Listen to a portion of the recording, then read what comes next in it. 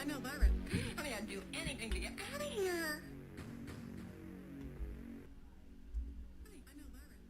I mean, I'd do anything to get out of here.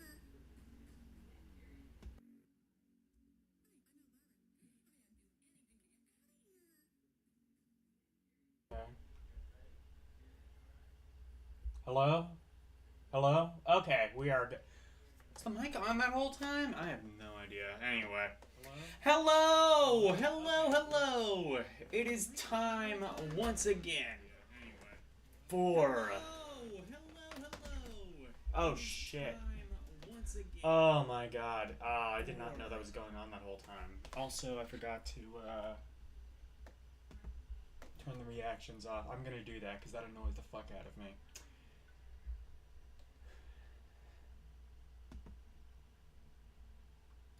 Everything, everywhere, all at once.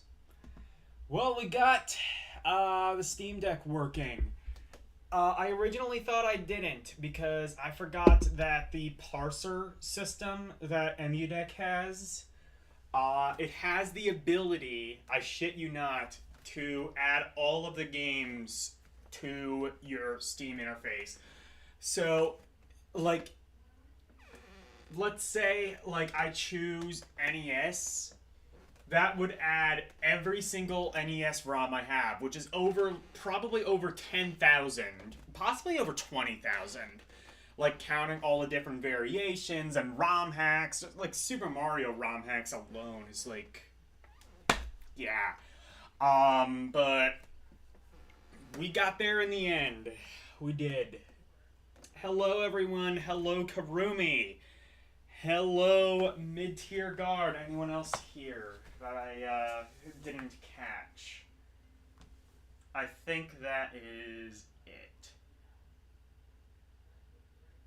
Alkin Slice. We got Alkin Slice. How are you?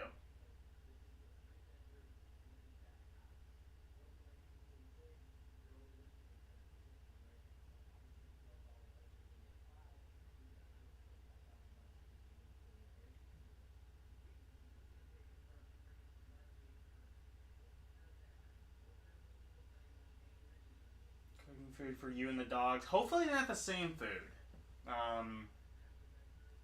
Then again, you know, in this economy, it may very well be. Anyway, let's fucking go.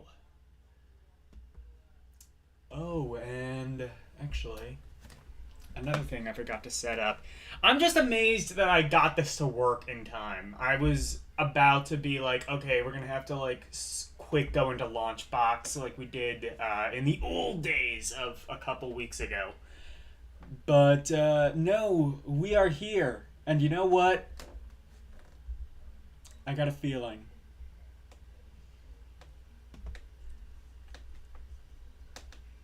Wait, where's the... Why is this not doing the thing I wanted to? There we go.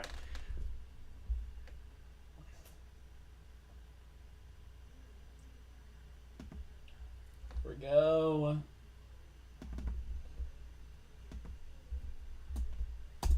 There we go. Alright. I got a feeling. A feeling for the wheeling. It is time for the wheel of ROMs! Holy shit, I forgot I made that super loud. That scared me.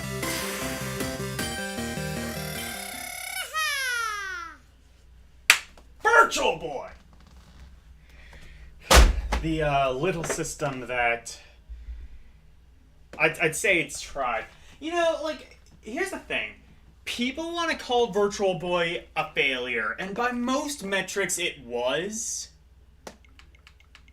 But I would say by Nintendo's metrics, I don't know if it really counts as a failure, because it kind of did succeed in what it set out to do. I don't think Nintendo ever actually anticipated for the Virtual Boy to succeed in the conventional sense. They just wanted something to appease stockholders. Like, oh, we don't have anything new out, so, here you go. Here's some goggles you can stick your face into and go blind. Merry fucking Christmas, kids. This'll hold you over until the N64 comes out, and that ends up being a massive disappointment. Anyway.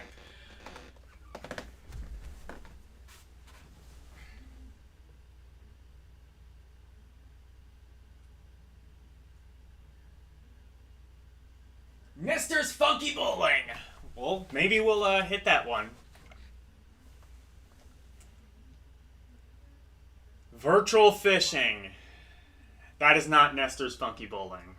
Let's see. Alexa, turn off Logan's room lights. Oh shit! That means I'm gonna have to reconfigure everything since I restarted the reset the Steam Deck. I am going to quick. Where's core options?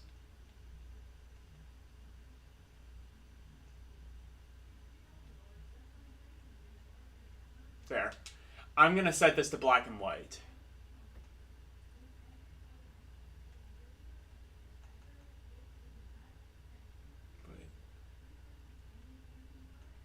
There we go. Alexa, turn off Logan's room lights. There we go.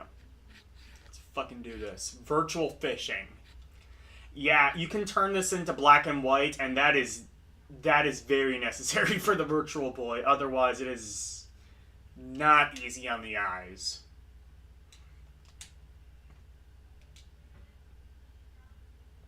Pack-In Video did this. I didn't know they were around this late. This late in the game.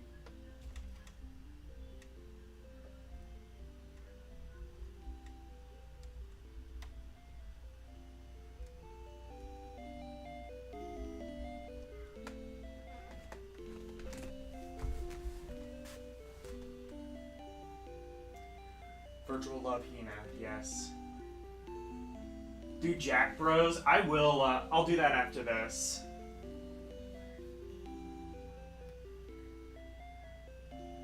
What happens if you set it to color? I don't think there is a color option, is there?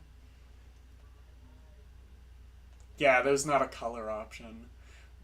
You have black and red, you have black and blue, which does that. Actually, that probably would be pretty appropriate for the fishing game. Actually, yeah. Let's stick with that.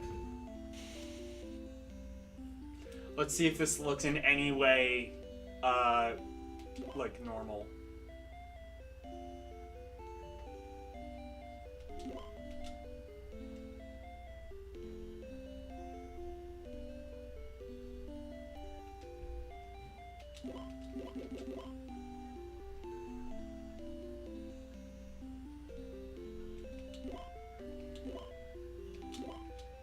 I can't read this. Can you adjust the brightness?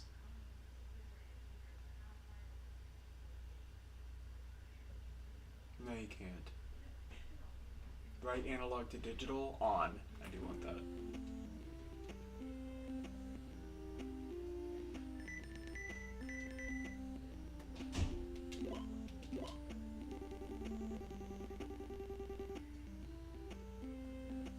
Okay, no.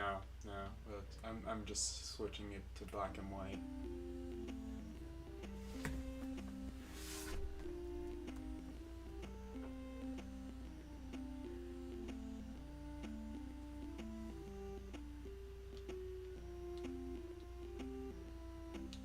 Wario World on You mean Mario Land? Yeah, there are a lot of actually good Virtual Boy games.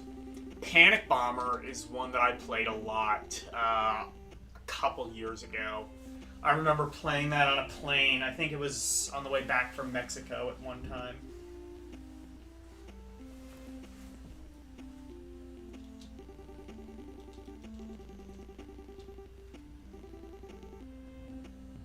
Skip dialogue? Okay, well you tell me how to fucking read this.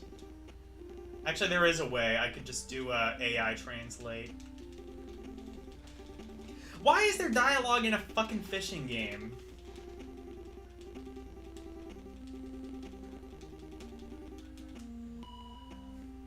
This is a fucking visual novel.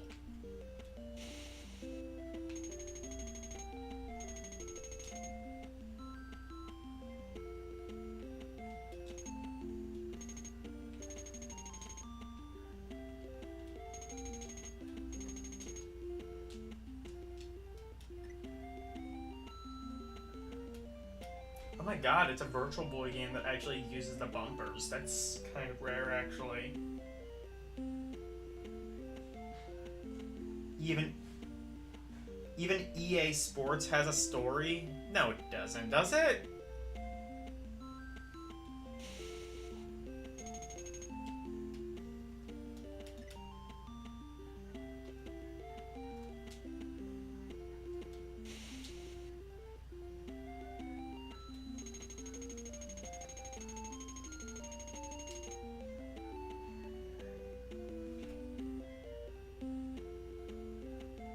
Yeah, it does look pretty good.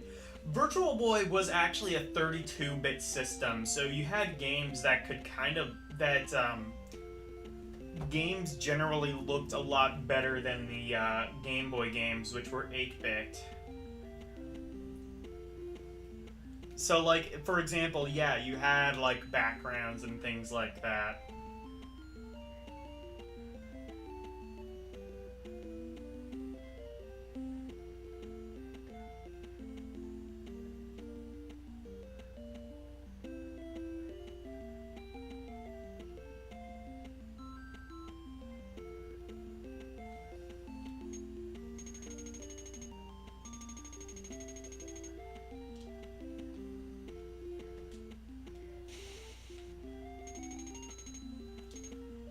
Hey, guess what?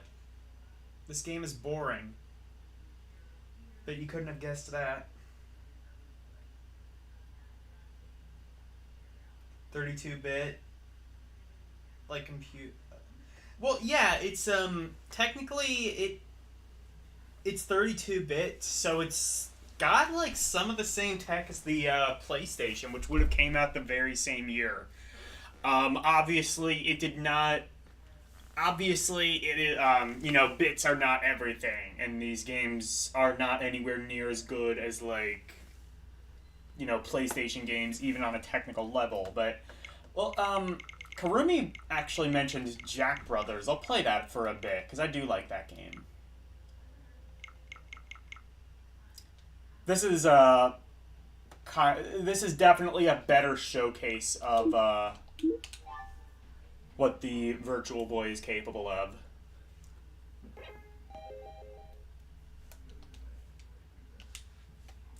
This is actually, I believe, the first ever Shin Megami Tensei game to be released in the United States.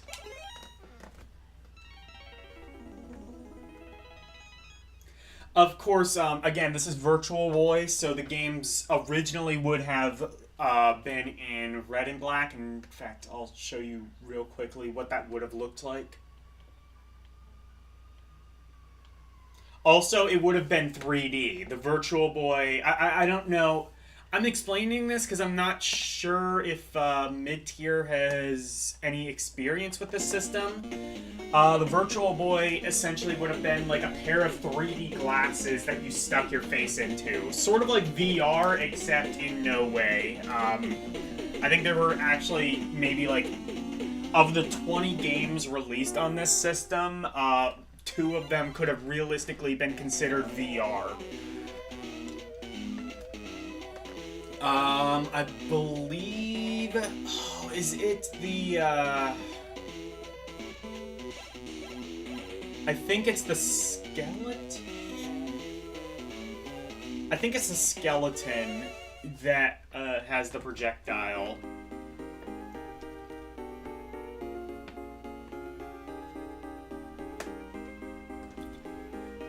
So this is what the game would have looked like. As you can imagine, if you stick your face directly into a Virtual Boy for any extended period of time, it is not going to be very nice on your eyes. As a result, as you saw at the beginning, it actually recommended it would automatically pause the game. It had an option, rather, to automatically pause the game every 15 minutes or so. So you could take your face out of the visor and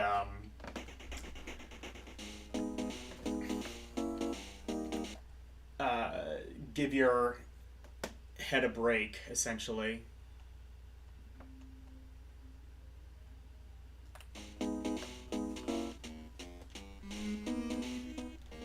But yeah, this is the first ever Shin Megami Tensei game to be released outside of Japan.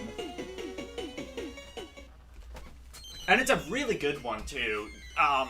Obviously, very different gameplay from the traditional games, but this is a spin-off. Okay. He was not the one with the projectile. I'll save this.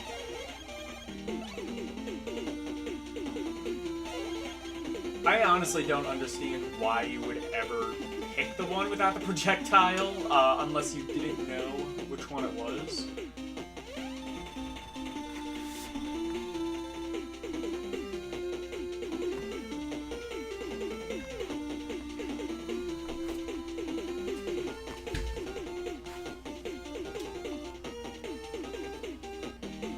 Hey Yasuke, how are you?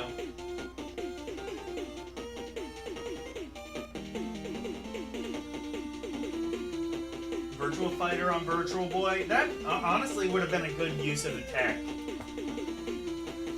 Honestly, Virtual Boy, like, I don't know. Could Virtual Boy have done a decent Virtual Fighter game? Well, the Game Gear did it, so Virtual Boy probably could have.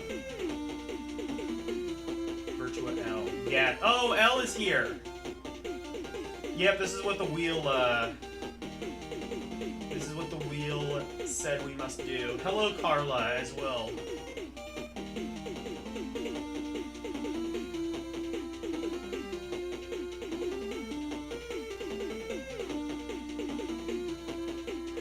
Yeah, this is a rare Virtual Boy game. Although, granted, like, pretty much anything associated with the Virtual Boy has a pretty high secondhand value. Eugene only was able to get a Virtual Boy, afford a Virtual Boy, because his was basically half broken and didn't have any games. You know, like the Xbox One. Oh shit, did I just say that?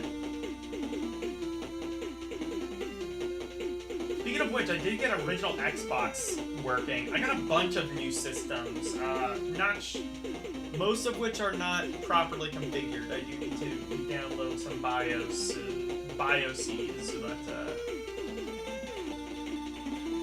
Dragon Ball Advance Adventures for Game Boy. You mean PS5? Yeah, that too.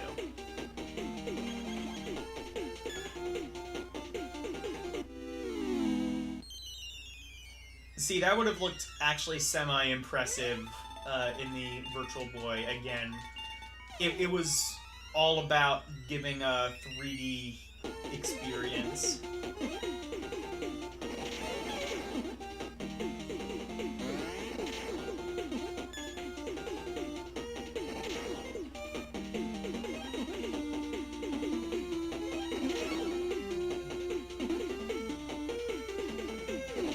God, I picked a skeleton without the projectile. What the hell is this gonna be?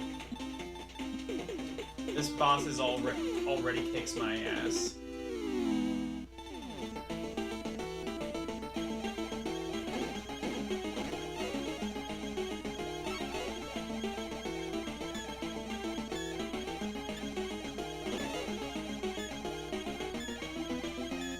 Is this even possible without a projectile?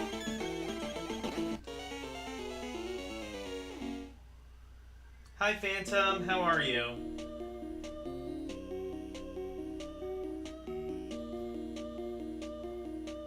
Yeah, when it has 2 games.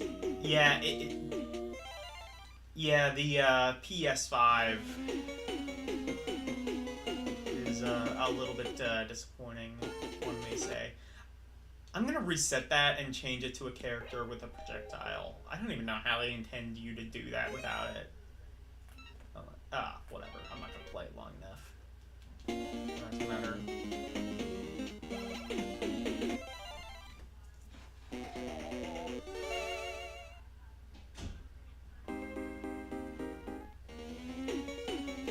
I think Jack Frost is the one with the projectile.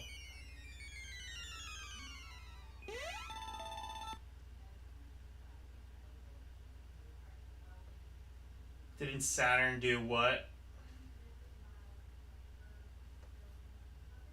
Oh yeah, the Saturn had, like... The Saturn, like, completely shit the bed when it came to, games. Especially in the US. Japan, you had a lot of good games on Saturn. The US... Not really.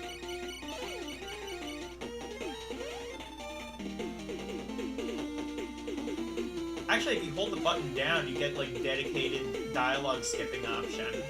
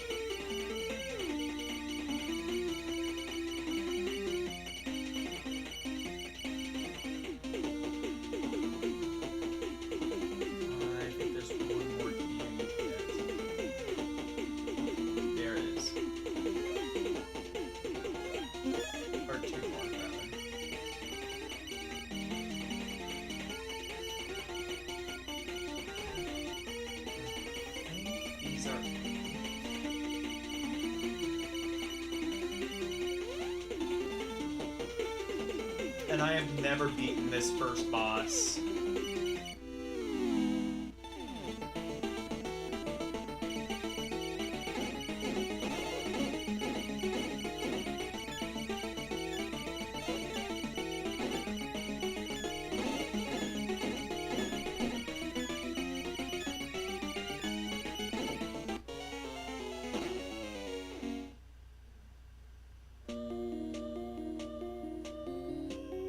There is a hit list for dialogue skipping. Oh, then Karumi's fucked. Anyway, speaking of Karumi, Karumi recommended Lone Ranger for the NES. I'm trying to think if I've ever played that one, actually. I might be getting it confused with Gunsmoke. I played Gunsmoke for NES a bunch of times. Or, I'm sorry, Gun.Smoke. Sorry, it has nothing to do with Gunsmoke, the popular radio and TV serial. Of course not. This is Gun.Smoke, no relation. I'm thinking it's a... No, not a platform. I think it might be like a on-rail shooter, actually. Or maybe it is actually kind of like Gunsmoke.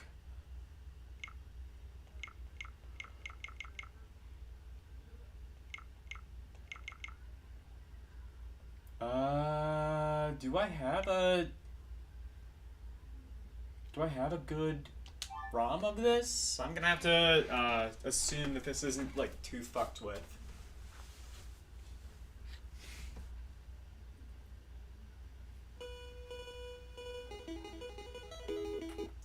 Oh shit, it has William Tell Overture. Well, that's already something. Core options. I want stereo. Well, first of all... Wait, what emulator is this, actually? I think this might not even be... Mezen, is it? Oh, it is Mezen, I think. That's good. Mezen is kind of the gold standard, really, when it comes to...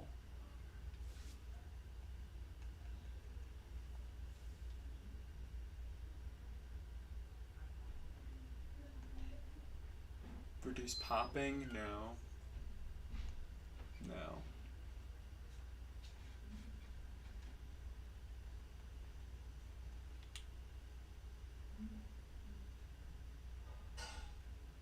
There we go.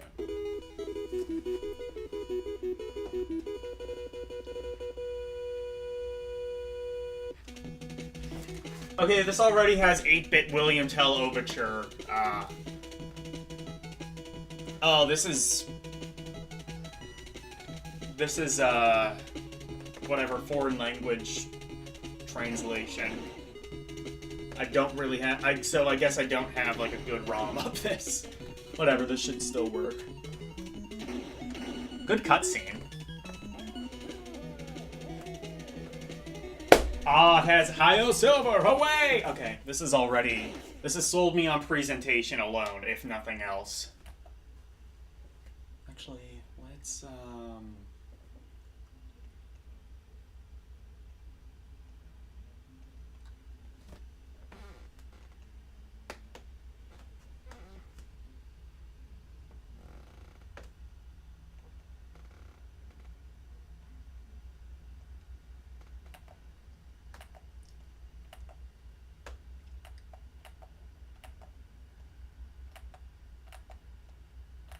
okay, whatever. Just do this.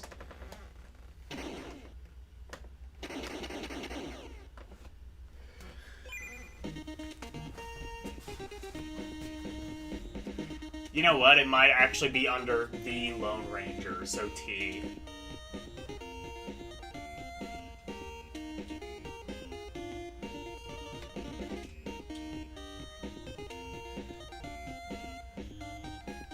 I definitely never played this before. What the hell is this? Actually, you know what? Let me check.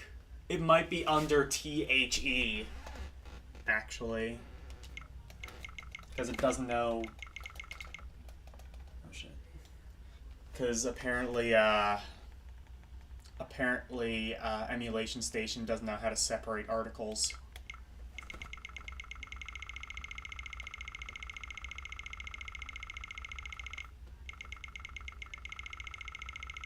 Or at least it doesn't sometimes.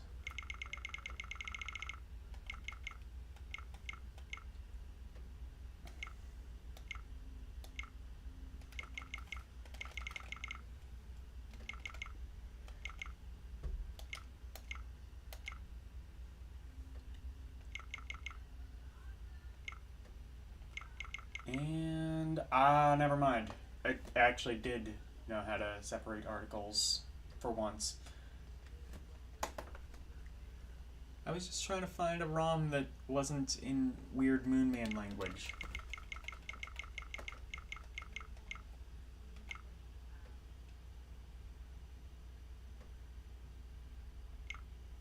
Try this one.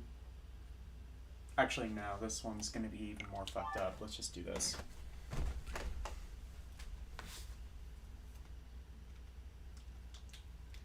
See what this is.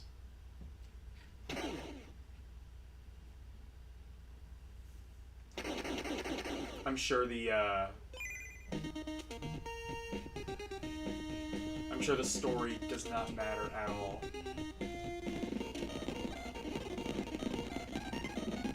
Well, it is non-skippable. RPG? Oh my god, it's an adventure game. I guess that checks out. Not what I was expecting, but that checks out.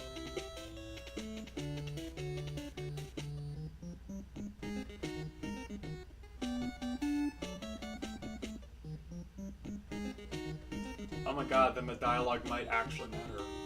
Oh no. I think this is a Russian hack.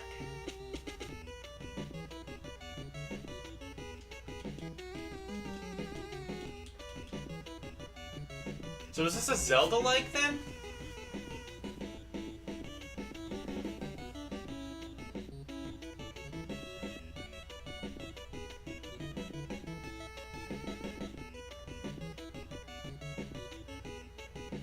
The lone Russian ranger. Yes, the lone Conrad. I was gonna say it had kind of like a fit and finish to it. That would explain why Konami and Capcom, even if like they didn't always 100% of the time make a fantastic game in the 8-bit era, you at least know that they were trying. Which is, you know, more than can be said for a lot of other companies, you know. Shit, so you can shoot people and rob them? Aren't you supposed to be the hero? Isn't Lone Ranger supposed to be the good guy, or is he more like chaotic neutral?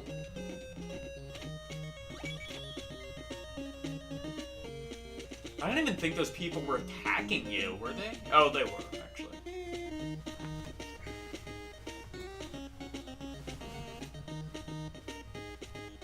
This game is good. I need to, like, find the actual not fucked with ROM.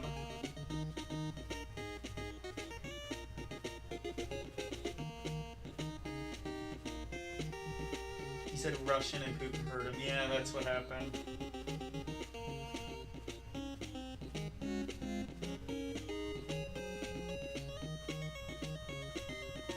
The lone he just keeps saying the lone comrade over and over again. So what games have I played so far? I just played, before this, I played Jack Brothers and Virtual Fishing.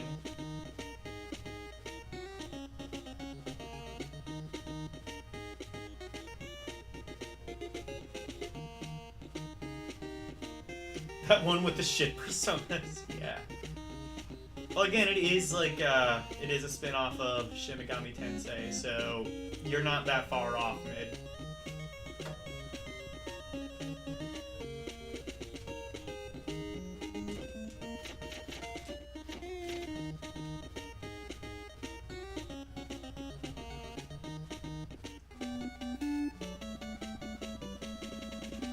I'm gonna have to play this again, but like with a not fucked with ROM. We're back. Yep. Also, hello, Cerulean.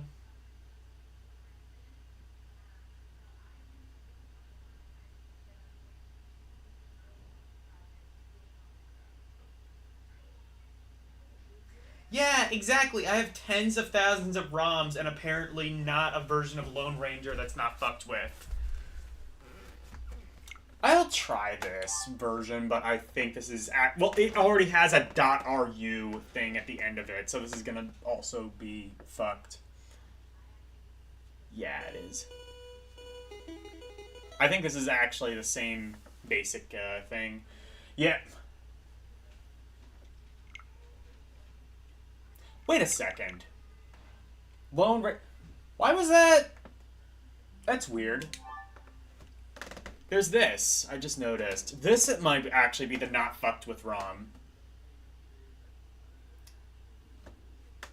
Oh, it is. Okay. We found it in the end. Zapper or control? You can play this with a zapper? Oh, shit! Okay. Oh, that's probably what that shooting segment was. But you'd have to, like, get out the zapper. That's a pain in the ass. I guess it makes it more immersive. Wouldn't be the first Konami game that actually did that, though. There was Bayou Billy, which used both the controller and the zapper for different parts of the game. Oh shit, did you see that? And you were trying to... Okay, never mind. That's weird how it was, but like, it had Lone Ranger, and then above that it had Lone Fighter, and then it had Lone Ranger again. That's weird. Oh, you know what?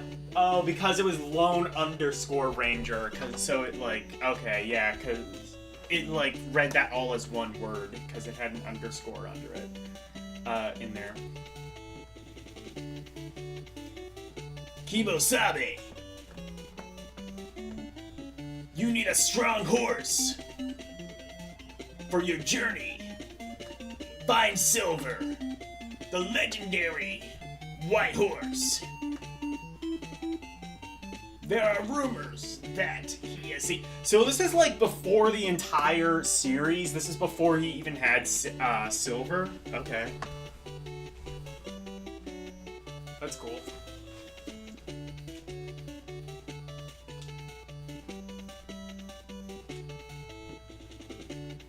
When did this come out?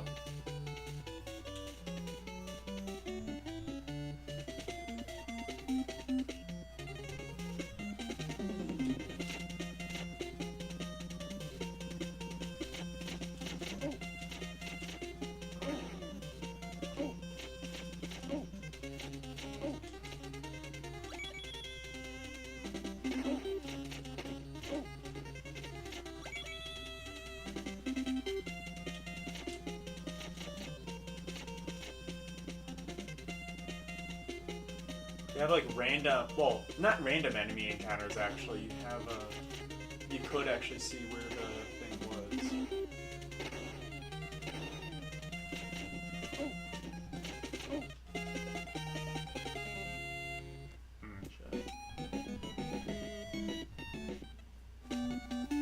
This game is fascinating.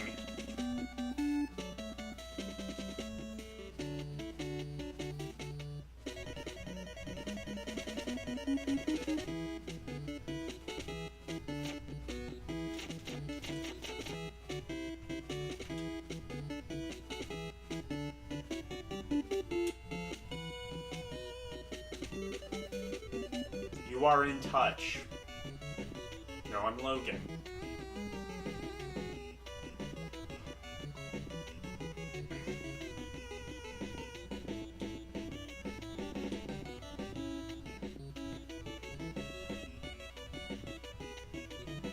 I'm guessing... Do I have money? Oh, I do.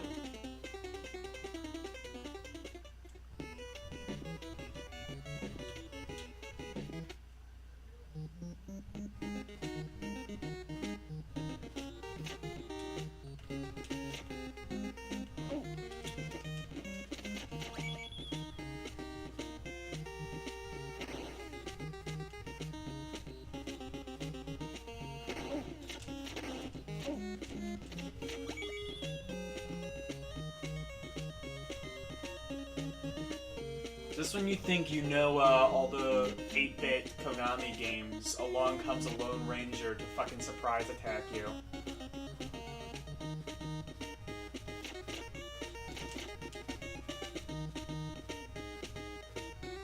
Do you know Butch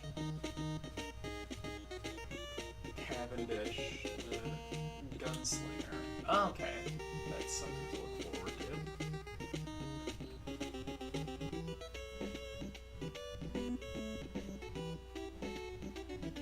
Was the president kidnapped by ninjas? Are you sure?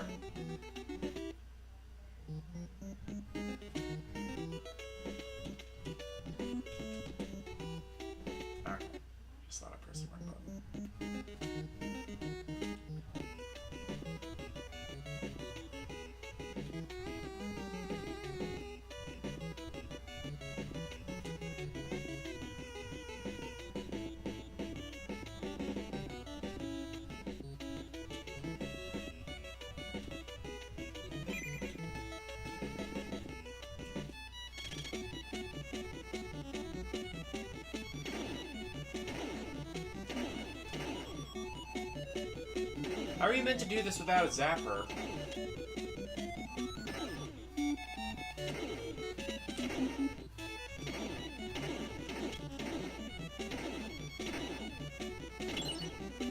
Oh, I hit one, I think.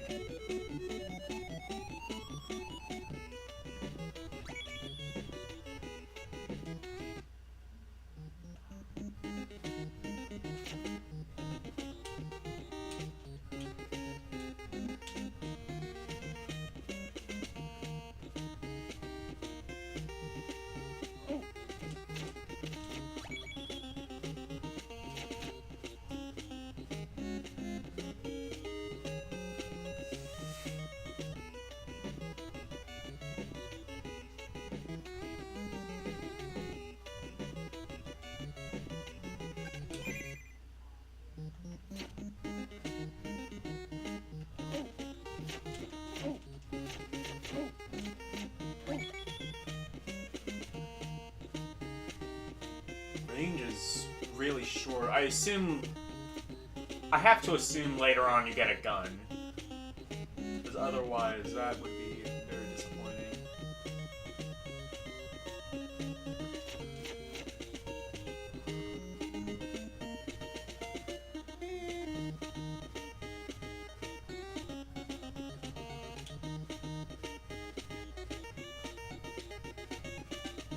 Why are you wearing a mask?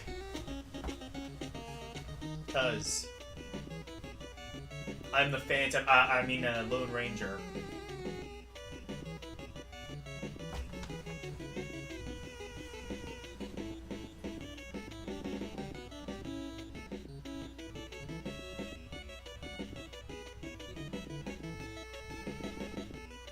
For word of the president being kidnapped to reach the West. But Yeah, that's a good point. Well, the West, I mean, like, they would have still had the Pony Express, so at least a couple of days. Actually, I think I've read, like, the Pony Express was only ever used, like, 2 or 3 times, and then they just, like, delivered everything by train.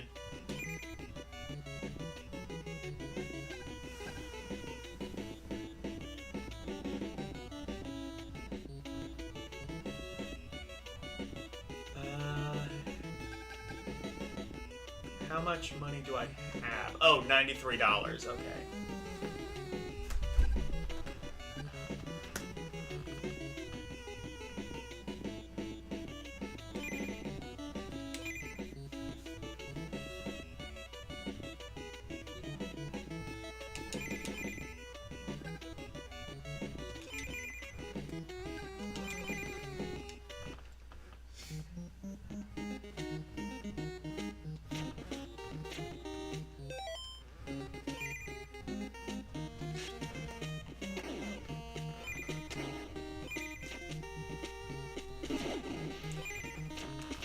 Okay, so now I have...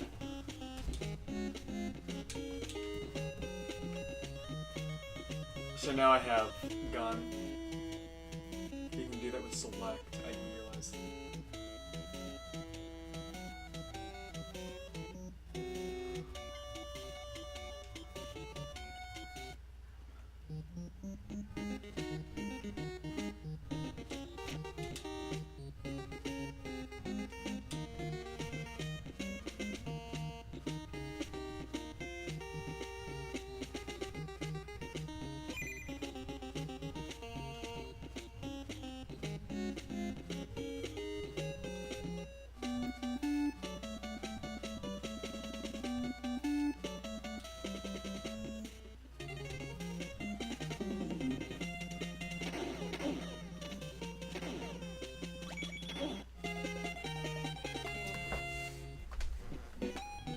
Yeah, this is really neat. It kind of reminds me... I'm getting kind of a vibe of, like, Zelda 2, where, like... It's like a mix of, like, adventure game and pseudo-RPG, I would imagine. Yeah, this game is... Fascinating. People used to ship their children to family members back then. Yeah, that's true. You could do that for like a little while, then they made that illegal.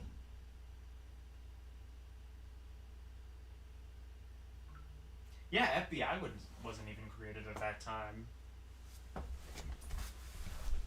That really was the Wild West. So I think Neo Phantom is still in chat, and if so, I am going to play a game that he requested, Mad World. I'm probably not going to play this for very long. What?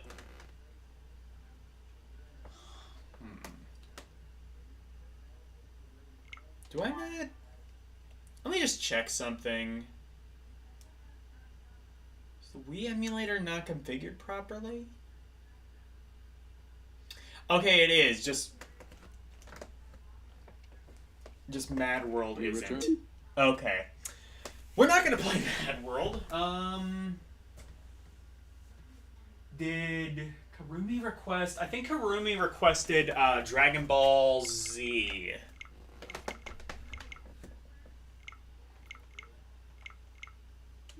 Which one was the Karumi? Which Dragon Ball Z game was it on? Is it Bow's Fury? Supersonic? I think it's Supersonic Warrior, right? Confirm that.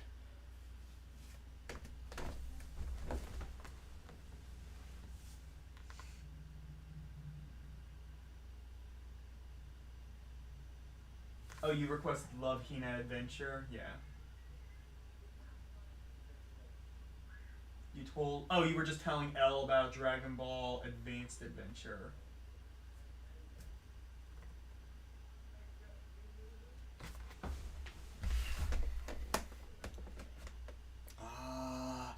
Oh, it's just Dragon Ball, not Dragon Ball Z. Do you think British people call it Dragon Ball Z? I shudder to think. I hope not.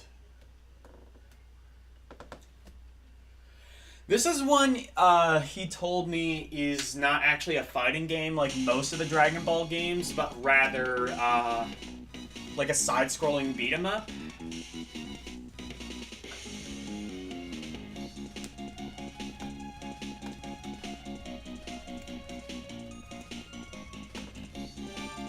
Actually, a pretty good soundtrack for Game Boy Advance.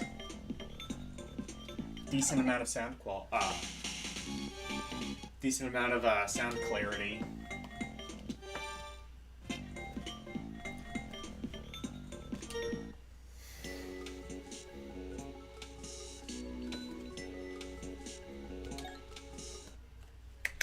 Ooh, you can dialogue skip with one button.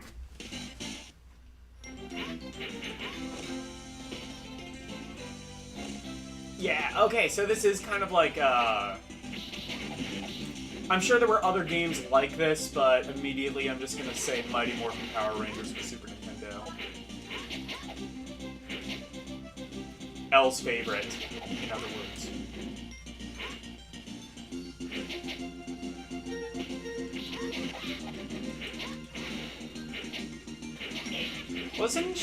Wasn't Elle trying to, This game is alright. Wasn't Elle trying to tell me about, like, another game that he said was, like, Mighty Morphin Power Rangers for SNES done right?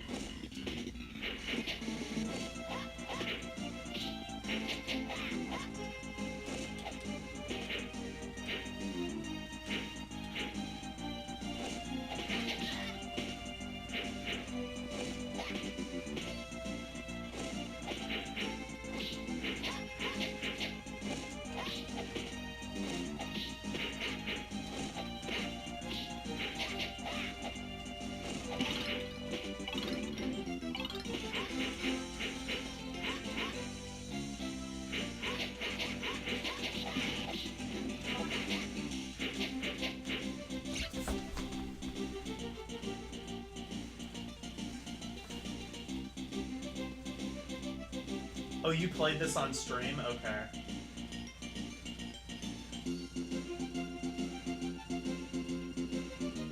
Oh, it was TMNT Game Boy. Okay. I might play that next, actually.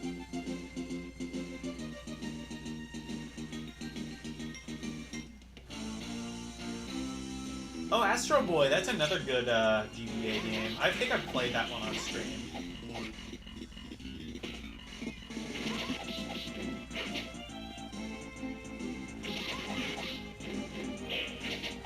I will say this game is alright. I wouldn't say it's as good as the Power Rangers game on SNES.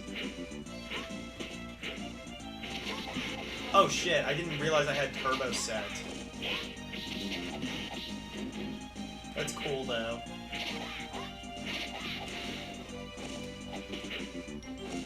Turbo on this game kicks ass.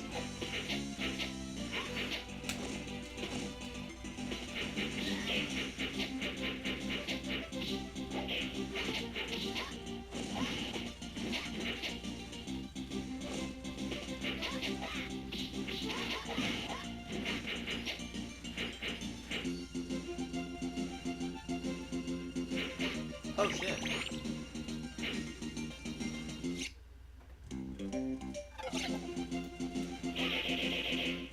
Oh shit, I got special attack with L.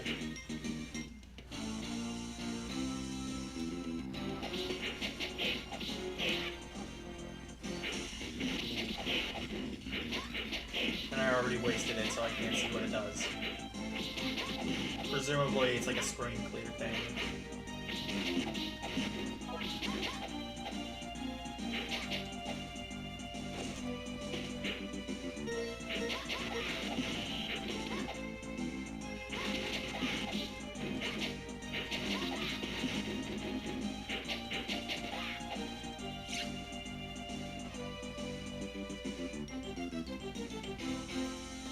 I know that I had a girlfriend, my first girlfriend was obsessed with One Piece. I've never seen it. Honestly, that show specifically seems like LDP kryptonite, because, like, the basic concept doesn't really interest me. Also, it's been on the air for, like, 30 fucking years, so I'm not even going to attempt to try and figure out the long-running canon of that.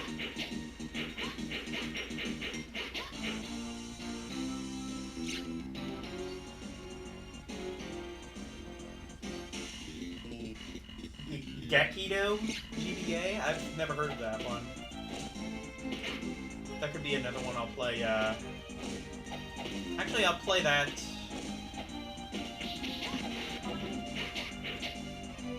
I'll play that, next, actually, instead of TMNT. Because I never even heard of that one. Or is that even a request? That might not actually be a request, never mind.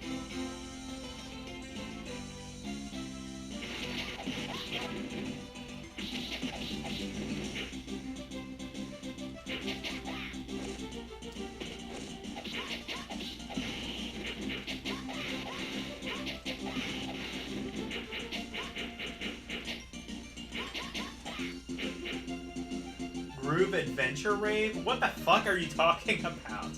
I want to know what Groove Adventure Rave is. Is that an anime?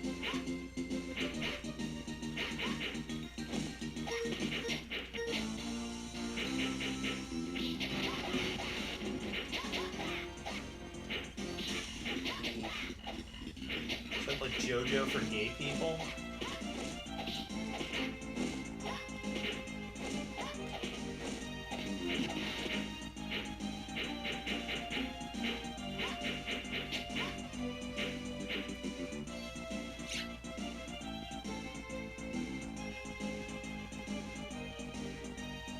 Yes, it is a anime. Cool. Also, you're saying Shaman King GBA? Okay. There's like a lot of GBA games you guys are requesting.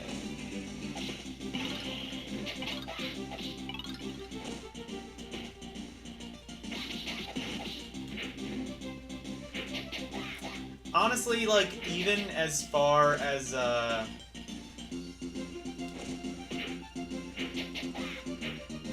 even... Oh, shit.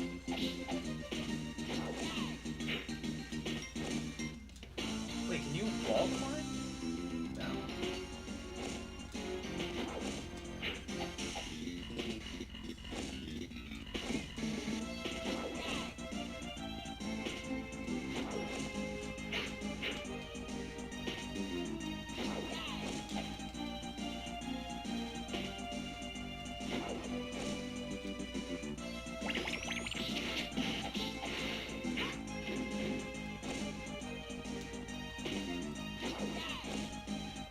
Yeah!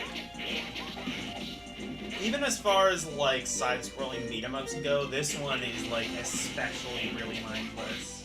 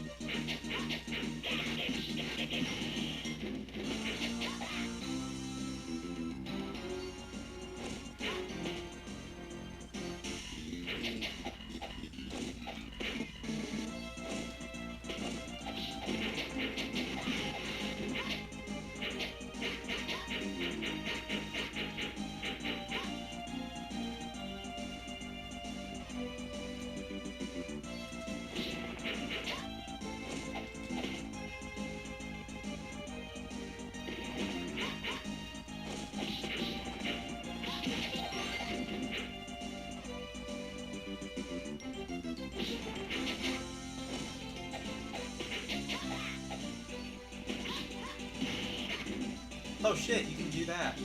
Okay. Alright, I'm done with this. Gekido. GBA.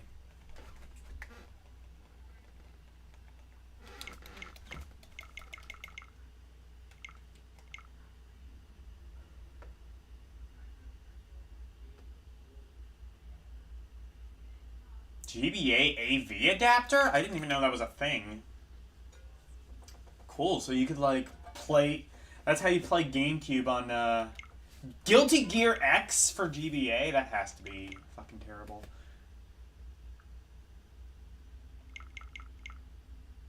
Okay. Oh, shit, Gekido. Okay.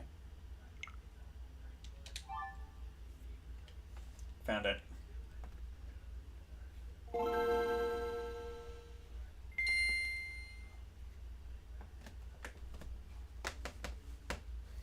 Game Village.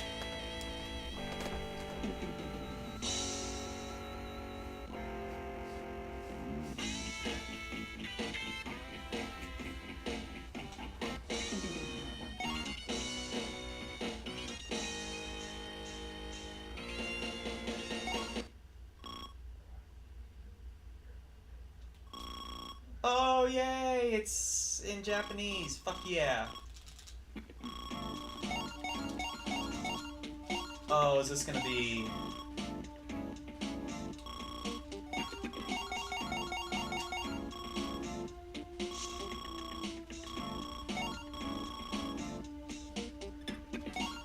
There.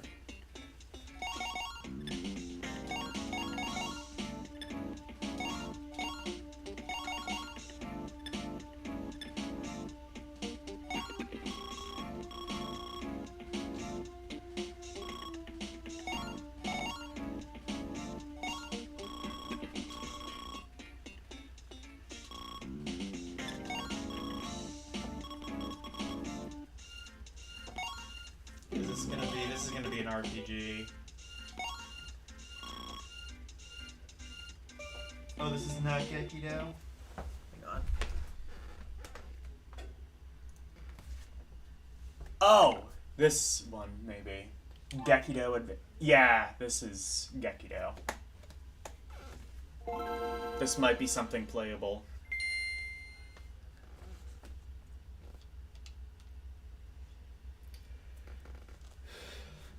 Zoo. DSI Games. Yeah, they did a lot of licensed kind of like shovelware shit back in the day.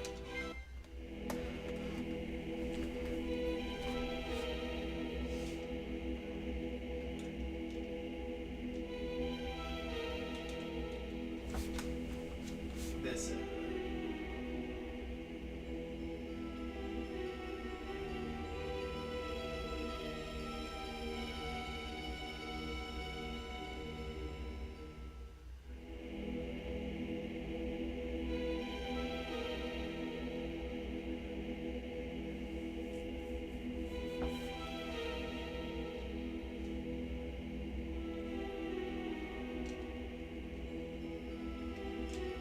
I cannot skip this.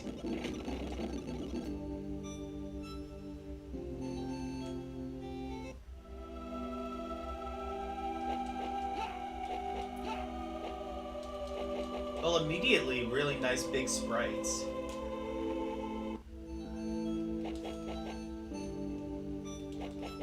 Actually, for GBA, I'm not sure that's exactly a good thing.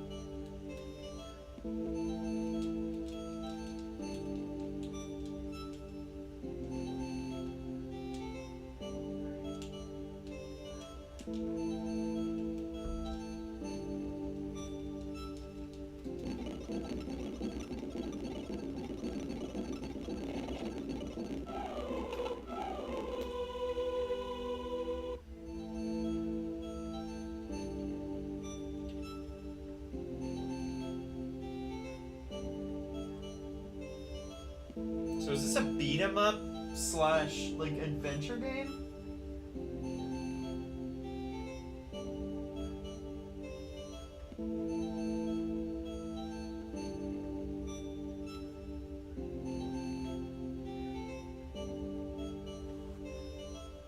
This is kind of cool, actually.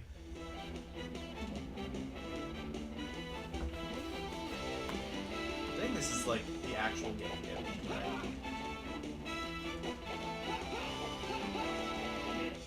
Oh the god, this game might be badass actually.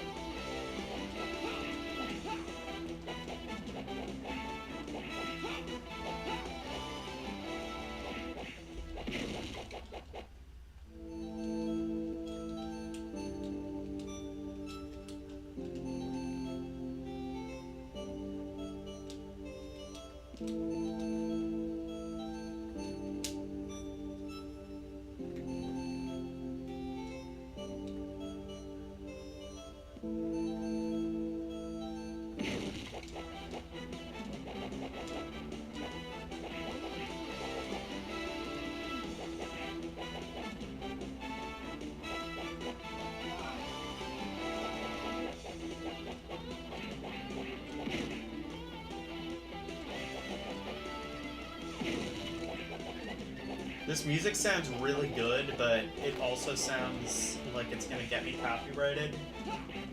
This also sounds like it's gonna get me claimed. This sounds like too good to not be claimable. Which for GBA is pretty impressive.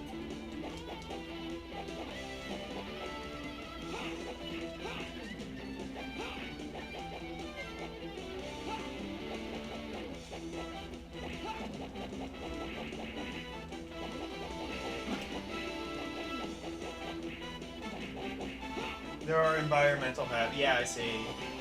This is like, for like a licensed game, this is kind of really fucking impressive.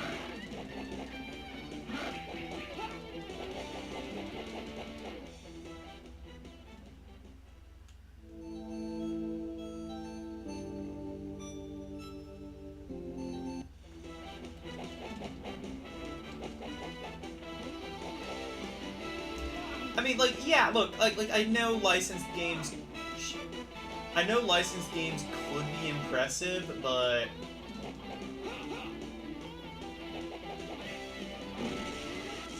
Oh. Well, I found a screen clear option if you press both buttons together, but...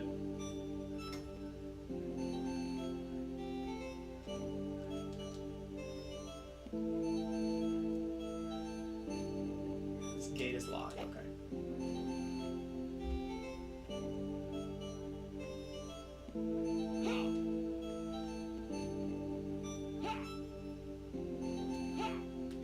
Oh, there's a jump button, but that's clearly not what I meant to do here.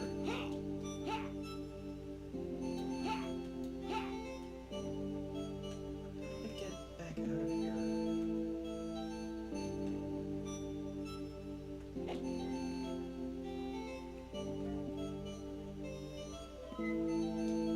Up.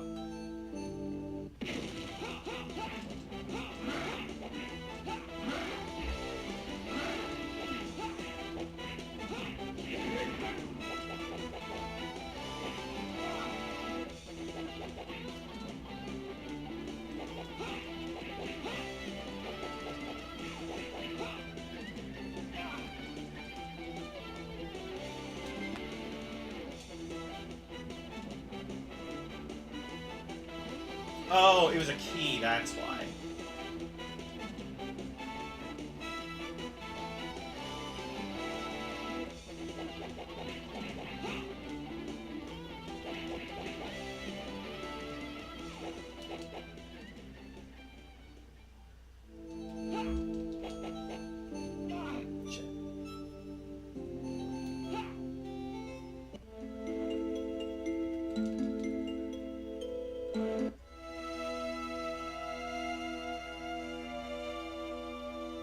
This is really fucking good.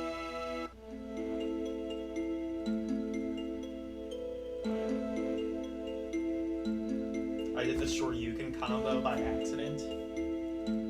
I didn't even notice that.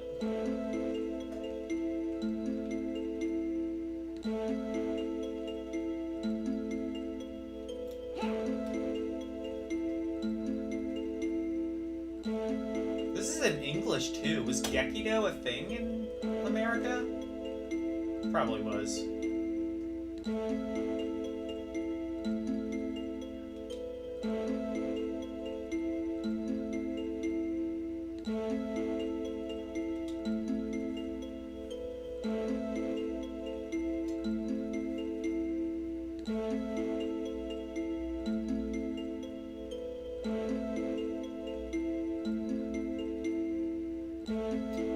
Cutscene, screens, late Neo Geo. Yeah, kind of. Oh, Gekido PS1, this game.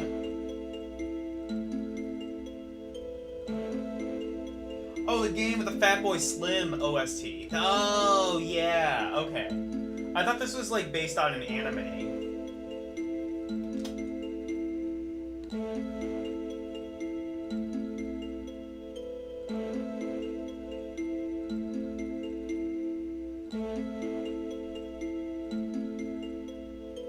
Oh, the cutscene scream, late Neo Geo as well. Yeah, this is like really fucking good.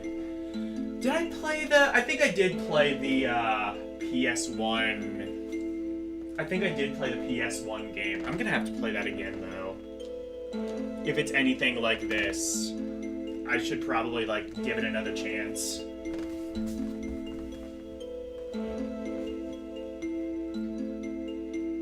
Oh, it's anime style, that's why. There was a King of Fighters game for GBA. I'm sure there were several. What was the other game you recommended? You requested, LCX? I forget. There was the TMNT game, which wasn't really a request, but I will play that. But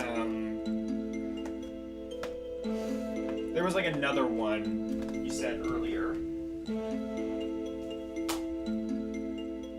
Ty Lord, how are you?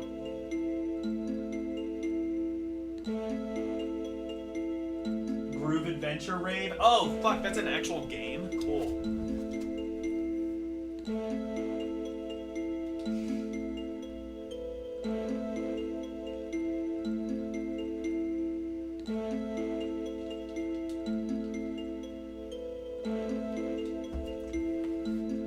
Adventure Rave. Like, when I hear that name, I'm thinking like Crypt of the Necrodancer, but I'm guessing it's not that. Although, if this random GBA game somehow beat Crypt of the Necrodancer to the punch like 10 years before it came out, that would be pretty impressive. Have you ever actually played that, LCX? It's on 3DS, and they also made a Zelda version of Crypt of the Necrodancer. Actually, you know what? I say it's on 3DS. I think originally it might have been a mobile game. Or maybe I'm thinking of something else. I might be getting it confused with Puzzles and Dragons, which also Nintendo collaborated with, and there's like a Super Mario edition of Puzzles and Dragons.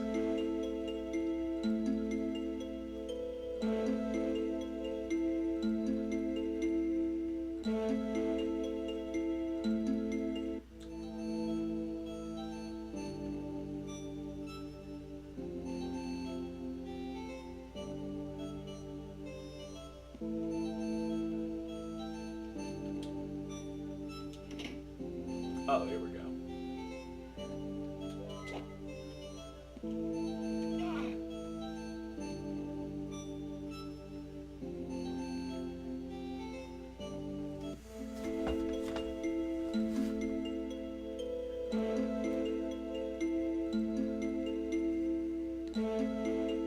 Oh, you want the English version, so it's Rave Master. Okay.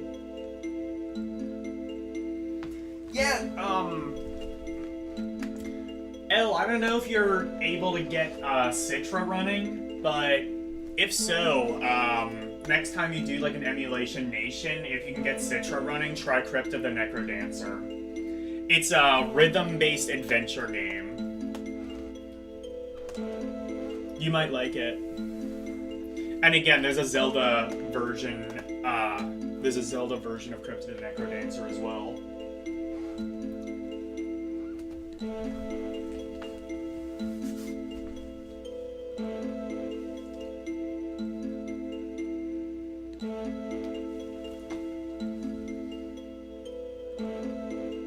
Citra works? Okay.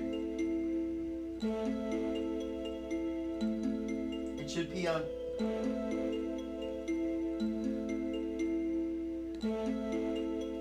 Oh, is it on PC as well? Okay, then if that's available, that'll probably be your best option.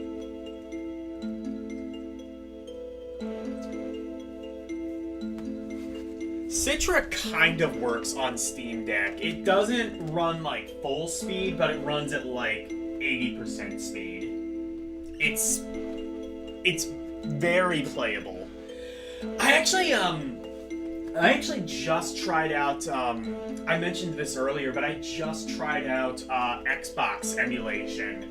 Xbox 360, I'm not sure if that works yet, but Xbox I got working, or at least I was able to quickly test out the title screen.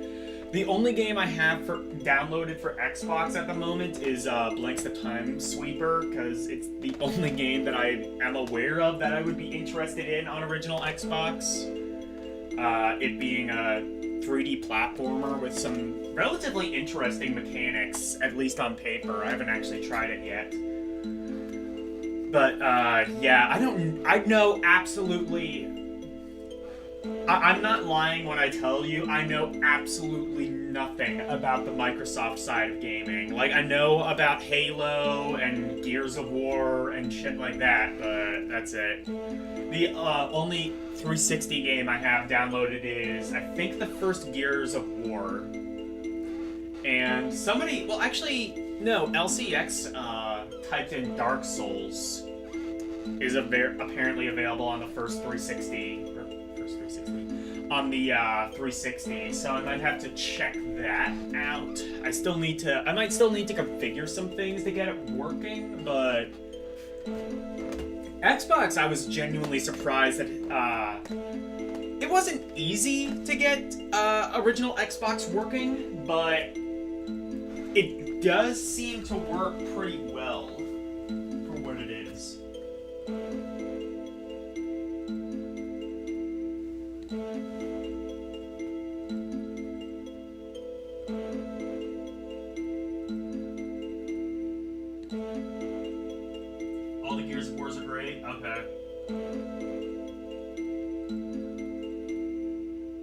I'm too into Nintendo. Exactly. Nintendo and Sony are more my bag.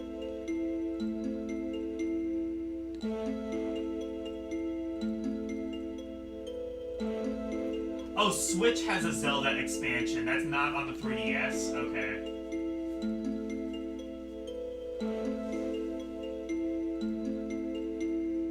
Drake of the 90... Oh, yeah, that's true. That exists. I'm guessing Drake of the 99 Dragons is not going to be the ideal way of getting into the Xbox ecosystem, though, is my guess.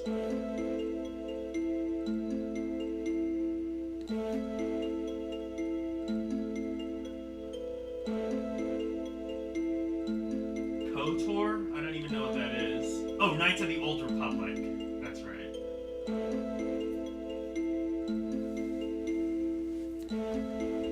Yeah, was that on Xbox? Yeah, I think that was a pretty good game.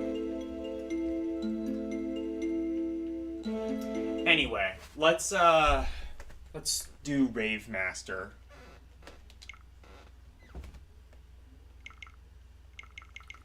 Rave Master. Okay, this. Special Attack Force. Come on, you could have called it Groove Rave. I would have preferred you call it Groove Rave Master. More Americans would have bought it with that name. Oh, Konami. Oh.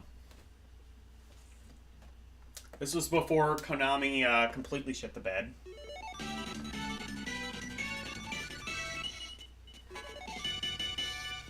This is gonna be rhythm game, probably. Or fighting game, even worse.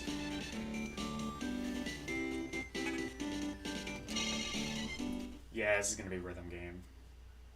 September 9th. 0066. Okay. The day called the merging of time. The dimensional merge!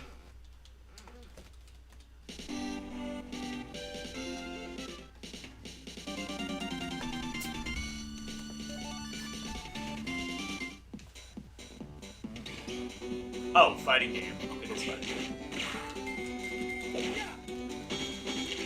What the fuck? Oh, fuck. Oh, it's a fighting game with rhythm mechanics.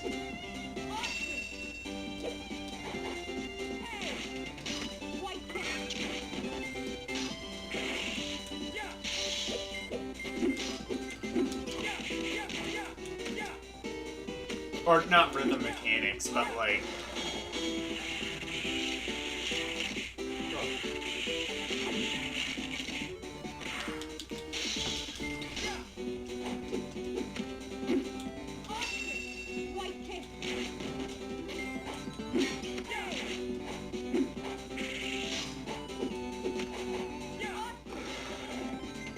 Or...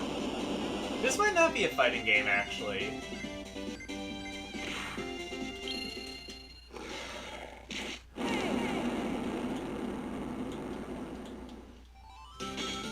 I think this might not be a fighting game, actually. I think it might be a beat 'em up. Let's retry. Yeah, it is a beat 'em up, because you only have one attack button.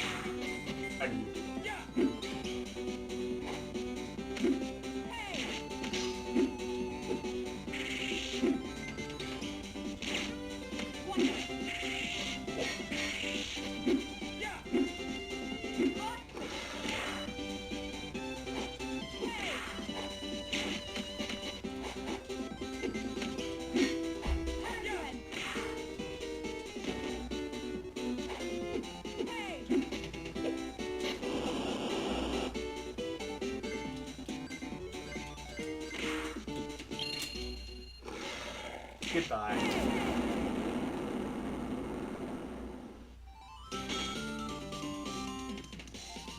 Directions change properties of your attack. Okay. Oh, there's normal attack and weapon attack. Okay. Oh, so it's like Smash Brothers style. I see.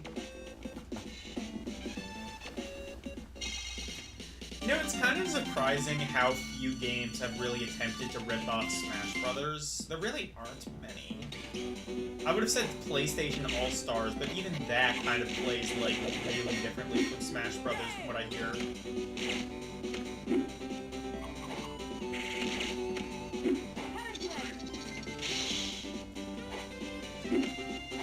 Like, you don't see, like, fighting games really attempt to be Smash Brothers.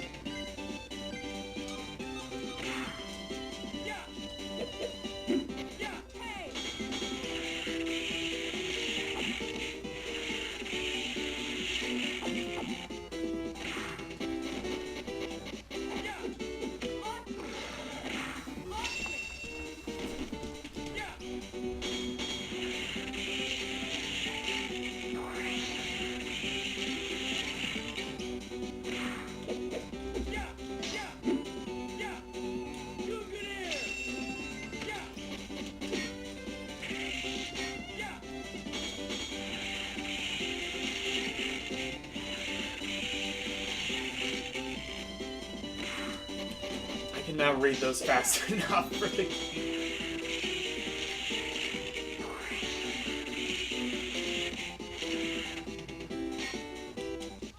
I cannot read those fast enough for the game. I cannot read those, yeah, like fast enough for the game to keep up.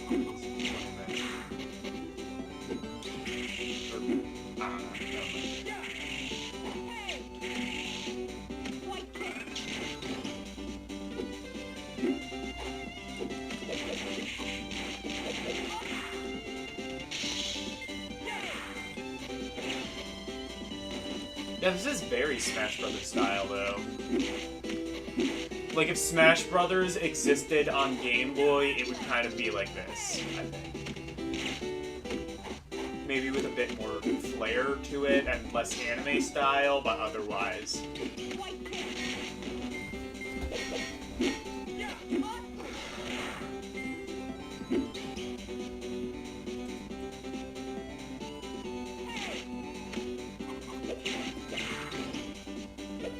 Down for block. Okay.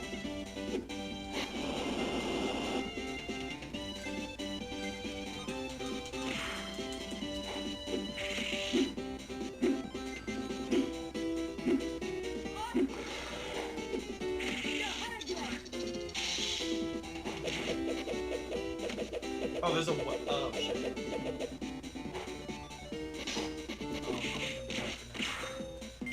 So it really is Smash Brothers with like the random weapon drops and shit.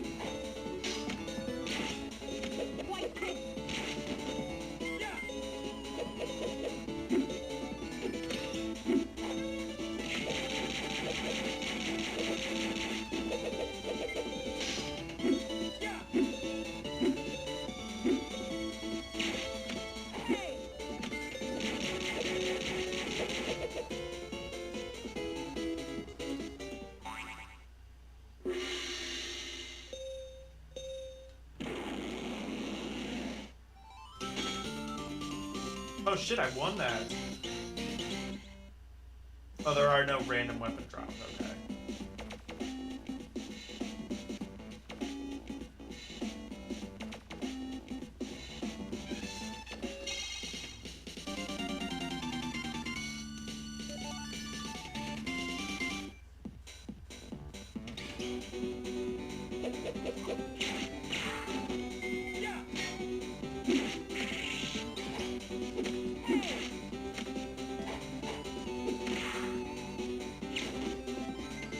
Wait, it just Oh, it just redoes the stage over again? This seems like the same stage. Or did I choose to replay somehow? I don't know.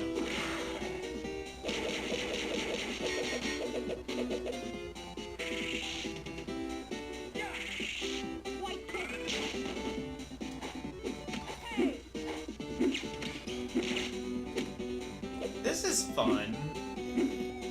I mean, it's a fighting game, so it's not really my wheelhouse, I guess, but I can appreciate that this is definitely a very unique style.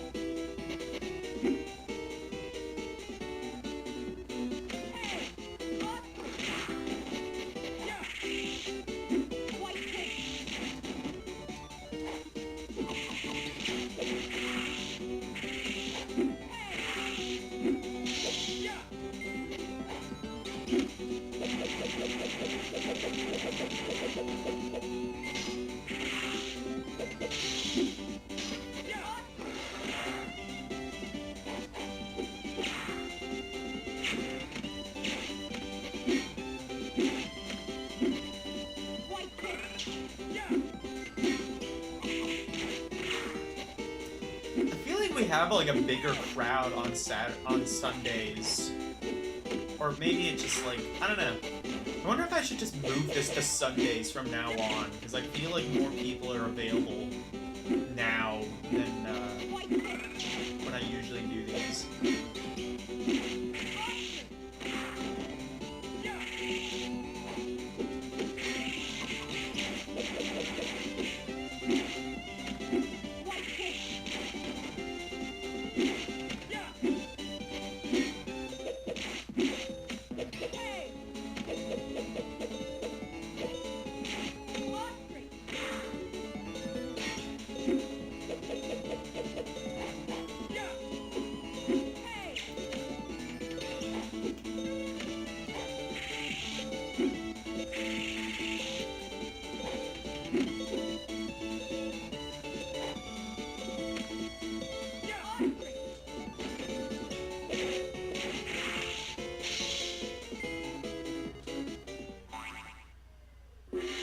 Cool, I won again.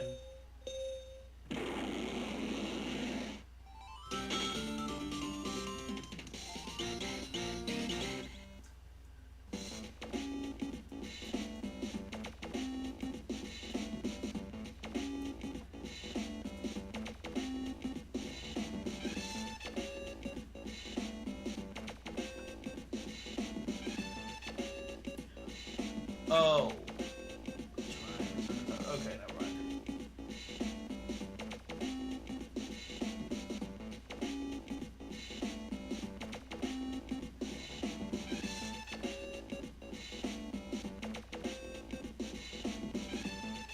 Actually, while I'm at my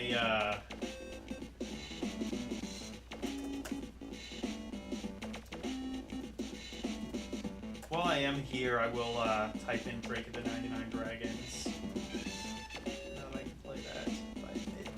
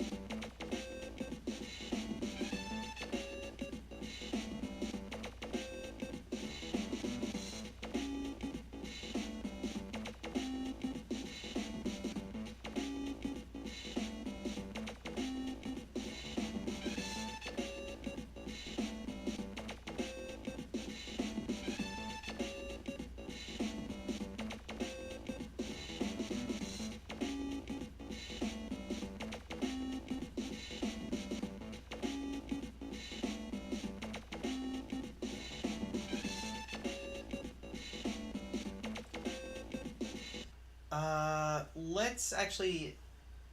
I'll do, oh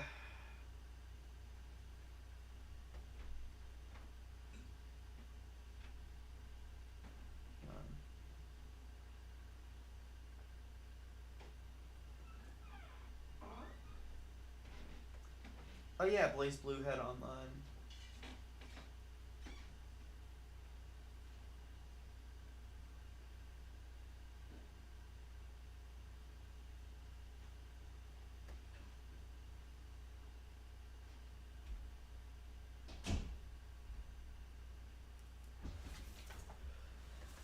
Let me, I'll play the TMNT game. Now, I think this is just the one that's called TMNT, right? Because I think there were a couple TMNT games.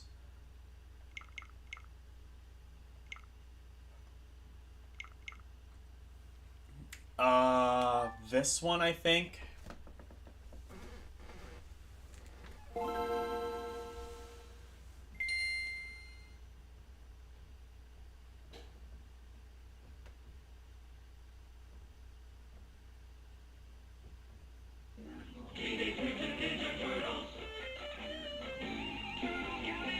Not TMNT.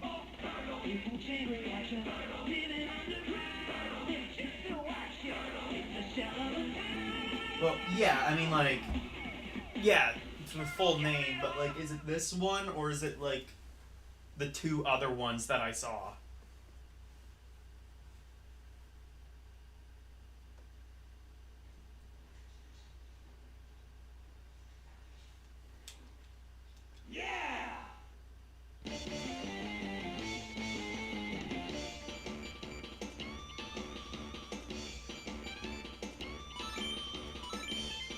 one? It's called Teenage Mutant Ninja Turtles. Okay, so I got the right one then. There were a couple other ones I saw.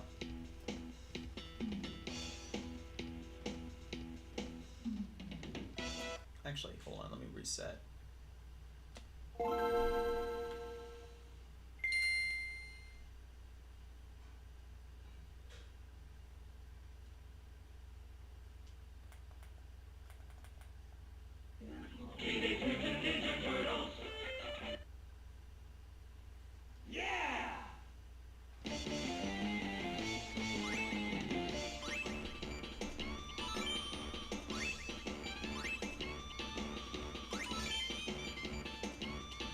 Good thing I did that. I was on easy mode, but...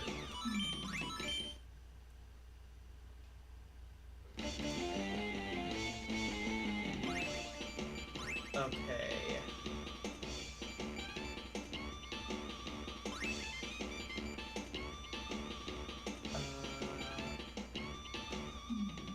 What turtle? That's probably Donatello, I think. Oh wait, no, it doesn't say.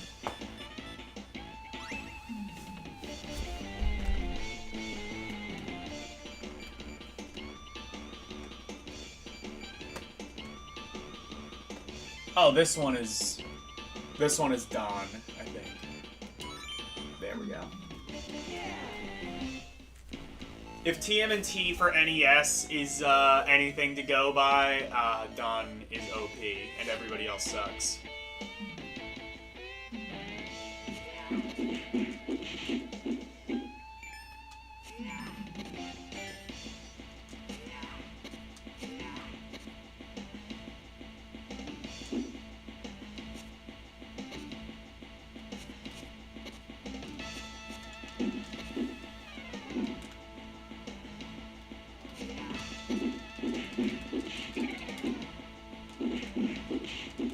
This is very similar, actually, to the Power Rangers SNES game. Not sure if it's better yet, but...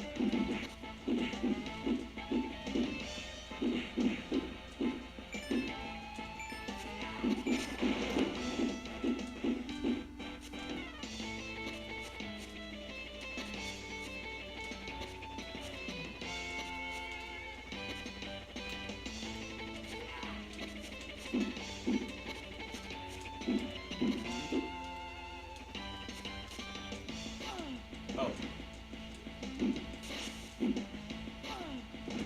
Okay, I can't kill Porcupine. Why can't I go up?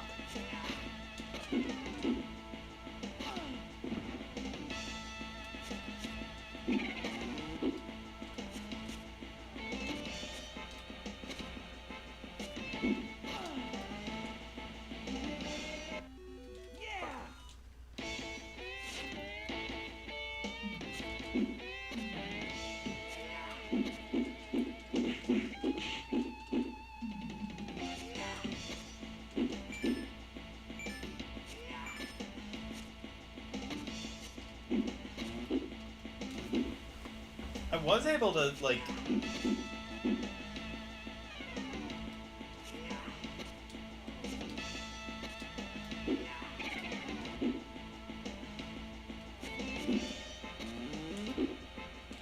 Oh, is it up and B? Or is it... So it's both together, I think, to do high jump? Both buttons together.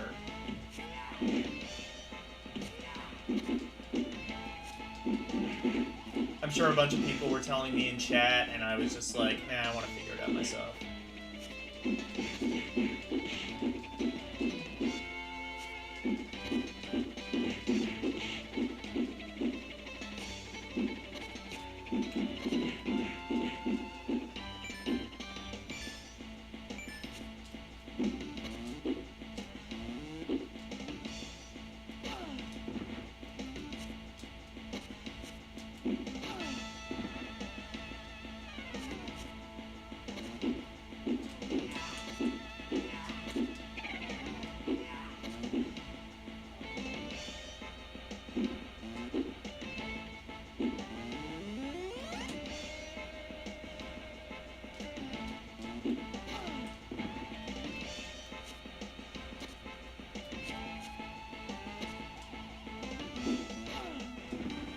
Wait, do I need to...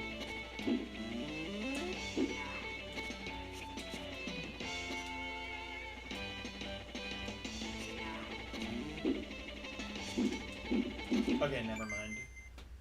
Are people telling me how to do it? Oh, wall jump.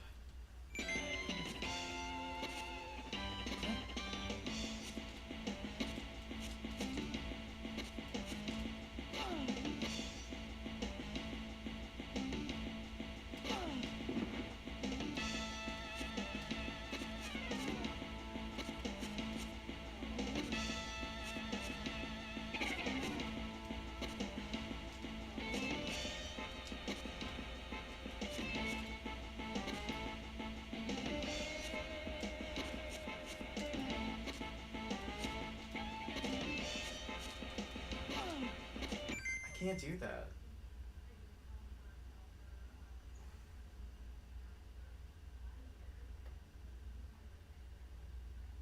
Had one-dimensional combat, yeah.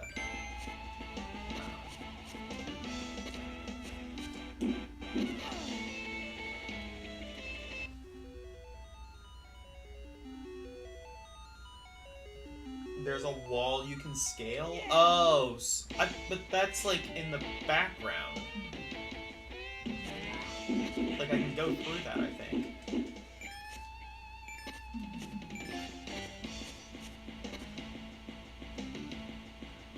Oh wait! Okay, never mind. This one's in the background too, and I can go... Okay, never mind.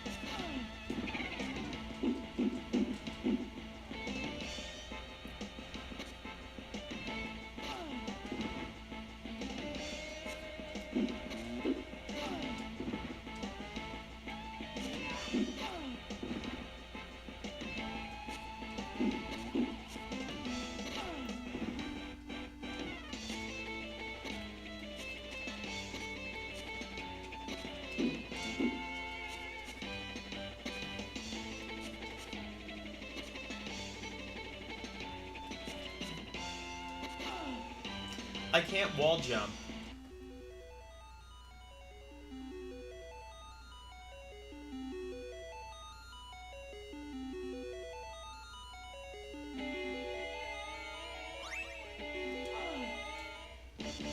I'm gonna try, just curious, a different character.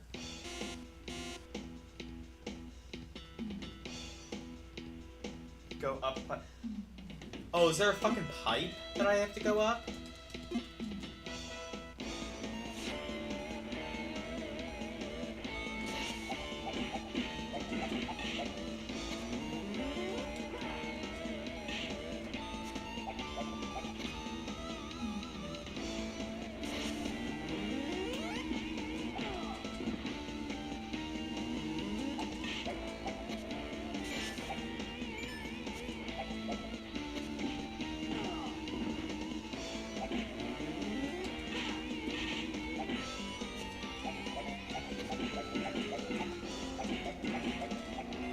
I like this one better.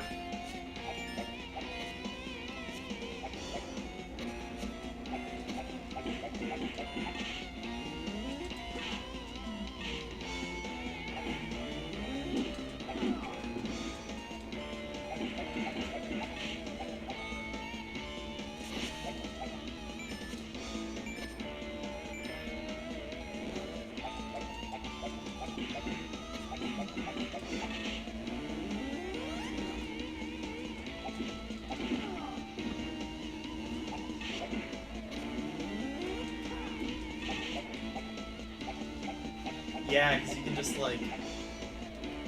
Wait, this is a totally different level, I think. Okay, so you can, like... So it's like a stage select. I see. Each turtle has their own level.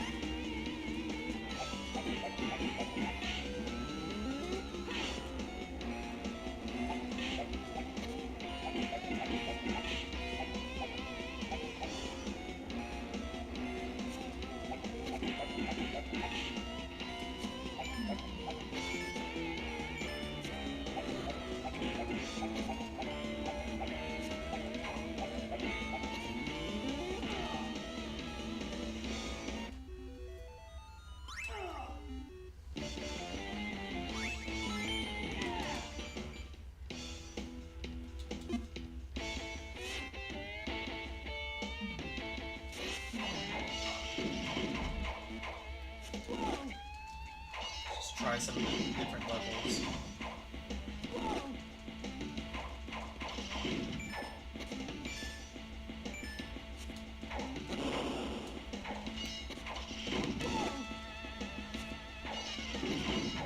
Oh, I think this is the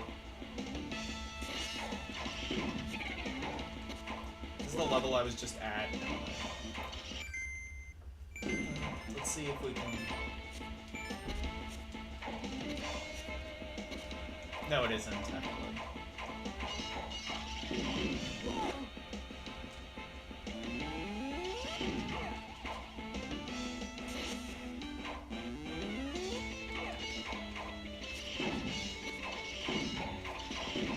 Oh, and they actually make, like, the turtles uniquely different, unlike most of the beat-em-ups, where they all kind of look and play the same.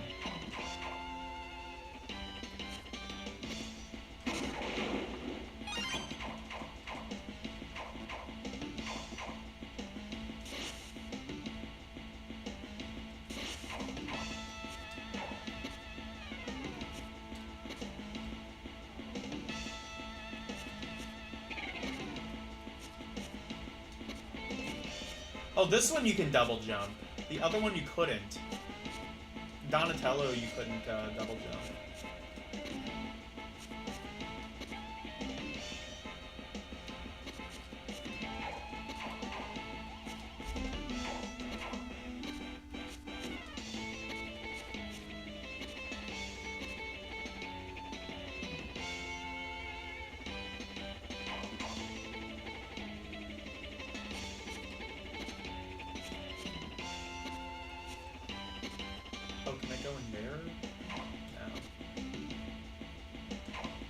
Oh, down.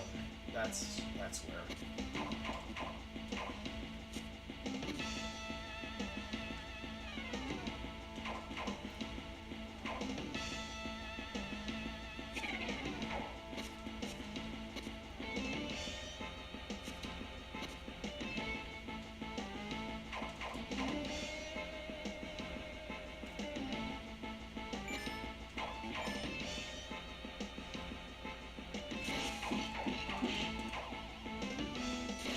This game actually is pretty cool.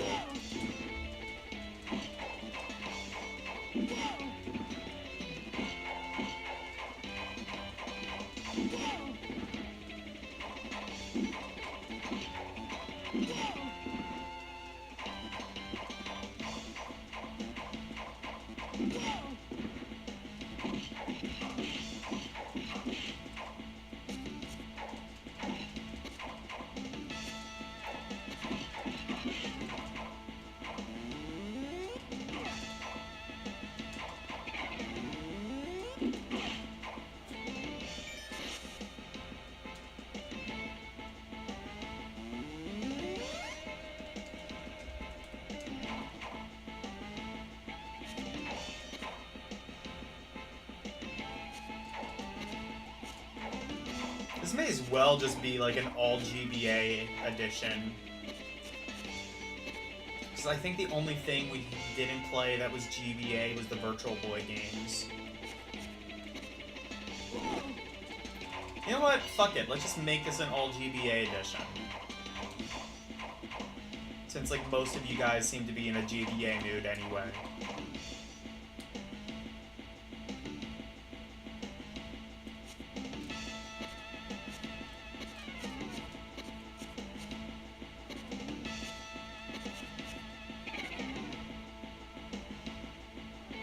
If you guys got any more GBA requests, suggestions, bring them forward.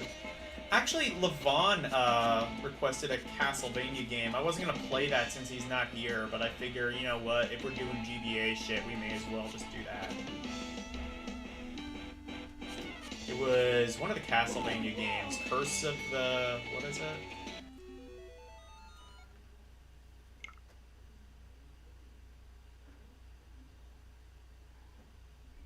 Love Hina Advance. That's not a real game, is it? I'll look for it. You guys keep requesting it. This isn't a real thing, is it?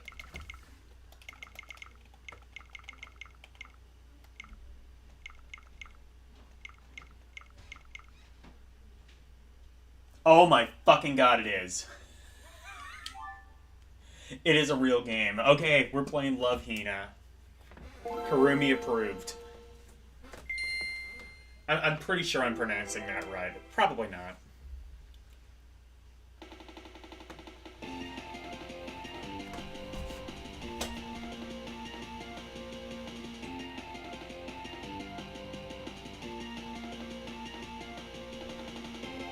Oh, he streamed it last week. Okay.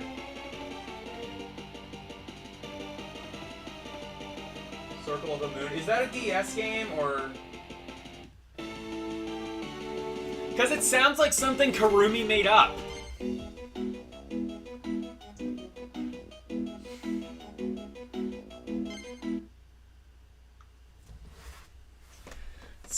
It's like, oh, Narcisu, GBA, like...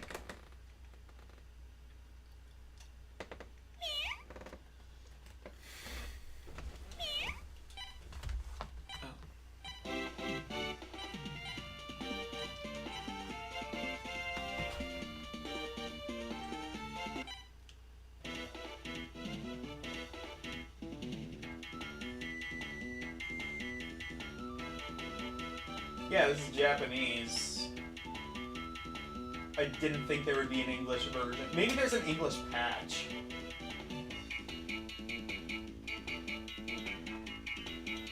I am saying it right? Okay, cool.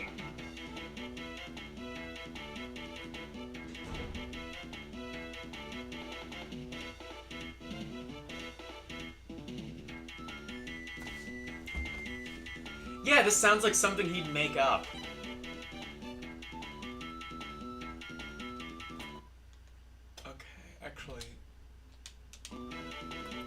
Can I? Is there a character thing that I missed? A character select that I missed?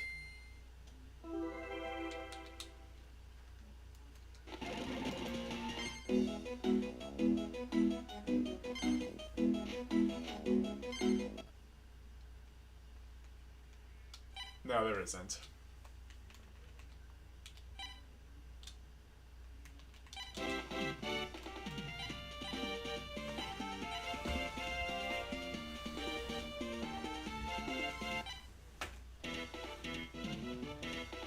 No, this is the story, okay.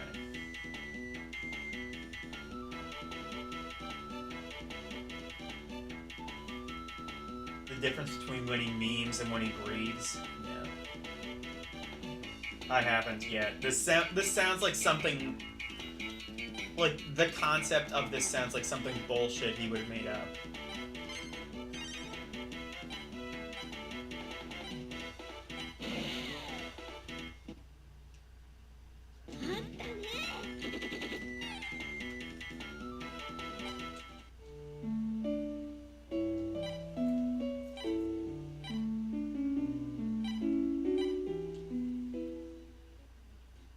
It's a dating sim? Oh, fuck.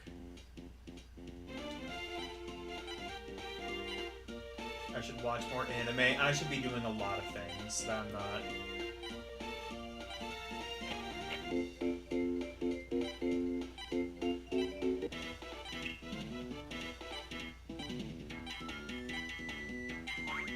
Is this all story shit?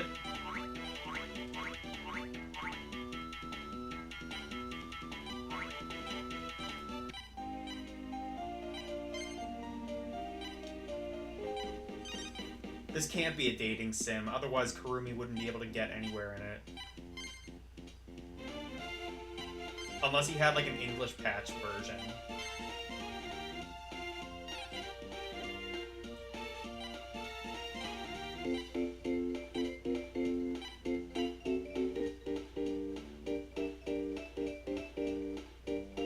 Get in here, Rumi. Hi, Nintendo.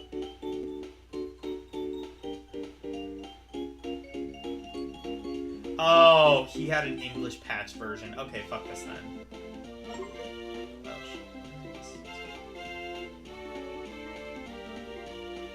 Okay, there we go. Guilty Gear GBA.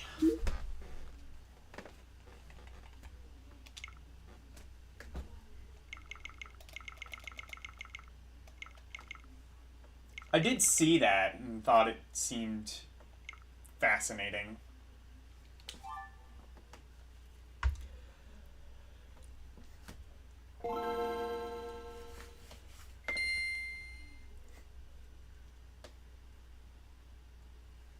Licensed by Nintendo.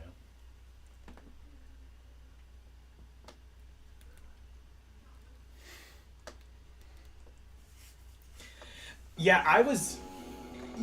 So, like, in the meantime, like, while I was, figuring out, like, how to... While I was figuring out how to get the Steam Deck, like, fixed and up and running, I found, like, a bunch of, in the new update, I found a whole bunch of new shit that Emulation Station now supports. You know, you think you know everything there is to know about Nintendo consoles, and then all of a sudden the Bandai Sufami Turbo comes up. A console that I'm pretty sure only exists just so that Bandai could make more SD Gundam games.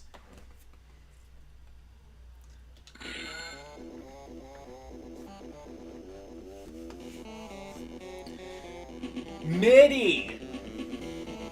Good MIDI. Oh, it's technically not a MIDI, it's actually the .gba sound. Fuck you, it's MIDI. I'll be this girl.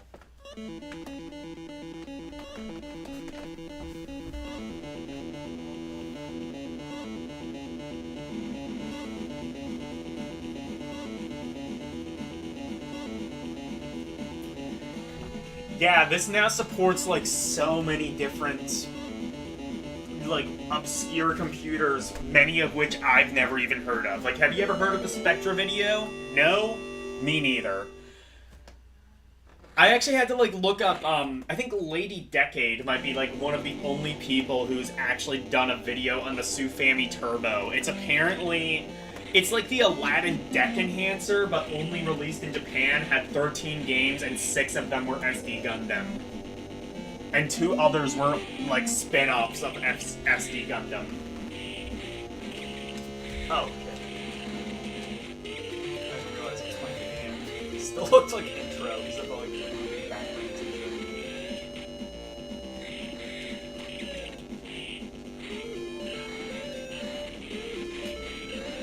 This is definitely a style all its own. It's not like the other Guilty Gear games. I say, never having played any of the Guilty Gear games.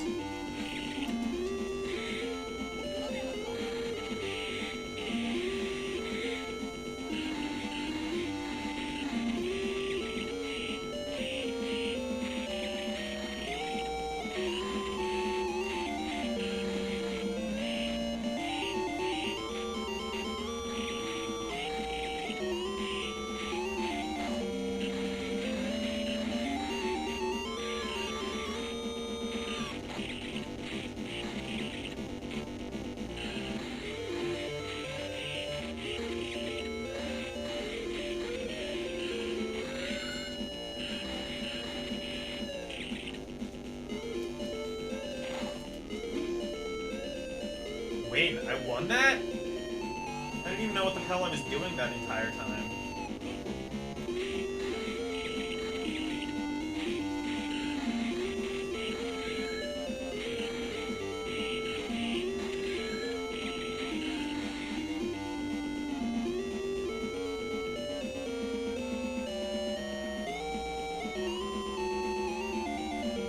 Super Street Fighter 2 Turbo? Revival next for comparison. Okay.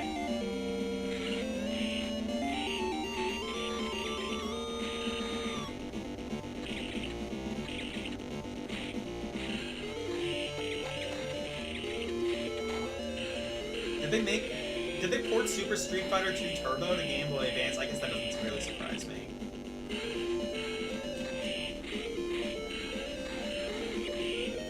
Or are you talking like I don't have the arcade version in front of me right now. My main, I do not have. They only make SD cards. They only make micro SD cards for like a terabyte, so I can't fit my entire main full set on the Steam Deck portably.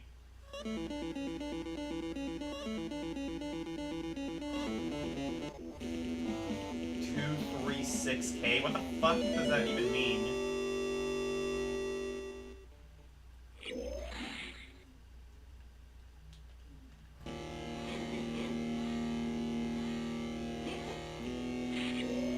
Oh, Super Street Fighter Turbo Revival for GBA. Got it.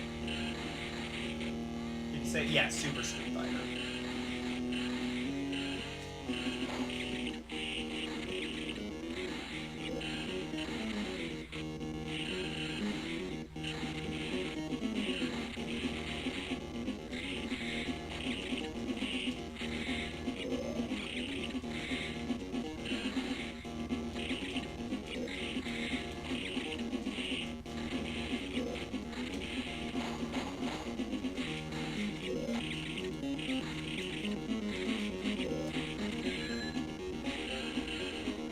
Surprisingly small sprites for a GBA game. I was praising the one game for really big sprites. This is relatively small sprites. Not necessarily a knock against the game. I think it actually plays really well as a result of that, or maybe in spite of that, but just a thing I noticed. Very bizarre kind of. It almost looks like. It almost kind of has like an NES feel to it. Like one of the very, very few 2D fighting games on NES, which basically begin and end with TMNT Tournament Fighter, I think. I don't really know if there were any other 2D fighters on NES officially. Like, unofficially, there was shit like Street Fighter 2 and Mortal Kombat 6 or whatever, but... I mean, I guess there was Karate Champ if you just want to, like, you know, have a really miserable time. There was Yayar Kung Fu, if that counts.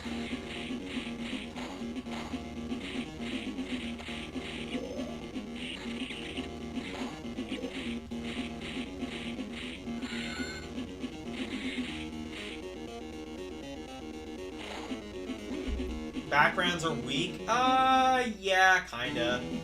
I don't know, this game is fine, I think. Also, I seem to somehow be winning despite having no idea what the hell I'm doing half the time, most of the time. So that's cool.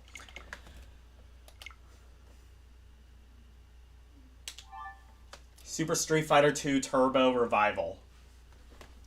You want to just add more shit onto Street Fighter?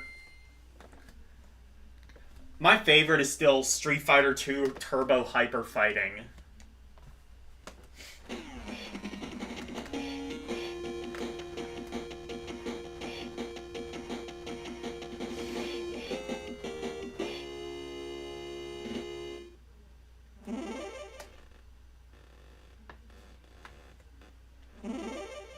Oh, so this isn't just a port. I think this is actually this is like a remake of Super Street Fighter 2 Turbo.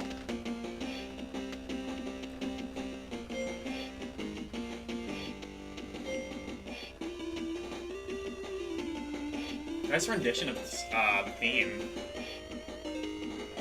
Where does it say? Is this Ryu? I'll assume it is. 3 different kinds of turbo. You're spoiling this. Okay, that doesn't work as well.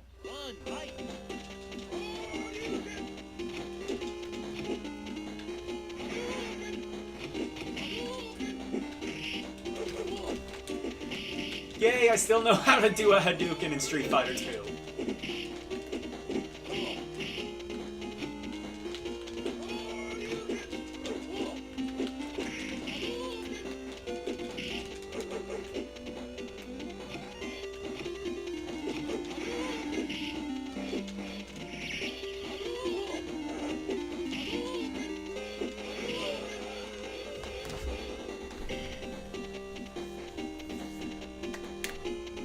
This is alright, I guess. I don't know if this is as good as Guilty Gear, honestly.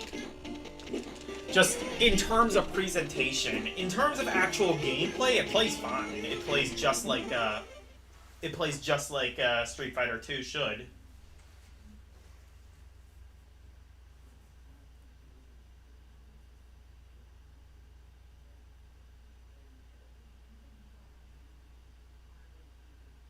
I played this recently.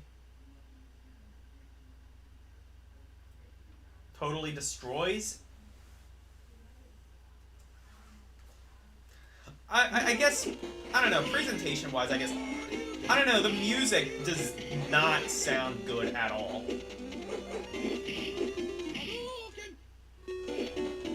Maybe that's more like what I'm focused on. This music goes from sounding really good to just, like, now it just sounds like total ass.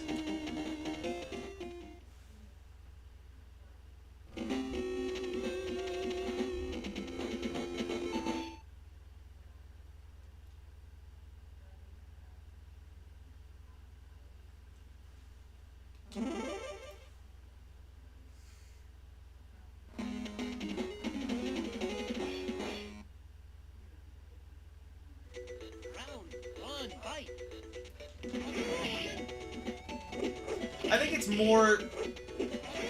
Well, the parallax backgrounds are pretty nice.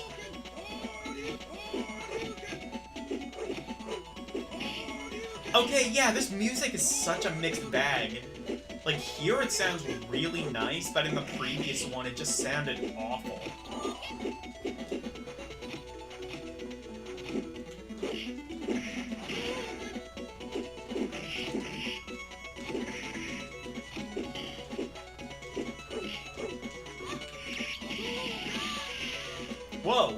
Okay, never mind. I take back everything I said. That is badass.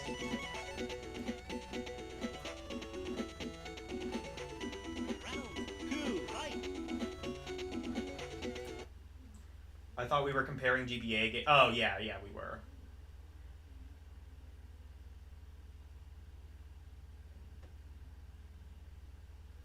Yeah, we were. Also, hello, VGM. All Street Fighters are the same anyway. I am not qualified to have an opinion, really. I've played, like, Street Fighter 2 and I guess this, and this is about my experience with Street Fighter.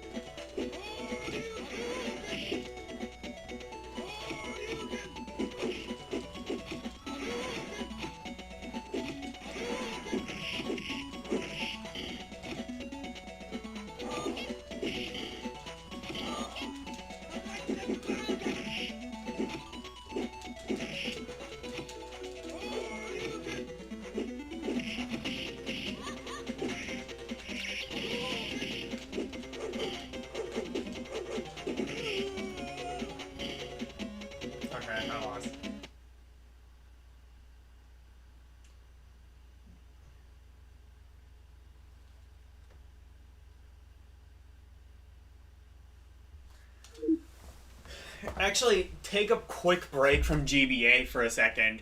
I'll show you the absolute worst way possible to play Street Fighter 2.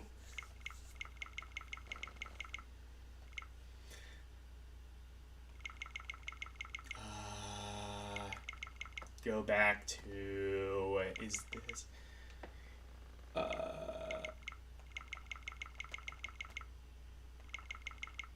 Here we go. And then... this is like level of like, this shouldn't have even been attempted.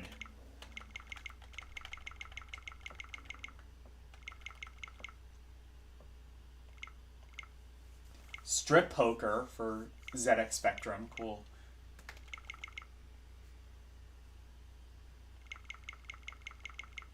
This was ported to, okay, yeah, it was. Oh, there was also regular Street Fighter. That's right. Maybe okay, never mind. Street Fighter 2 might not have been ported to ZX Spectrum. Maybe it was just, I think it might have just been Commodore 64.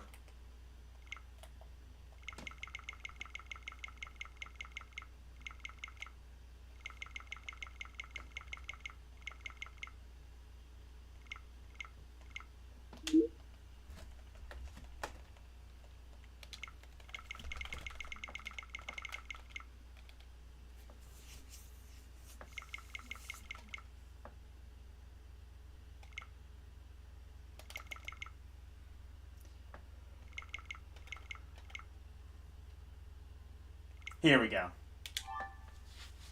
Also, there was Street Fighter 2, which had two different versions. Or, there was Street Fighter 1, which had two different versions on Commodore 64, neither of which were any good.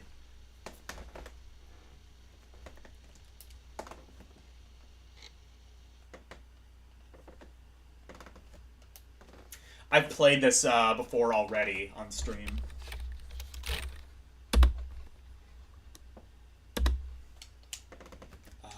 What did I map to space? Oh, this, apparently. It's apparently R1. Actually, I didn't map anything to space. This is just, I guess what it is by default.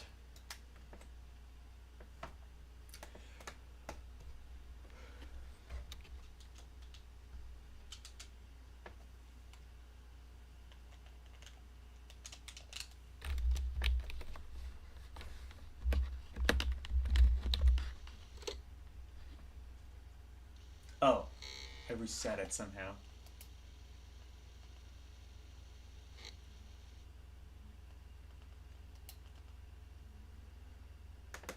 Merry Xmas, everybody.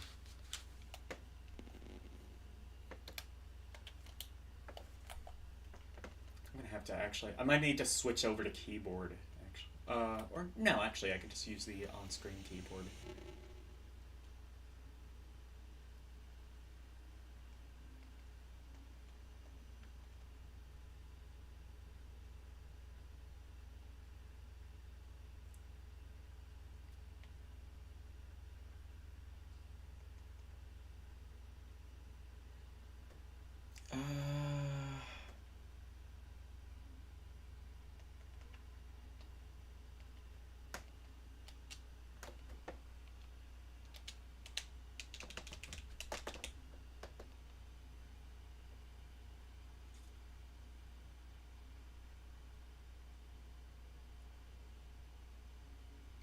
Start game.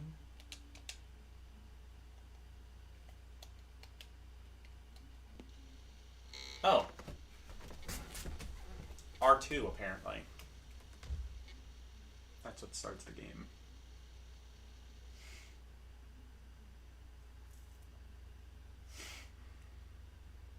Let's see if I can actually even start the game, like, get to the actual fighting, even.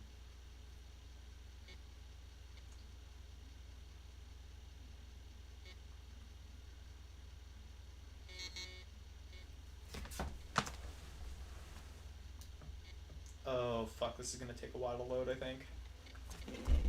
Oh, there we go.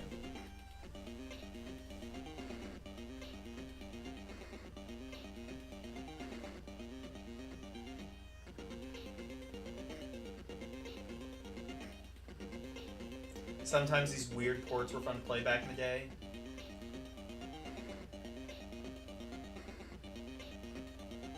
Have I played this before without itch? I don't know if I ever actually got to the game, though.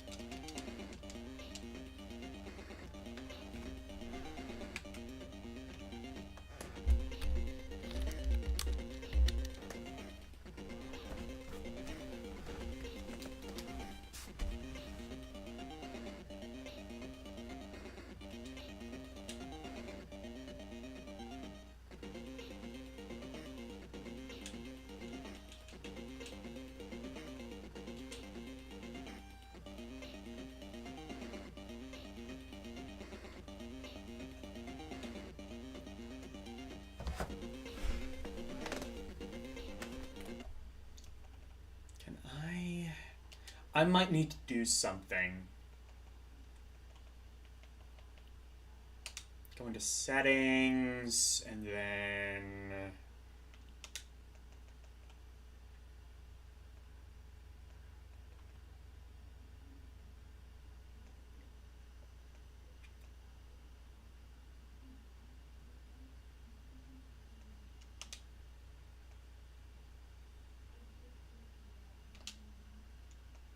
auto-enable game focus. Okay, this might be it.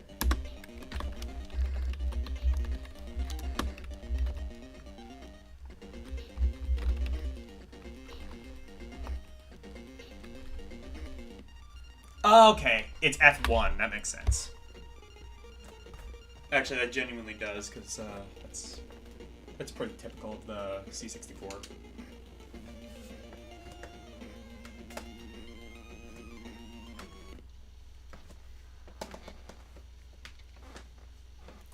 Decompacting. Oh, this was a multi-loader. I guess that makes sense. So you would, in real life, if you wanted to play this, you would have to stop the tape, load this, and then load the tape again. Like, do the character select, and then you would have to play the tape and load this again.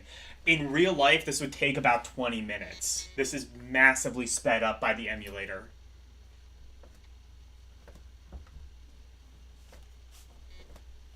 "20 minutes just to start a match of Street Fighter 2.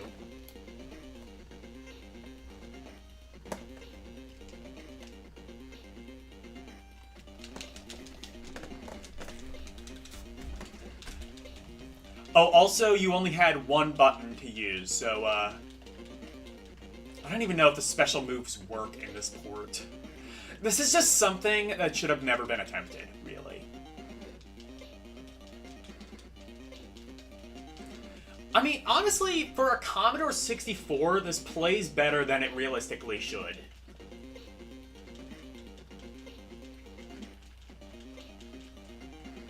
Oh my god, I did do a Hadouken! I did a Hadouken on Street Fighter 2 for Commodore 64. You had one button, so it was basically like... You didn't have many ways to fuck up doing a Hadouken.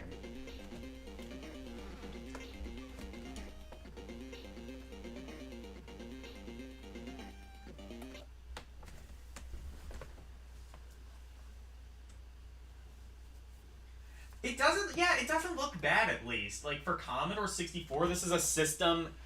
This system would have came out in 1982, so, like... What else was big in 1982? Like, the 2600 ColecoVision? Like, a system from that era can, at least, like, graphically put out... Like, if you were to tell me this was, like, a crappy... Like, this was, like, a crappy 16 port of Street Fighter 2... And, like, you had, like, the sound muted... I could believe that.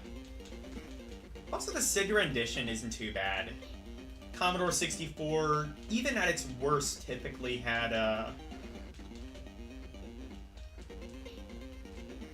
Well, I say even at its worst.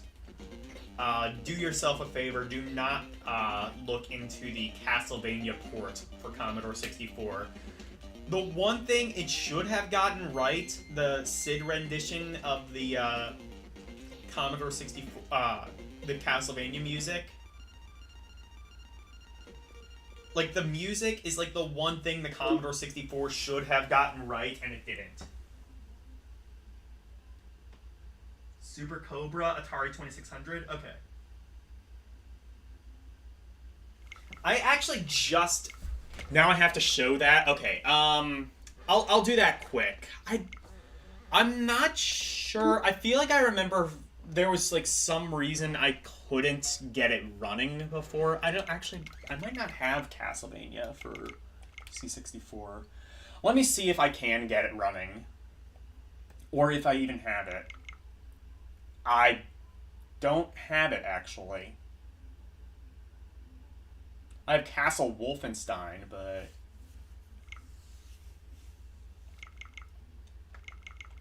I have Castlevania for Amiga. That one is, like, equally as bad, if not worse. I actually just added 2600 games in here, so... Sure, Super Cobra for 2600.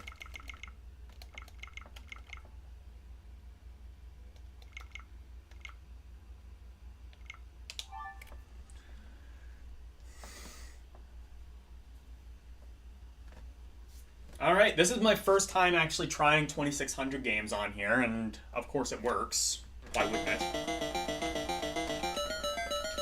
Oh my god!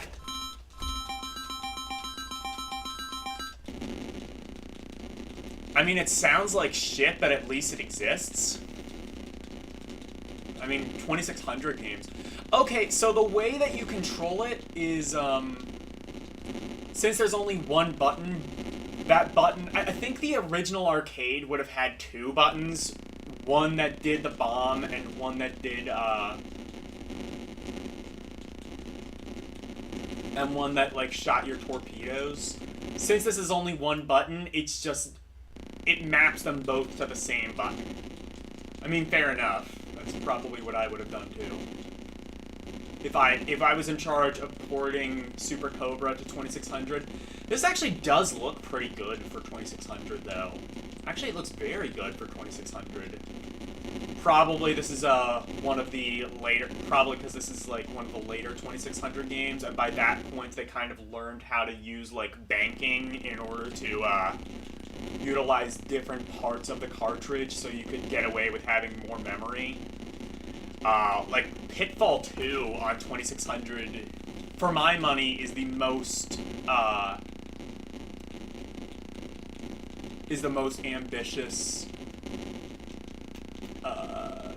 2600 game, and that I think was up to like I want to say like I think that one went up to like 16K. There were even some later ones. Oh shit. There were even some later ones that were like.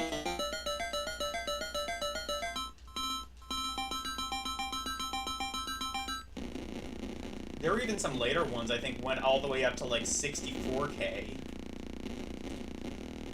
I was like reaching like.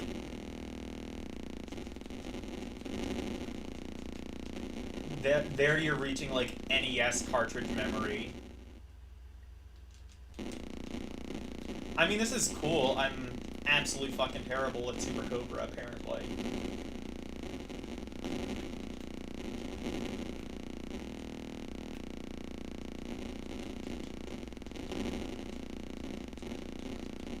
This actually is pretty cool, though.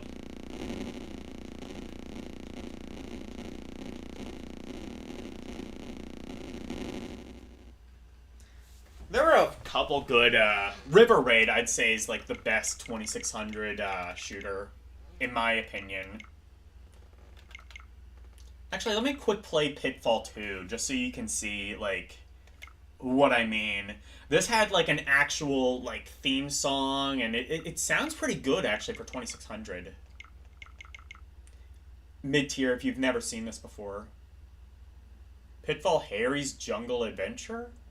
I didn't know Pitfall had a subtitle. Yeah, Pitfall 2, The Lost Caverns.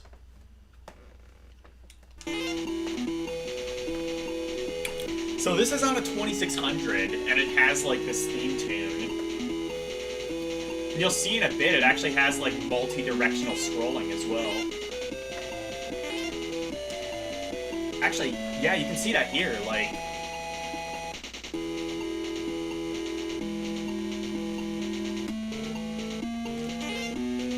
Like, there were certain consoles like the MSX and shit which weren't even, like, physically capable of doing this.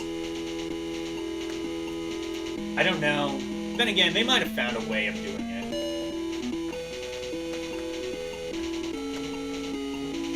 They might have found a way of making Pitfall 2 work on MSX, but MSX infamously very bad at scrolling. A lot of games had to do like a flip screen thing, and then there was shit like the PC-88, which was even worse at scrolling.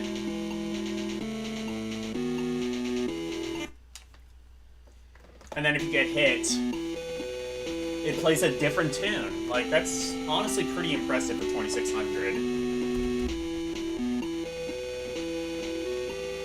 Welcome back, Rumi. Hey, Dyer! We attracted Dyer.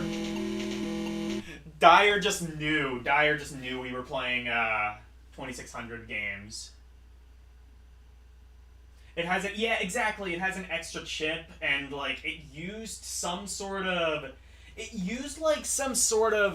technology, like switch banking or something like that, to where like it would like utilize different parts of the cartridge when it needed it. So that's how it was able to, like, I don't remember how, but it was something weird like that.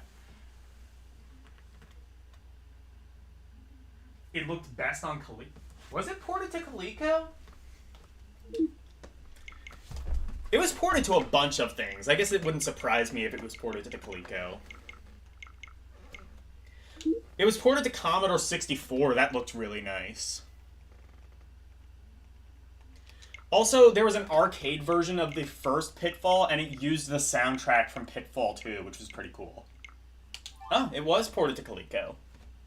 Again, that shouldn't surprise me at all, but... Oh, shit, that's right. I need to, like, reconfigure the emulator to do, ColecoVision. We were playing Game Boy... This was, like, an all Game Boy Advance stream, and then that just ended.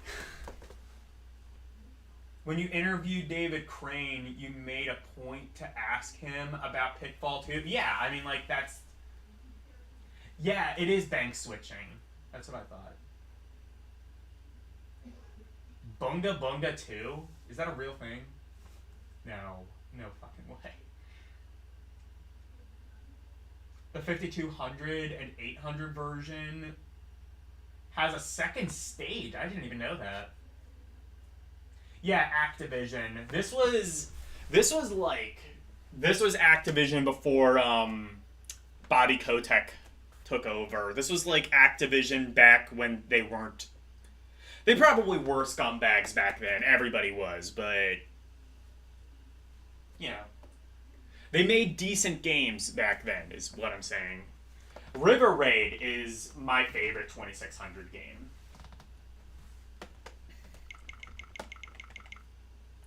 Let's quickly. There was also River Raid 2, which, if I remember, was almost exactly the same, except do I have River Raid 2? Was that even released? That might just be a proto. I think River Raid 2 was released. I think it was pretty much exactly the same. There might have been like one or two more mechanics included. I'm not sure if that's true though. But this is actually pretty cool because it has like sort of a risk-reward system that you don't get in a lot of top-down shooters. Shit.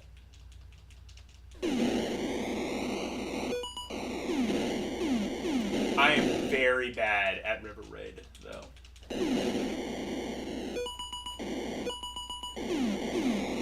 Also, the faster you go, the more points you get. But you can, like, blow up the fuel stations and get more points, but obviously then you... Also, I think this game was, like, one of the first Atari games to be programmed by a woman or something like that. Or am I thinking of Centipede? Centipede, like, no, I think the arcade version was programmed by a woman. Never mind.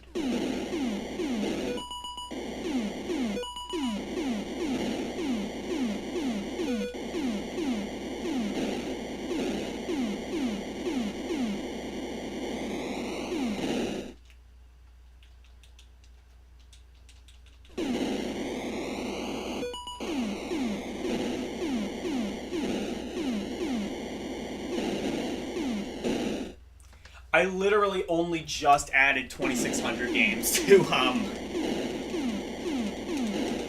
Steam Deck because I didn't think I would ever really play any of them because most 2600 games kind of didn't really age all that well. They have kind of like the best chance of aging when they're, you know, really simple like this.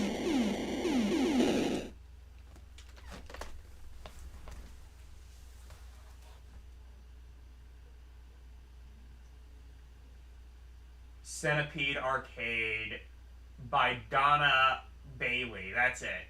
It was by Carol Shaw. Okay.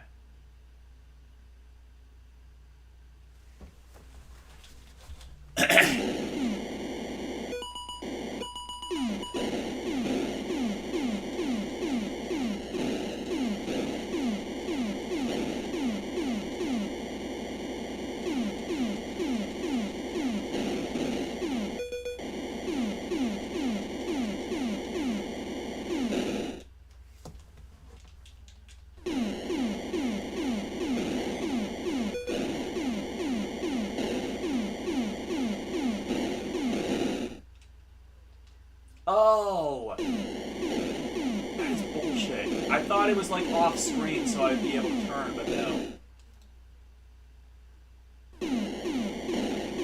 You have to do like a very tight maneuver in order to get it.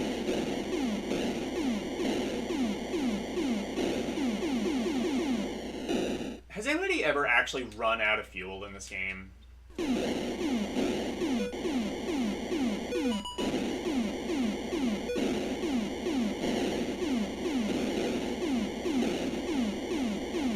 I wonder what even happens if you do.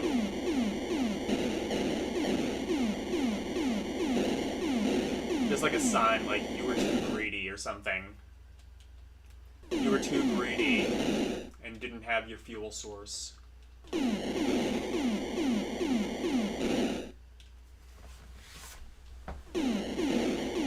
Let's see, I always thought River Raid 2 was the same. Let me see if I'm wrong.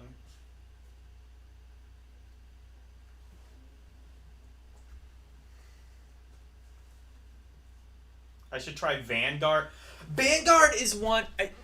if I remember right, Vanguard is one that I could never physically comprehend. Is this the weird, like, pseudo-Pong thing? Oh!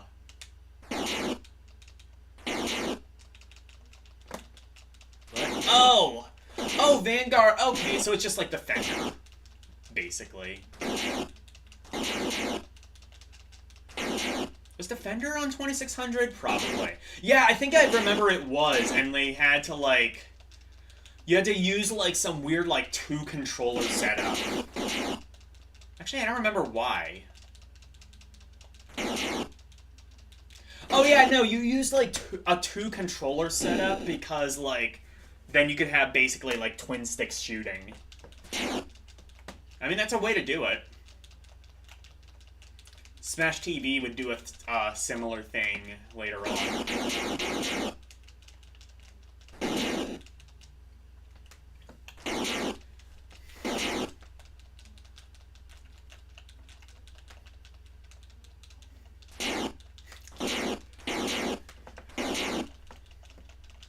I assume this is one of the earlier games, then. Also, good overscan. Also, good overscan on the left side.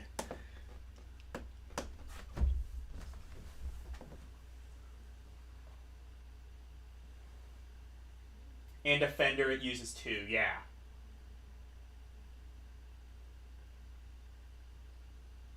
Defender on 2600, I think, used 2 controllers.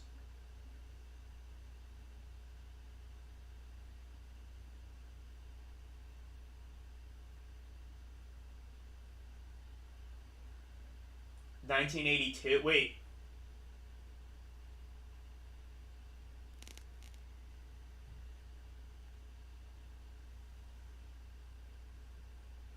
They actually ported Rampage. Oh yeah, that's right.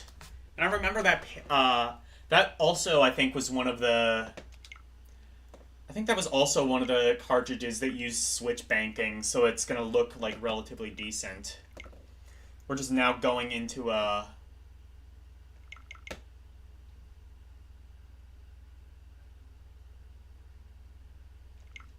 Pseudo 2600 rabbit hole. Oh, it has a title screen. Oh, it has like... Okay, this is definitely one of the later ones. Has like cutscenes and everything.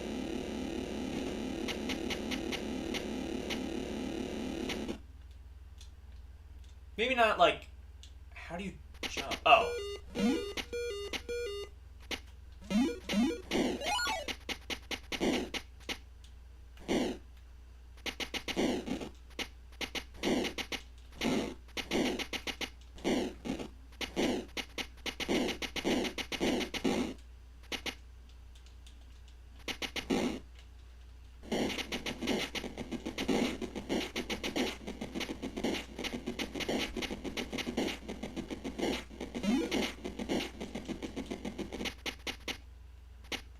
Yeah, this is pretty impressive.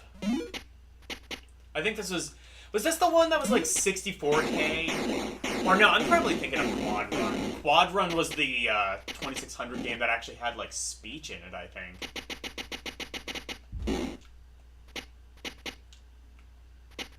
Can I just not get to that top part anymore?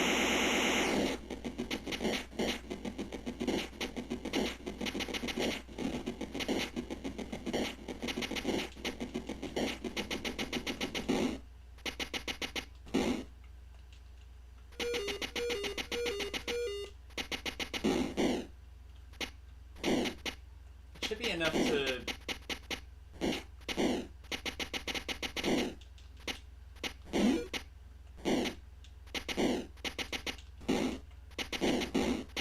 Oh, right, you have to do both sides for the building to fall. There we go.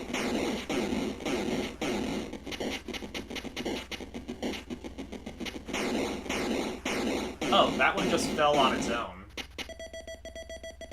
Okay.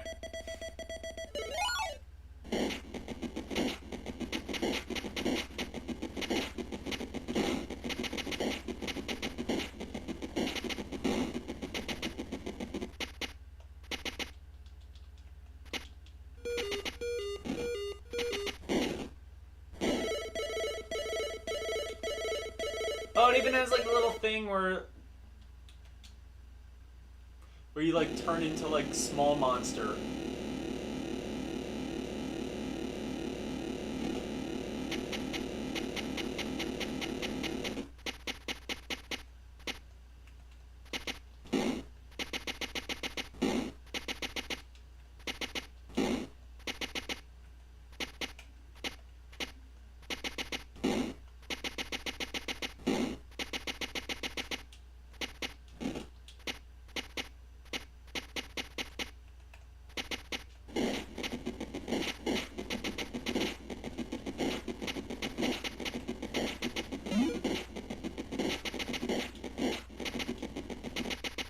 I think I should just move this over to Sunday more often, because I think I get more, I think there's more, people coming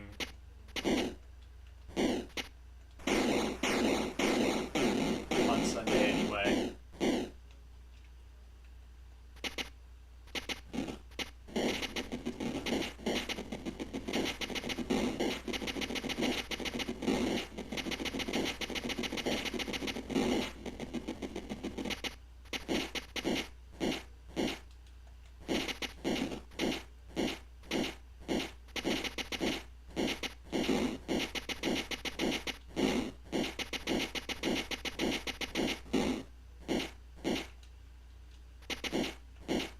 Why are these not collapsing?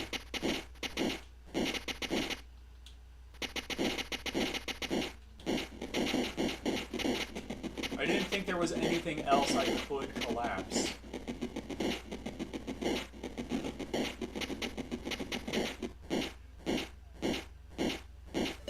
Oh, whatever.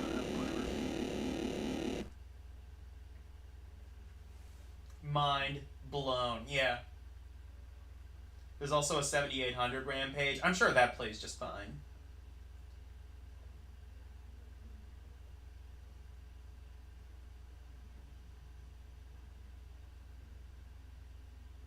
Imagine you had a 2600 and this game, and a friend showed you his Master System version. Yeah. Okay. I gotta do this, because, like, I literally, in my spreadsheet, I've had this written for several months, just waiting for Dyer to show up to a stream. And now I'm gonna finally fucking do it.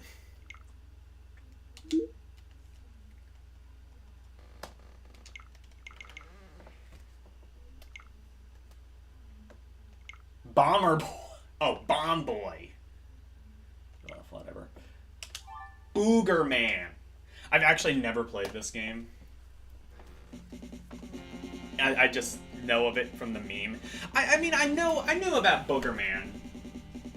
I knew it's supposedly not very good, and I can probably believe that it's not very good. I don't know if I've ever actually physically played it. I've seen people.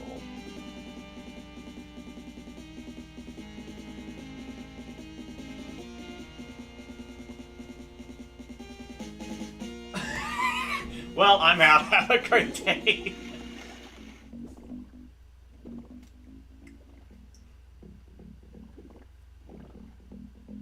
This game probably is just as bad as everybody says, if not worse. Granted, I am the person who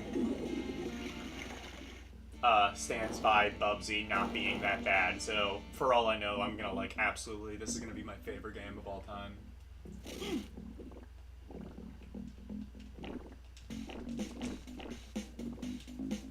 I know you have like a dedicated like burp and fart button. Yes. Isn't there a fart button? Oh, there we go.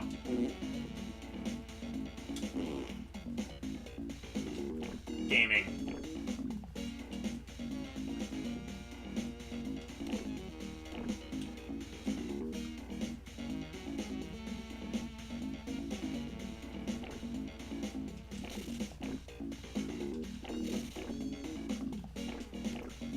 So far, I guess it plays fine.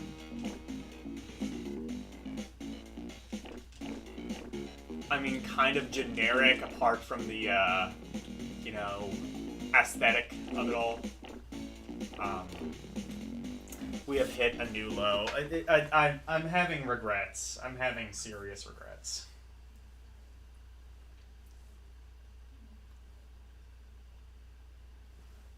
You'd rather play Bubs? I mean, honestly, same. Not the Genesis port of Bubsy, though. That port's shit. That port is gems as all hell. Was this ported to Super Nintendo? Super Nintendo port of this is probably, like, way better as well.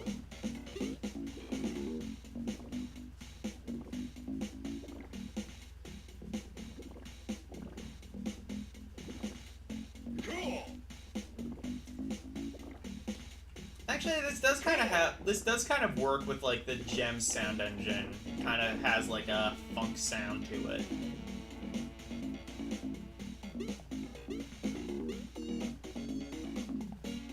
Is it bad that I kind of do like that? I am kind of. This is what happens when you ignore my warning. Is it bad that I'm kind of like starting to get into the Stockholm? Is there a Super Nintendo port of this? I gotta check. I mean, I've definitely, like, Earthworm Jim is definitely worse than this. Mainly because, like, Earthworm Jim is total bullshit.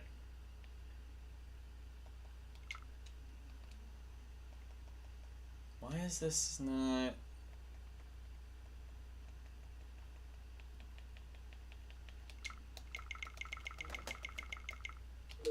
Oh, right, because it's Satellaview. That's why.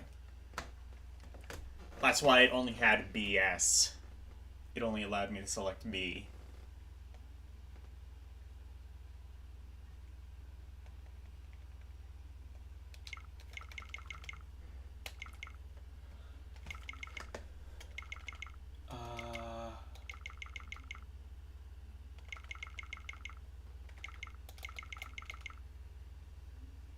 There just may not have been a Super Nintendo port. Oh, there was. Let's see if this is better or worse. Who knows? Probably better. Super Nintendo typically had better ports. You never liked Earthworm Jim? Honestly, me neither. And I think, like, more and more people...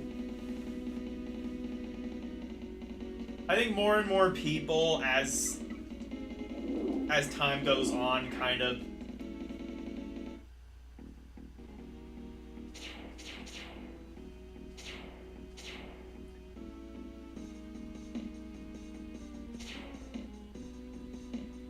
actually pretty, despite the samey, yucky toilet humor. Yeah, I mean, I think more and more people are kind of coming to our side of thinking as time goes on. Like, people generally good. Yeah, this port is even better, or worse. It's more booger.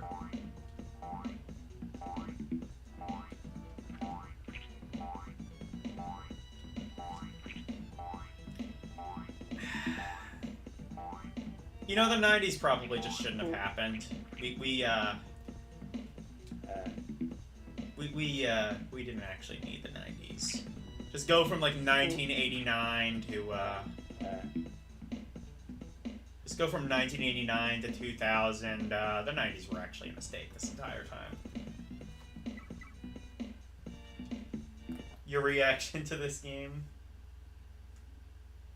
And 1, 2, 3, 4.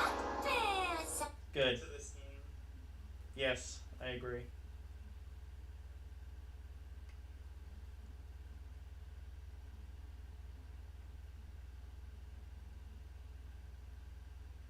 Hard as fuck in the water. Honestly, Earthworm Jim is hard as fuck regardless. I will never understand Dyer's hatred of Vector Man, though. Vector Man is fucking awesome. I would argue one of the best running guns for Genesis. Mainly because it's not bullshit hard like Contra Hardcore. Oh, you have a limited booger? I didn't even know that. Oh, but you can use your atomic burp skill to kill enemy.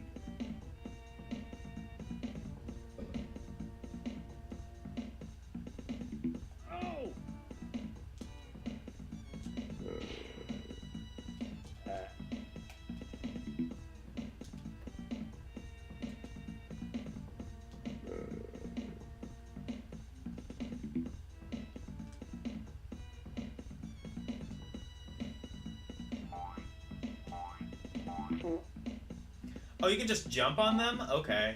That's easier.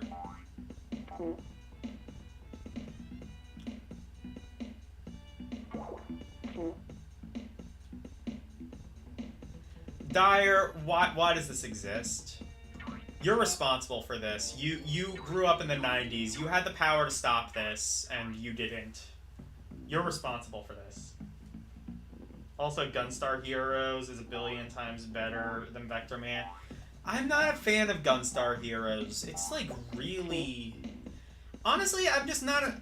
I've never been a fan of... Wait, is Gunstar Heroes Treasure? I don't know. I've never really been a fan of, like, any of the Treasure games, honestly. I think they kind of, like... I don't know, like, no, Dynamite Head wasn't a Treasure game. I don't remember. Yeah, I've just never really been a fan of, like, the Treasure games. I think they kind of, like... They're kind of, like, too quirky for their own good, if that makes sense. I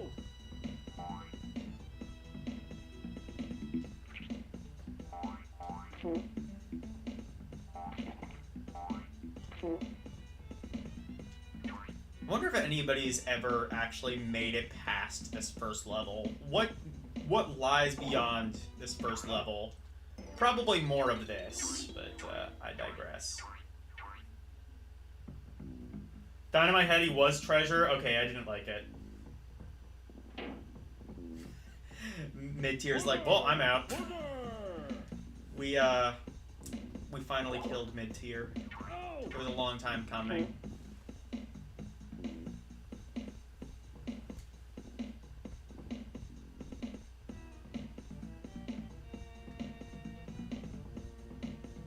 Grew up in the 90s, you grew up in the 80s. Okay, well, you were still alive in the 90s. You had the power to stop this.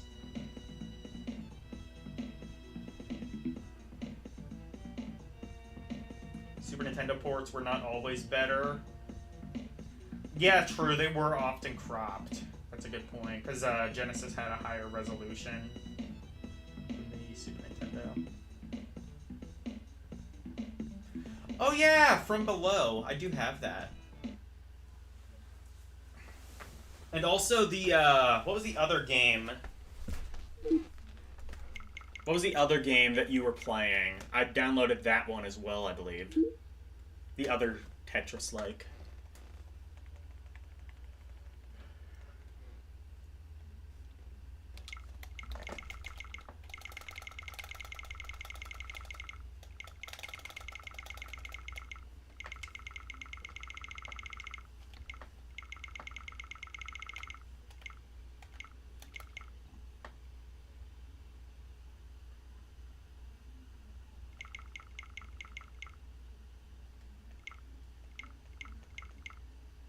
Here we go.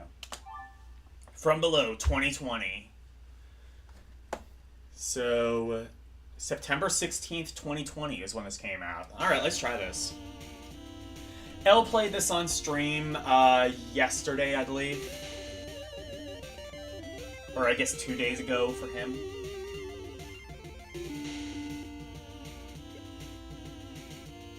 Mode timed? Or classic? Or fixed. I don't even know what that is. Classic, I think I would want. Music sound, tap or hold, or off. Heavy drop.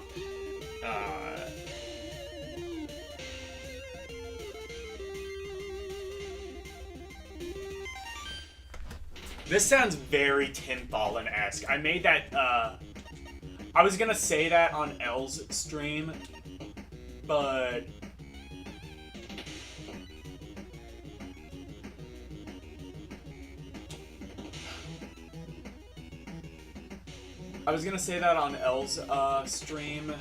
I figured, like, nobody was gonna know what the hell I was talking about. But Dyer's here, and Dyer knows who Tim Ballin is, I assume. He should, anyway.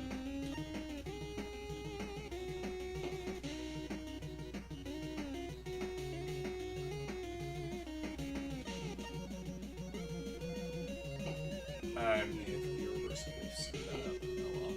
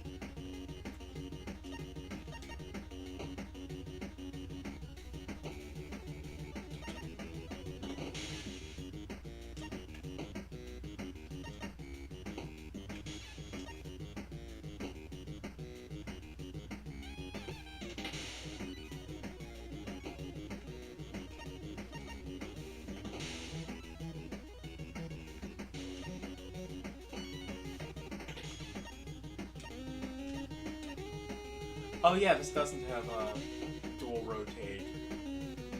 That kind of threw me off too. A bit.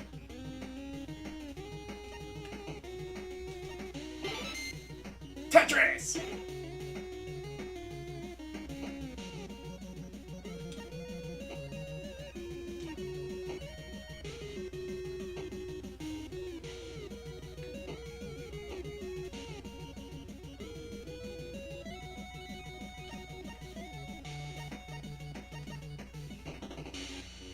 I feel like there are ways you could have done piece swapping, i.e. the select button.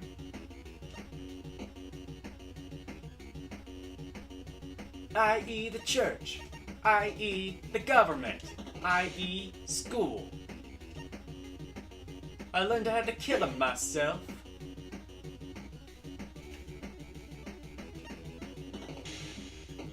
Shit. It is weird having, like, a hard drop option without any sort of transparency, although, NES might not have really been able to easily do transparency. It could do transparency, but, like, you kind of had to really kind of... It's not supposed to.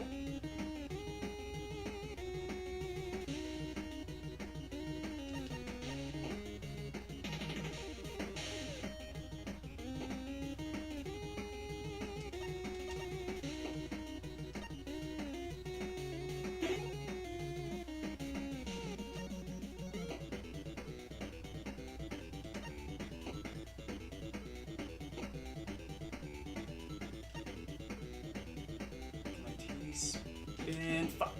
No, I cannot.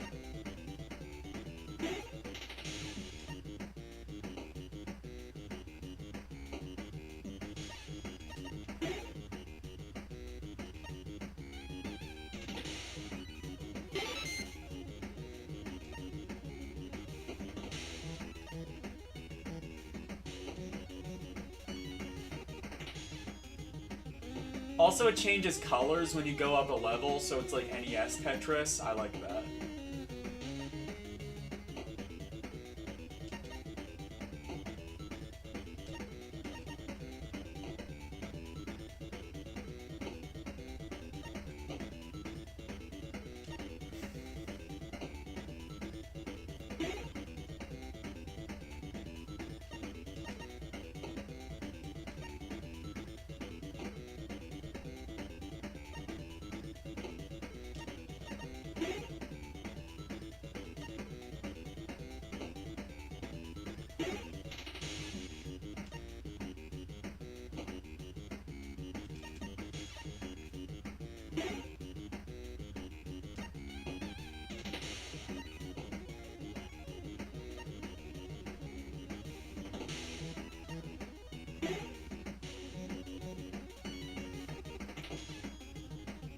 Sorry, I'm not reading chat even more so than usual, but Tetris is not that kind of game, as Elle can probably attest.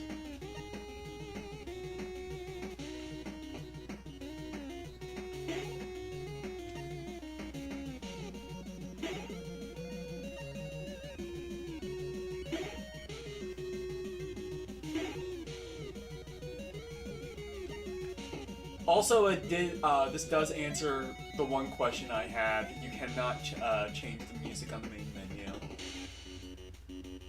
Not that I guess you really need to. This song is fine, but...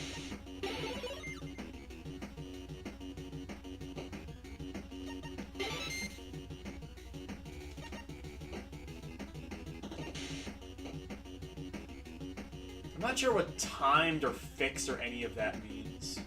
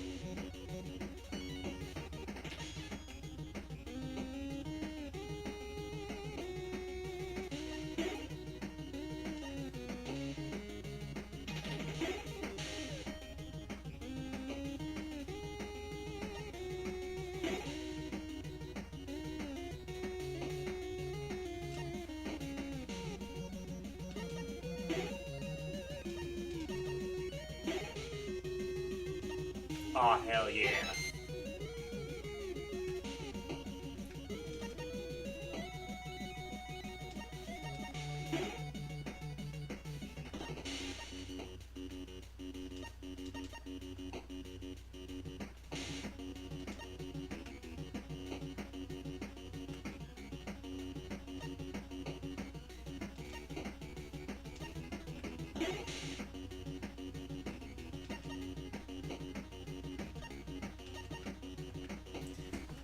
I agree with Elle though. I wish this did have dual rotating. Like even NES Tetris had that, I think. Like the original one. The Nintendo version at least did. I'm not sure about the Tengen one. I think Elle said that it didn't. But I could have sworn that it did.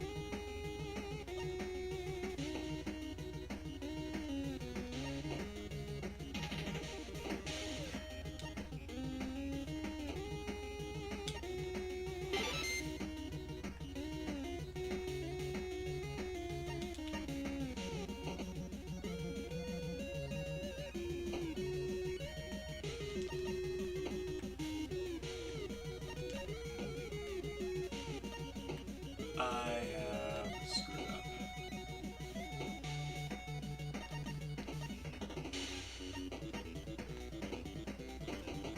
There.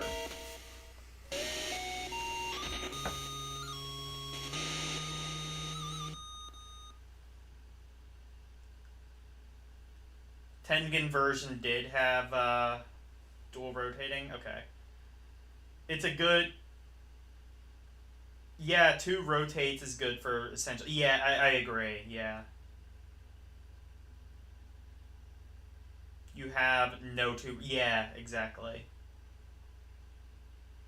Have you played any of the bombless games? Isn't Tetris 2 essentially bombless? It's alright. It's not as good as actual Tetris. Honestly, a lot of the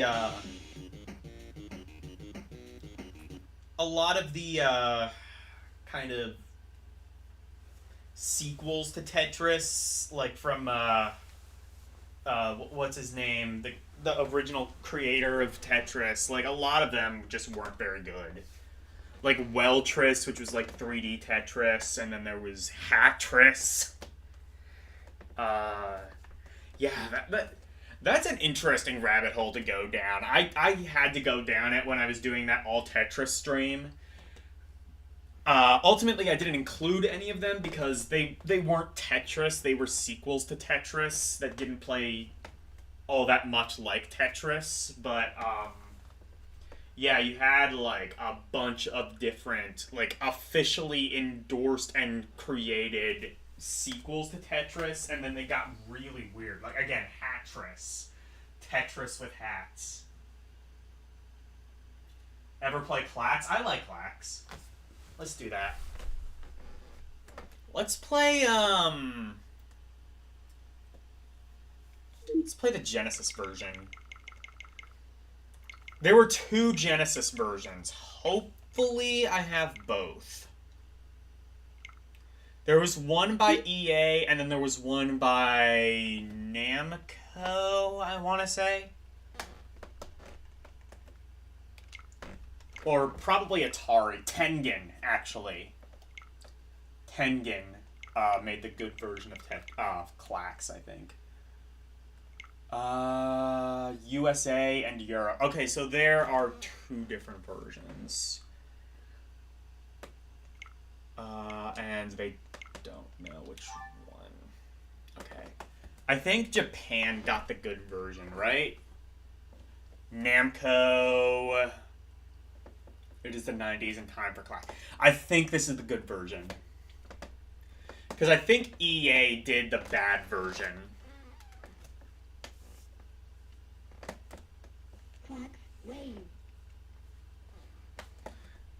Oh, you know actually what we could do?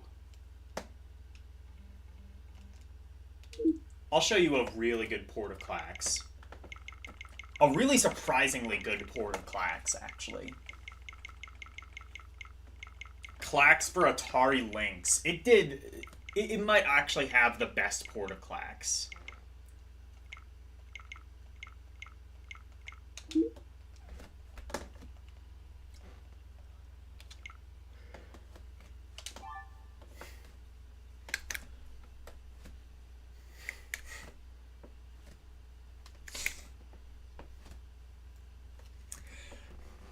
So first of all, you would have actually had to So like everything is all sampled and shit. It's really cool. But yeah, you would have had the links on its side essentially, and you would have played it upright. I think this is the only game on the links that ever actually did that. There might have actually been like one or two others, but this is the only one I can think of immediately. Black wave.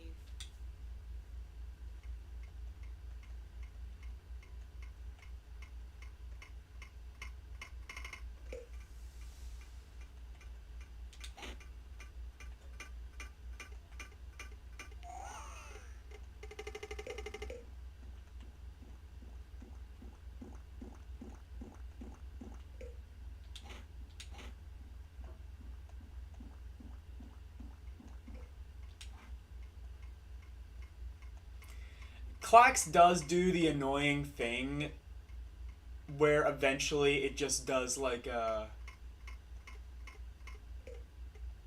it has like colors that kind of look similar.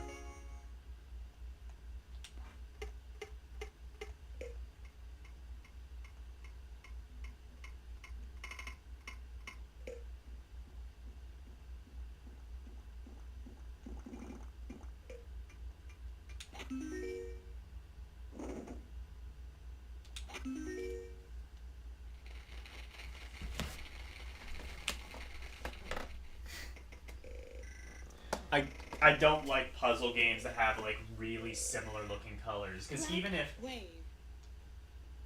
Tate mode, is that what it's called? Okay. Lynx is basically an arcade system. Kind of. It was definitely a lot more powerful than the Game Boy was.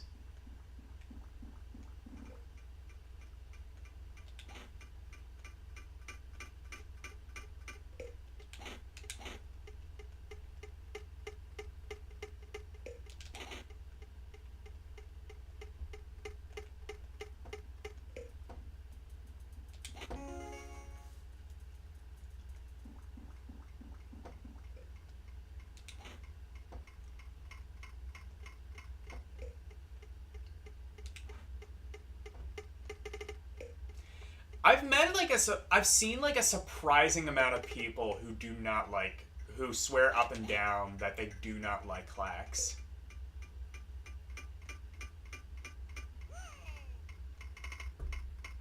I don't understand why people don't like Klax. Klax is fun.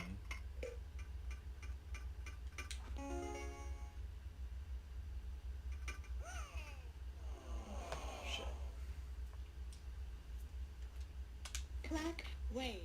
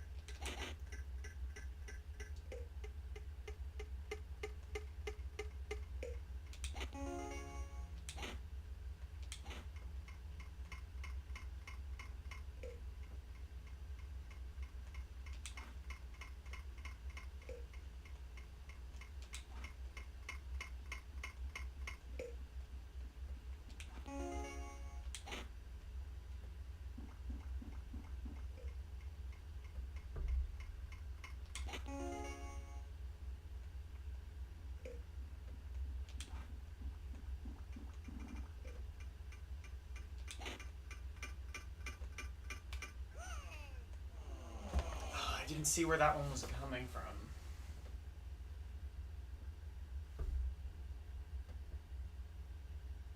Is the screen resolution? Yeah.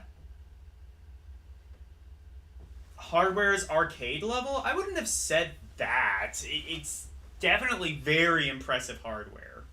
Black way. Although, yeah, this port is basically arcade perfect. I don't actually like that it's on its side though. Let's go back to the Genesis version. I like that version it turned out.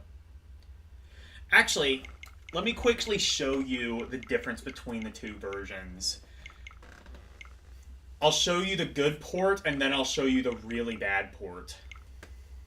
Well, okay, the bad port, I mean, the EA port of Clax is fine, but it's very inferior to this.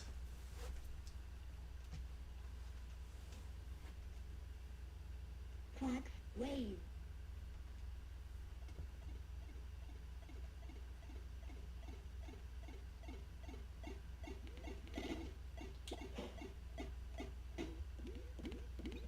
Actually,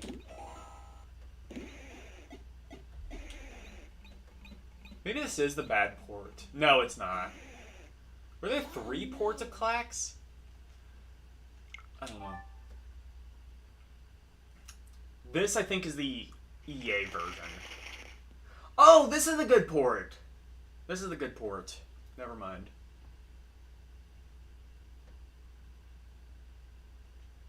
Actually, yeah, I don't think EA actually made a port. I think they might have just licensed it from Namco. So there was the Namco port, and then there was the, this, I think, is the Tengen port.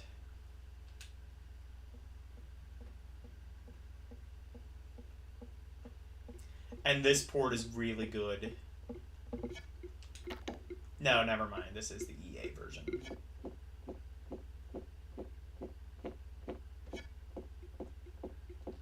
I thought I remembered the, yeah,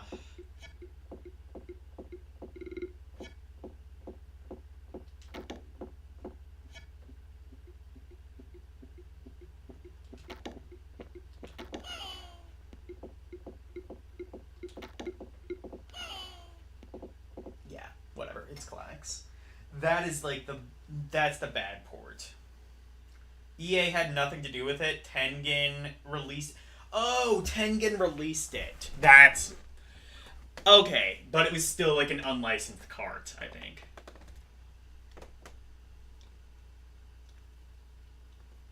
I think this was like the shitty... This was the shitty port. It was... Tengen released a good port, and then... The hardware is arcade level. Only... Yeah, Who did the other port then? I forget. Was that Namco? Namco... Oh, yeah, It was officially licensed by Sega? I thought there was like an unlicensed version of Clax. There were 2 versions, one that was licensed and one that wasn't. And the licensed one was... better.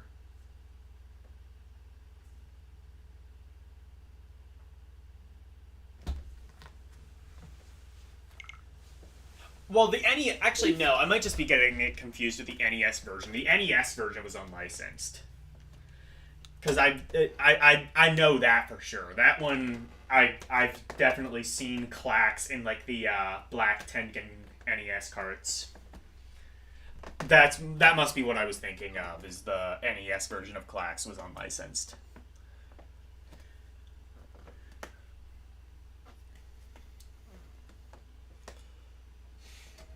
Anyway. Let's see.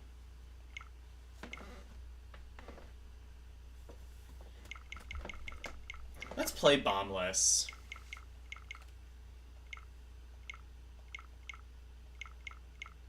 Only version I know of Bombless is on the Super Nintendo.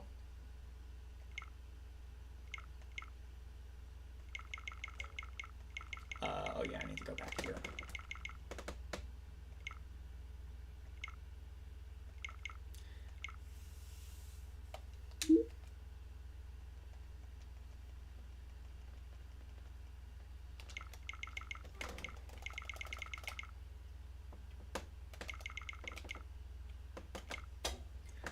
Tetris Battle Guiding. So I think it is Tetris 2 plus Bombless. Or is it Super Tetris 2? I think it's Super Tetris 2.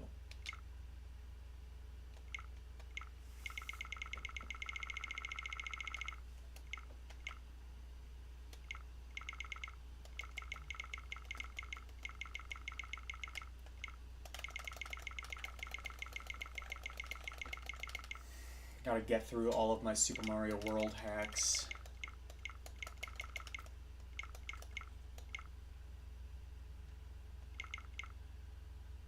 There it is. I think this is the only version. Oh, was there a game called Super Bombless? I only know this.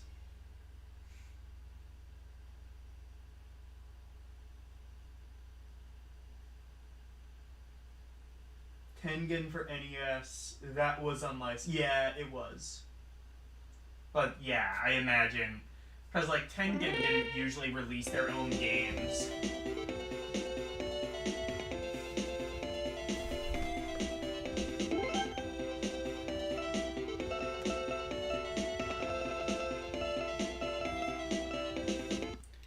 Let me try Super Bombless, because that's the one Dyer, I guess, is recommending.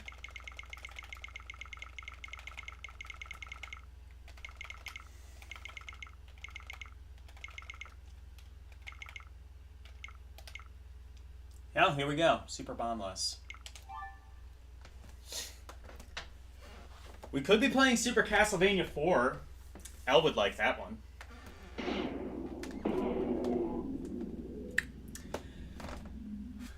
I think I've played Bombless before. Bombless, I think, is the same as Tetris Flash, if I remember right. Or basically Tetris 2 in US.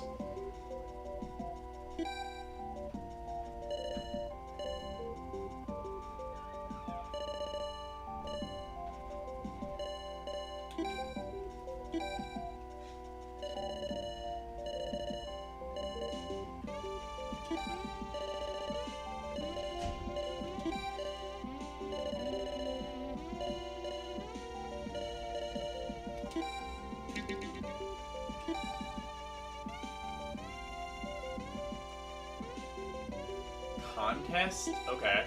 How do you do Bombless competitively? You don't. Okay.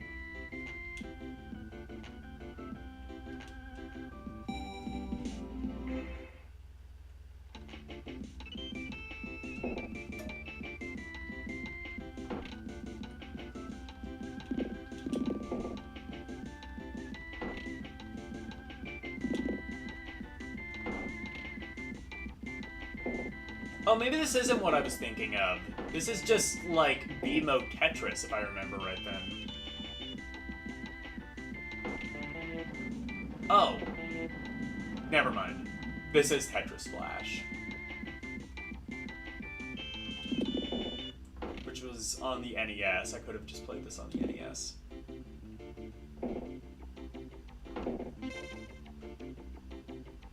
Or Famicom, actually. I don't think it was released in North America.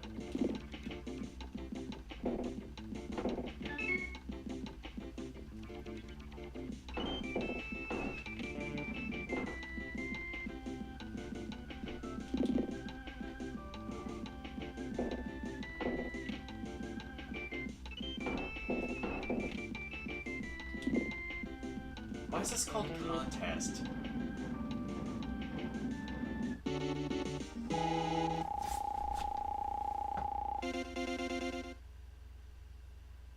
Dracula X. Okay. I've played that before. I don't really care for that one.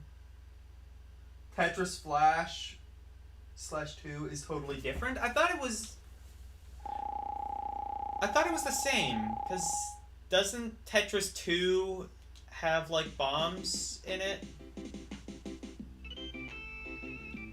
Actually, yeah, never mind. No, I remember, because, like, Tetris 2, that was the one with, like, non-standard Tetris pieces.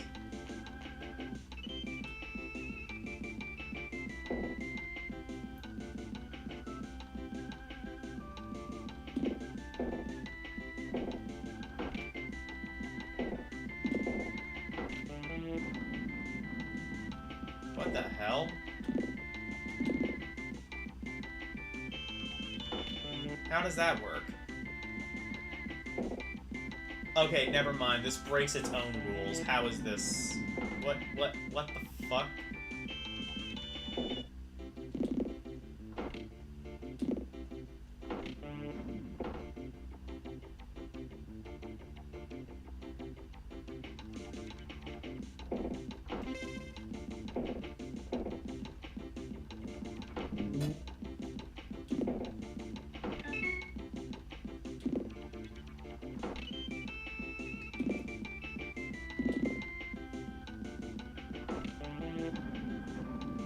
There we go.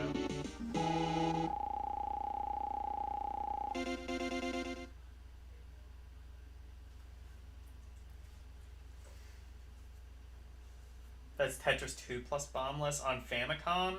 I might be thinking, oh, I didn't know there was a Tetris 2 plus Bombless. Tetris Flash, what was that then? Tetris Flash is Tetris 2 USA, and it's completely different. Okay.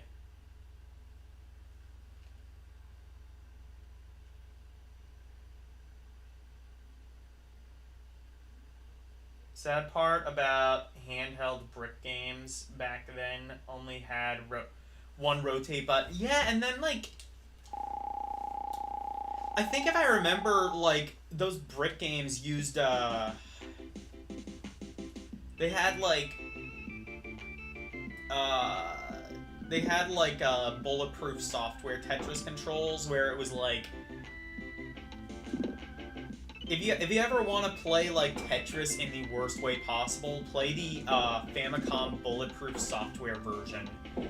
And it's so amazing that it's that bad because they would then later go on to do the classic Game Boy version of Tetris, which we all know is fantastic. It got most of the world.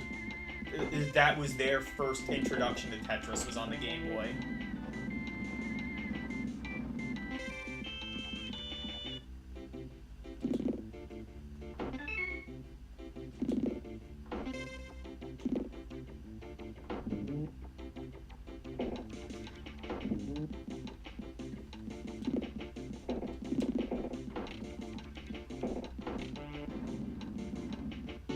Clearly, they must have had, like, a different dev team. The Tetris bloodline is completely convoluted. Yeah, I'm sure it is. Oh, I mean, I know it is, for sure. Yeah, the bulletproof soft... Oh, it was basically an exact port of the original DOS Tetris, then that sucks too. That's probably really bad too, then.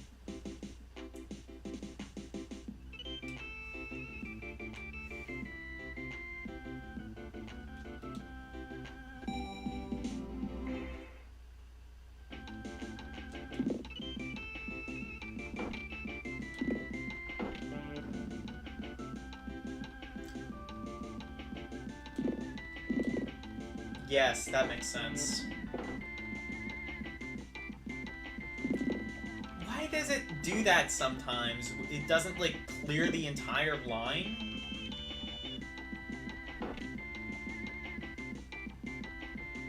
Seems to be, like, really inconsistent as to how it, like, does that.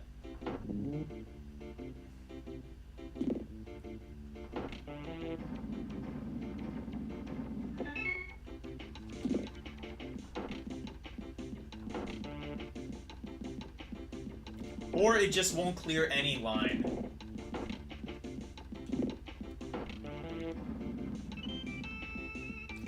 Now here's my question, Dyer. Have you ever played Tetris Battle Gaiden? L got me into that, and I think it is my favorite version of classic Tetris of all time. Like, you have, like, a shared well, which sort of adds, like, another layer of strategy to the whole thing. You have, like, different power-ups that you can either, like, use immediately or save. I played a shit ton of Tetris Battle Gaiden and ultimately beat it. Like, going against the CPU. I didn't see, like, any sort of difficulty ability to like change difficulty either, so I think I like beat it to the degree that I can.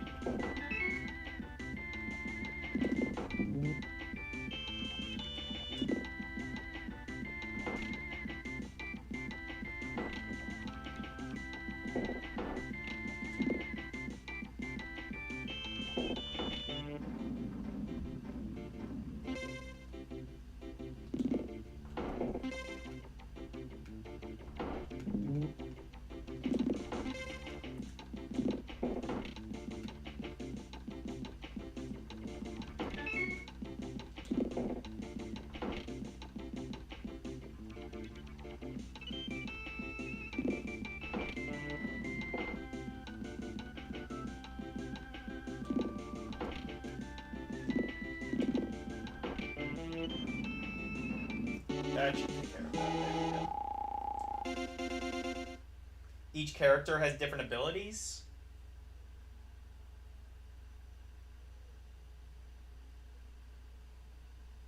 Oh, you own a copy? Fuck yeah. I want that. I want Tetris Battle Gaiden. I got rid of all my Super Nintendo games, but fuck, I want Battle Gaiden. That probably goes for... It's probably like...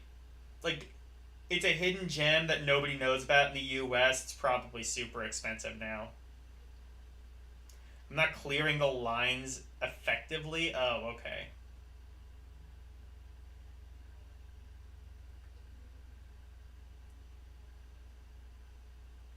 Each character has different abilities. Can you play as different characters, though? I didn't see any sort of, like, character selection screen in Battle Gaiden. You actually own far more Tetris games than you've ever actually admitted. Okay. I mean, that's... The first step is admitting you have a problem, right? Yeah, exactly. You can never have too much Tetris, though.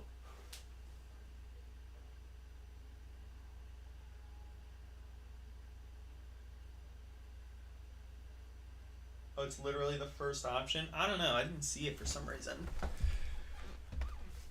when I played it. Anyway. Dracula X.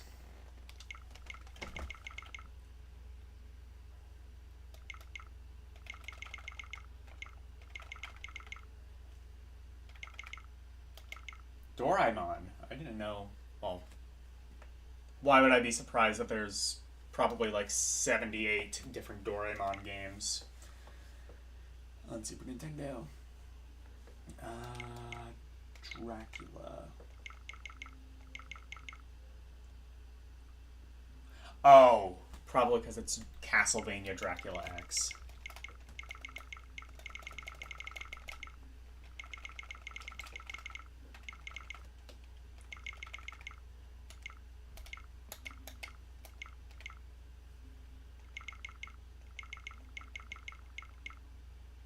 There we go. Wait. What the hell is Castlevania Vampire Kiss? Is this, Oh! I never knew that. That's what they called, Dracula X in Europe, I guess. Vampire's Kiss. Wouldn't be the first time they, renamed a Castlevania game, but at least in the other sense, it kind of made more sense. They wanted the title without blood in the title.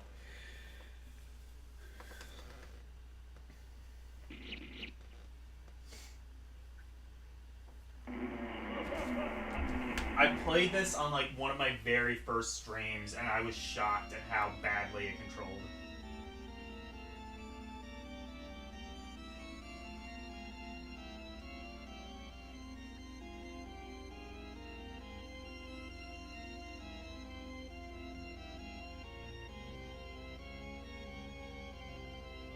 Rondo of Blood is better. Yeah, but it's not on SNES. I have it on the PC Engine CD. I don't remember... I can't remember if I actually got that working or not. Alright, not the controls. That wasn't the problem. I think it was the hit detection was the problem.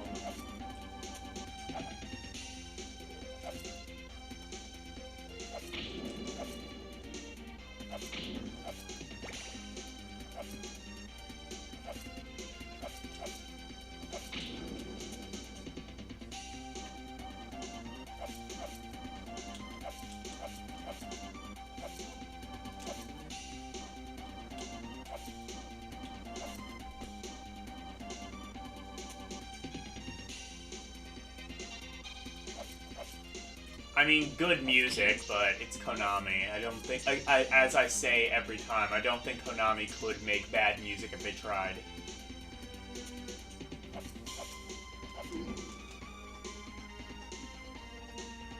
Even now, their shit probably has good music.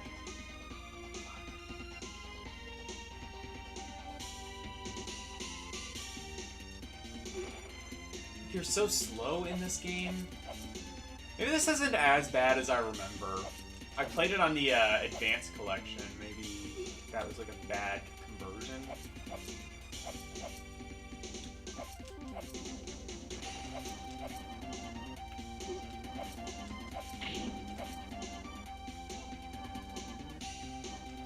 Actually, I don't think this is even Rondella of Blood, because I don't remember this at all in Rondella of Blood. I've played much of Rondella. I gotta check if, I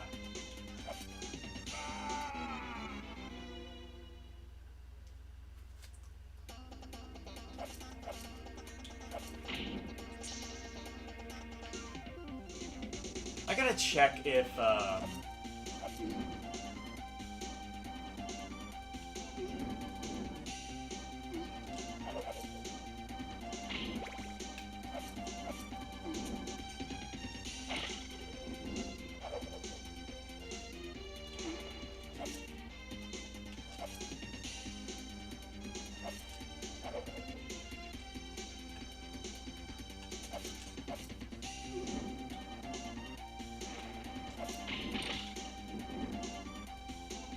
gotta check if I can get Rondella Blood working. I might also have the PSP game, which if I remember is that a direct port or?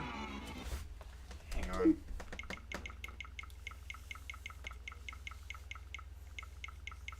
First, let me check if I have if I can get the PC CD running. I can't remember. I feel like there was some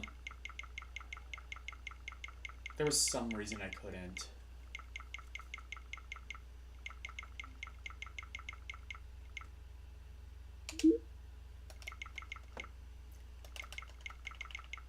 It's not gonna be under Castlevania, right? It's gonna be under Akamado something, right? Yeah, Dracula X.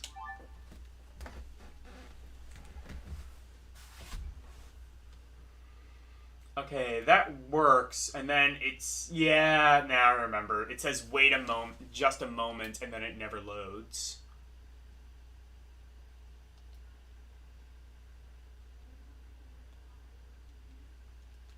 Let me just try something. I'm gonna, like, quick troubleshoot this on the fly.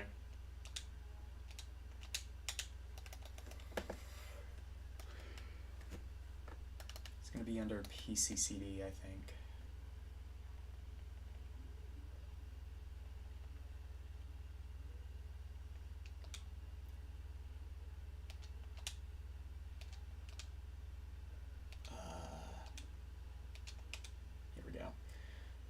Beetle PCE Fast.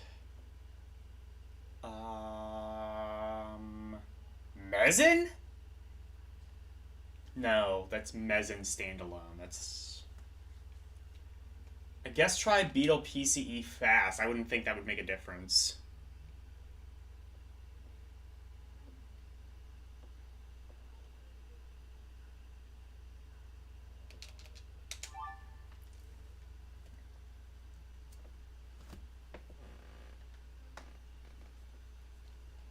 It's gonna load. Let's see.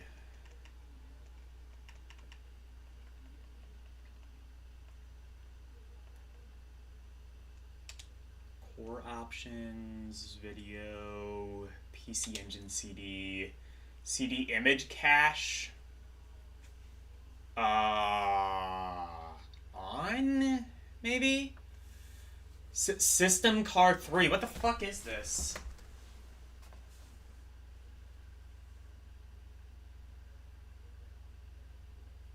When am I doing Narcisu? Oh. What am I doing? I'm trying to. I don't know what the hell system card 3 is. CD speed? Could I, like, change that? Would that do anything? Is that gonna make it worse? Okay.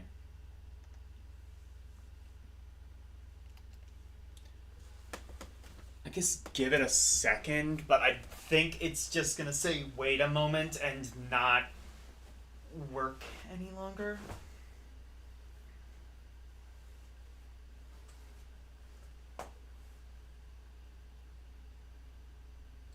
Because it's not loading. It wasn't before.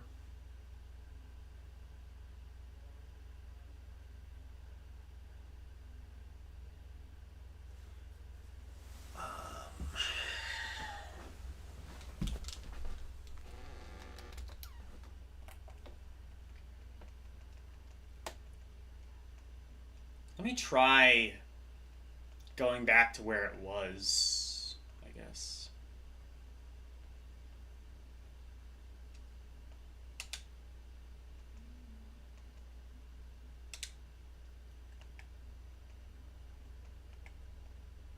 Let me try system card 1, maybe?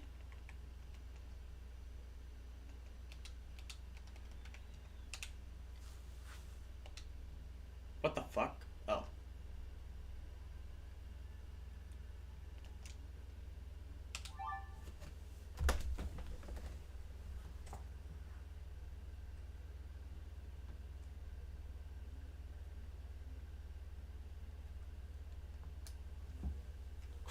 Dracula X Chronicles. I'll have to see if I have that.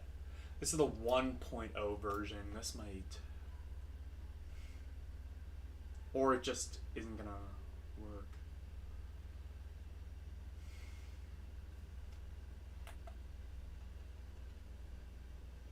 Okay, let me... I don't know if I have it on the PSP. I'll have to look.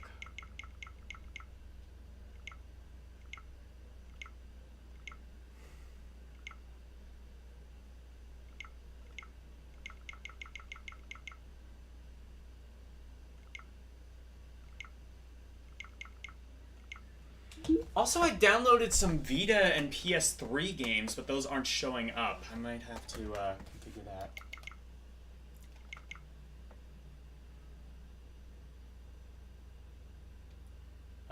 Dracula.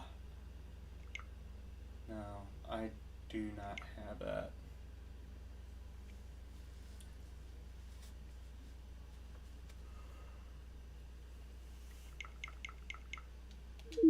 Yeah, I don't have that. Okay.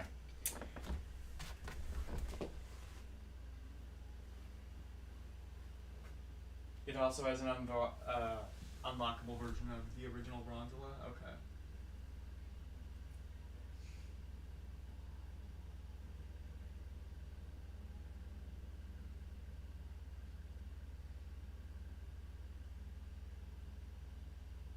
Just play... Alright, I'll play it on SNES. I do not like that version now.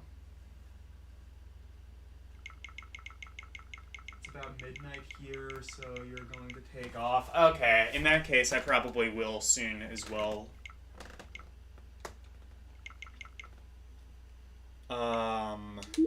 Okay, I'll play this, and then this will be the last game for the night.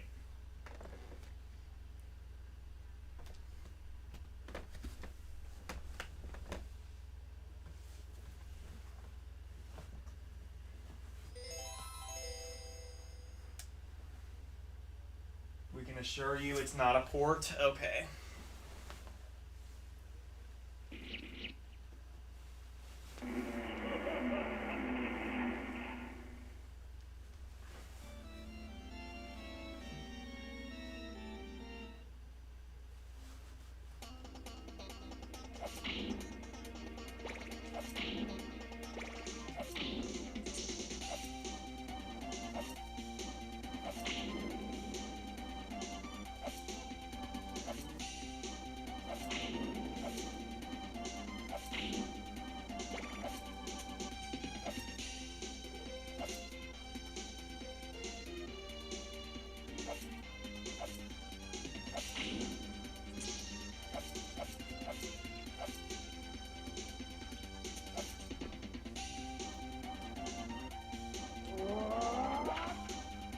Oh, I didn't know it had like a screen clear attack.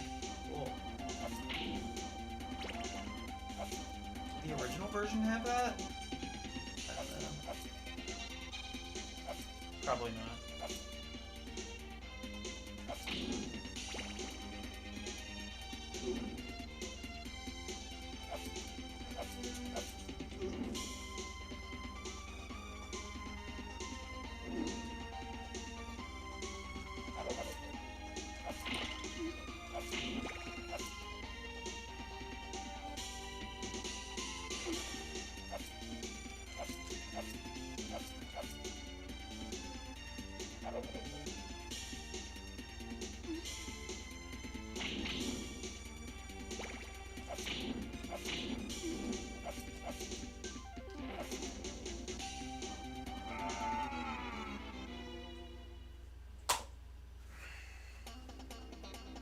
Crouch jump button twice to back like.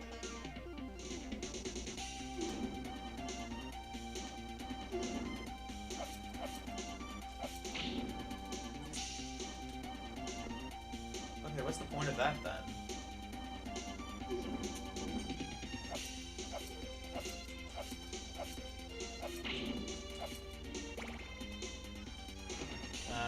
I guess it's cool.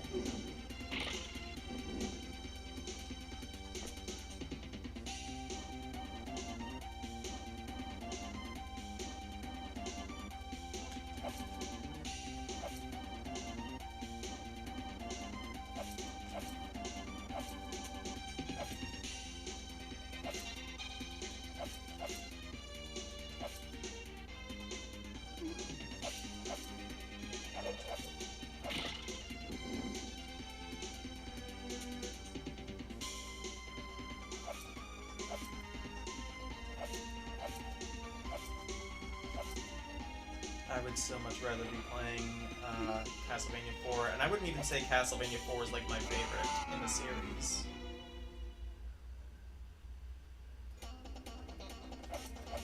You can also jump on and off stairs. I can? No, I can't. I never even understood what the... Like, what is your obsession with jumping on and off stairs? That's never something I needed to do in, like, Castlevania. Oh, I see what you mean. I can jump on and off the stairs. I see what you mean. I've never needed to do that in Castlevania.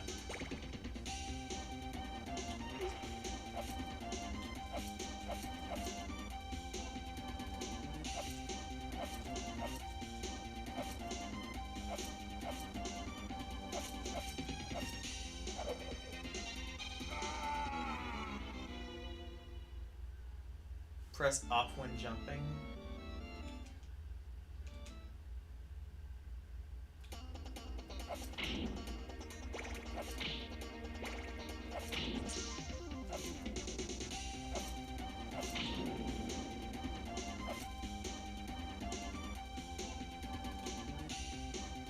I see. I mean, I guess that's neat. I don't know what the point of that really is.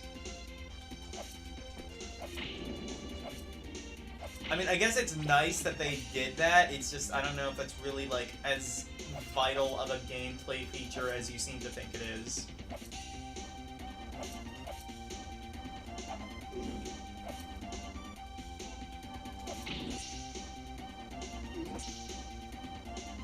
Like, I would rather, you know, have, like, multi-directional whipping and, like, better controls. And a dedicated item button as opposed to up plus B. That's actually, like, I don't know why they didn't do that in anything but Castlevania 4, because, like, that's such a convenient feature.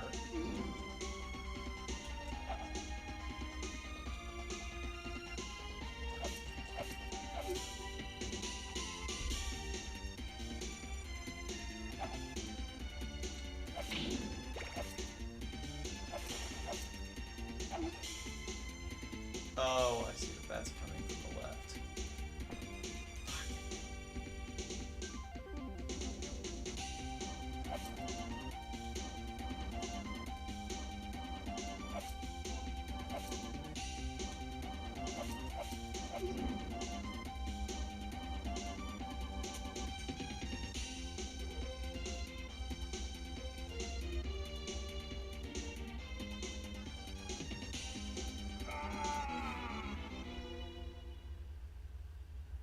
Because item crash is better? What? Oh, hi to Shiny.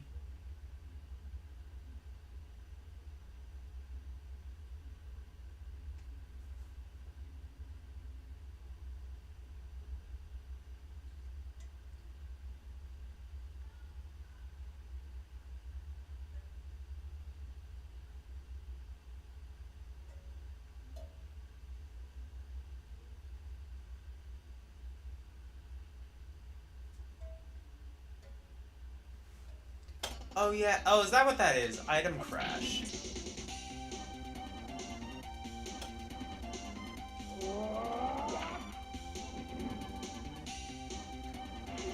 Okay.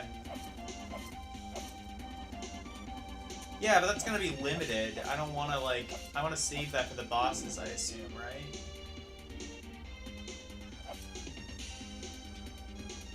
Yeah, I can't use that anymore.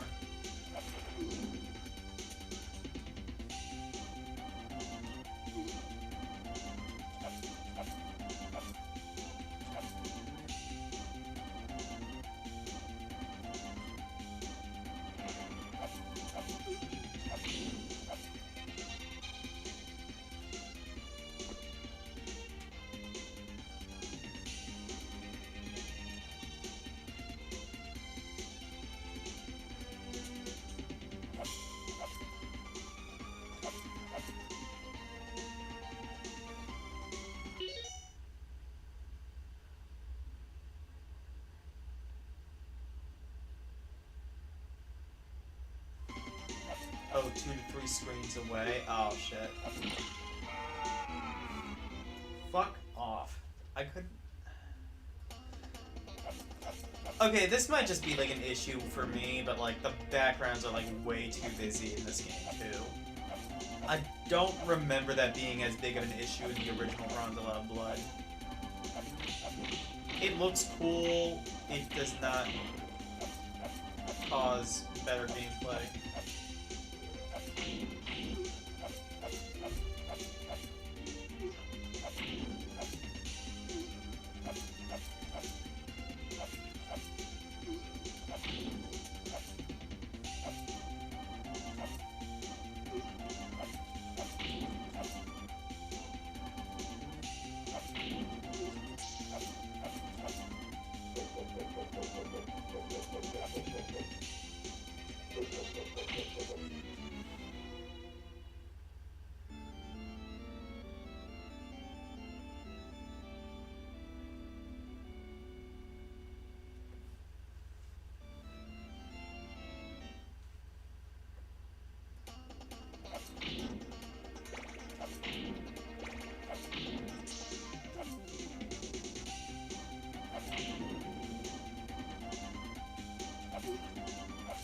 getting there isn't easy.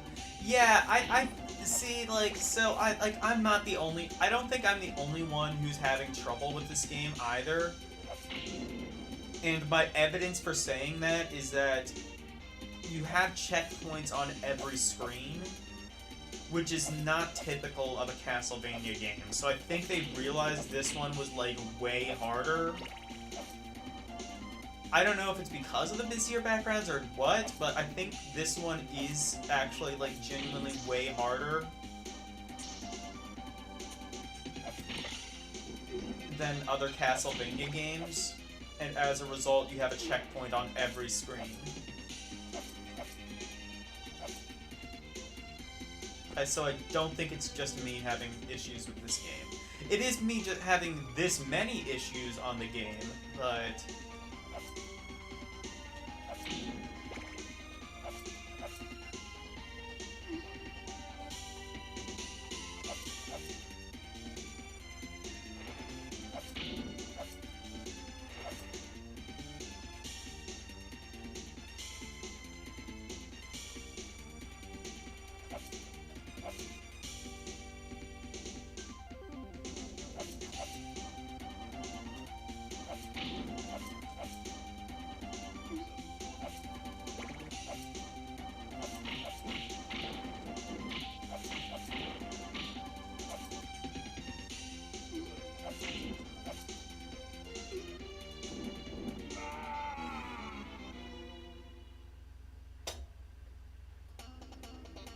It isn't distracting, it is to me.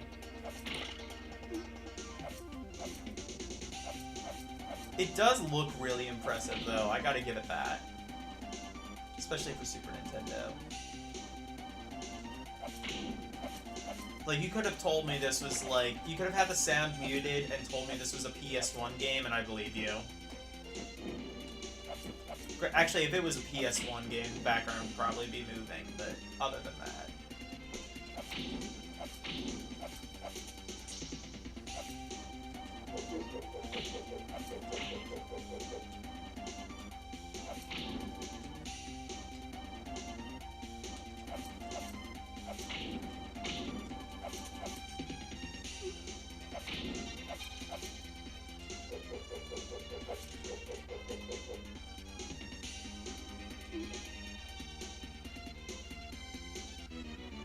Oh, so you do have to go up. Okay.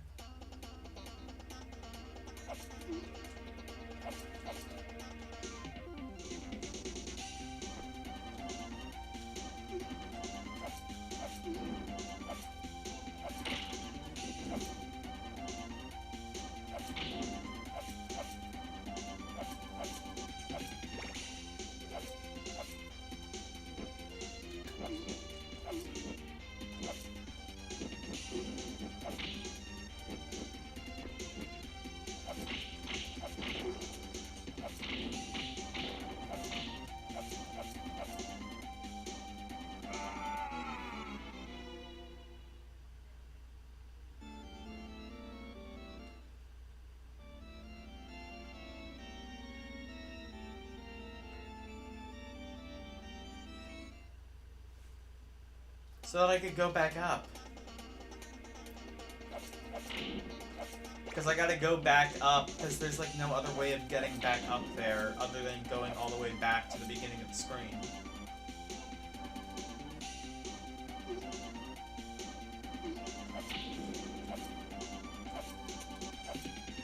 This game is ass.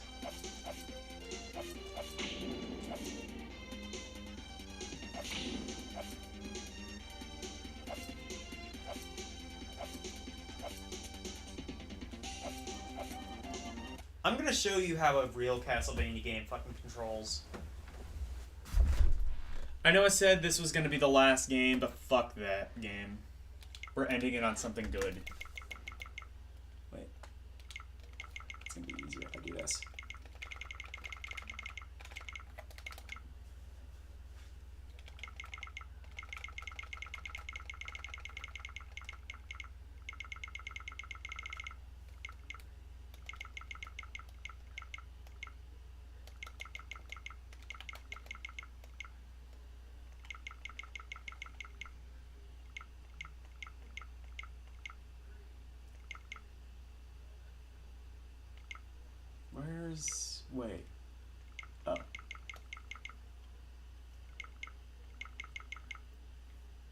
we go.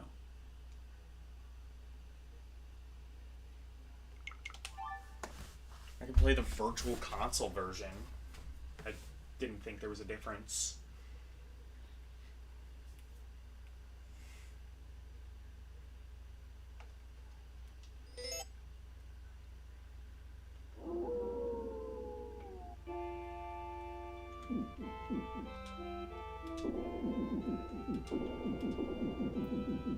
I wouldn't even say this is like my favorite Castlevania game or anything, but it is like so much fucking better than Dracula X.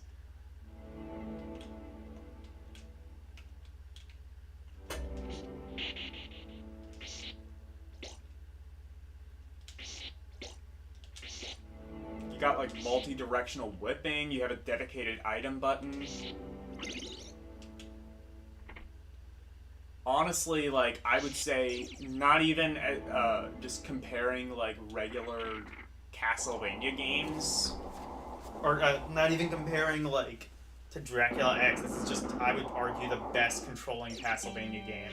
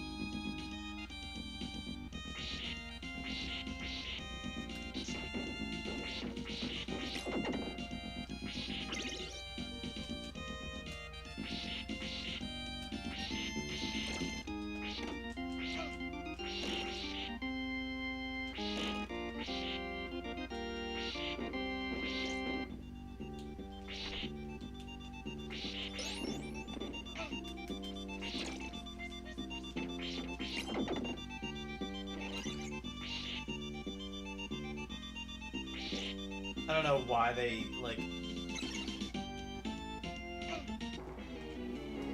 I don't know why they, like, brought that there, but still...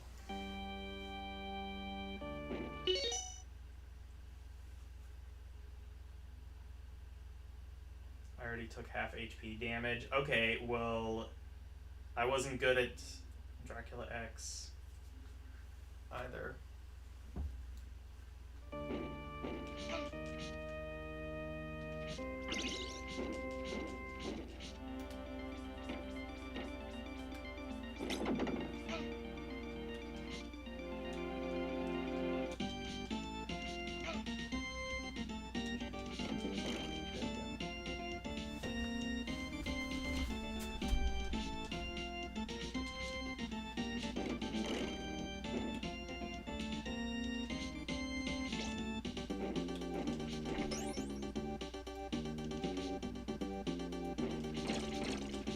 Also, I forgot, like, there was a...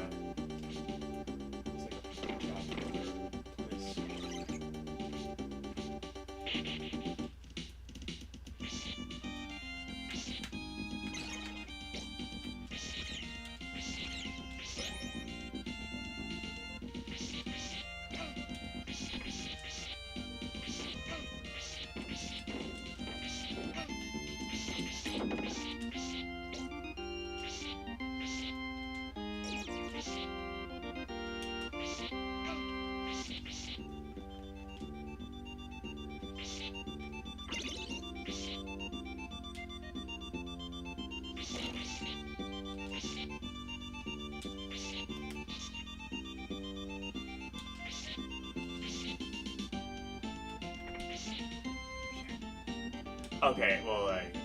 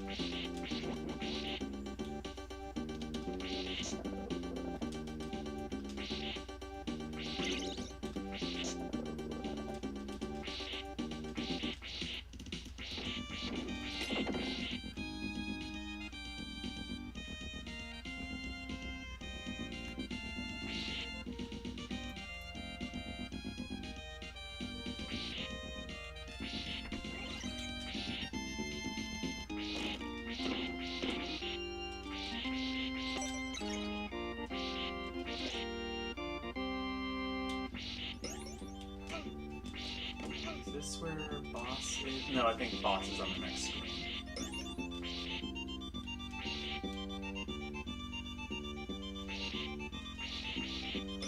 Or is it? No. Yeah, it's on the next screen.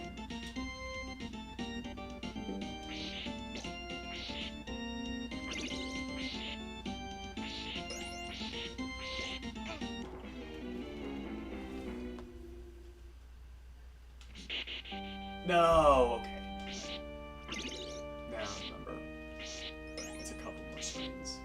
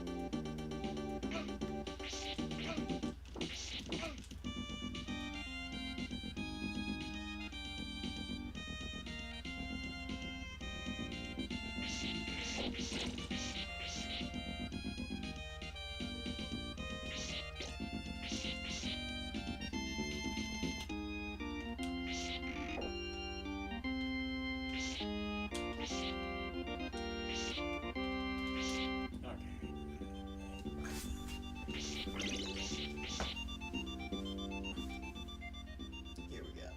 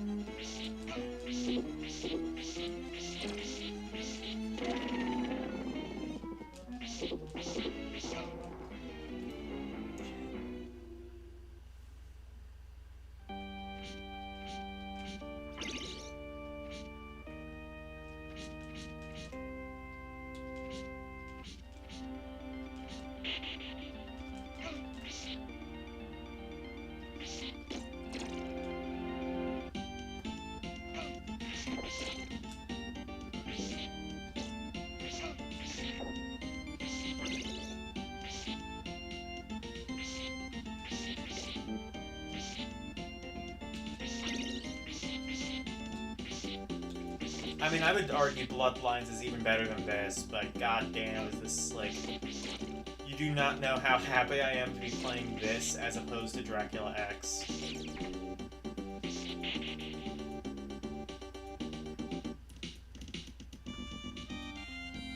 I don't have much experience with Rondella Blood. I should download the PSP version or the PSP not version because it's a different game, but you know what I mean.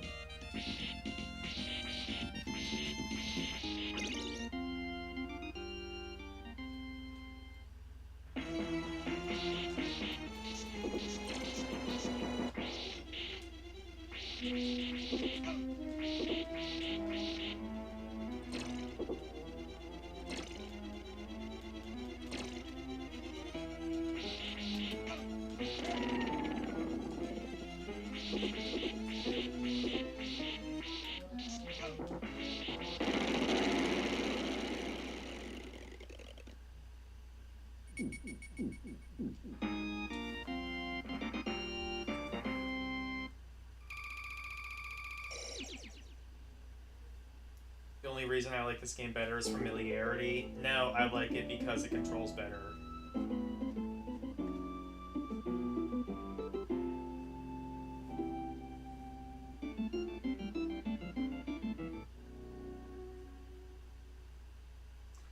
Does it play like Dracula X? I thought I remembered it playing better.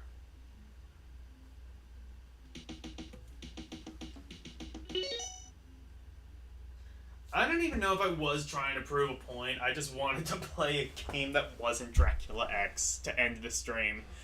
Anyway. Speaking of which, it is time to end the stream.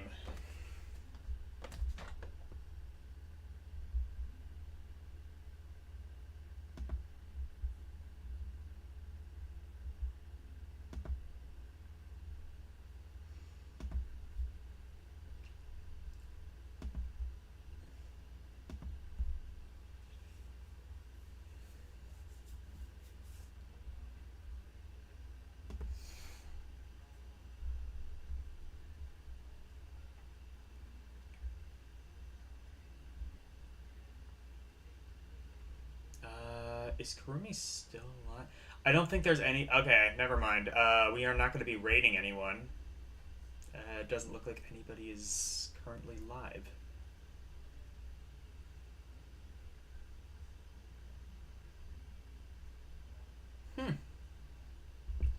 Scappa Waz is going to be doing a live stream. Interesting.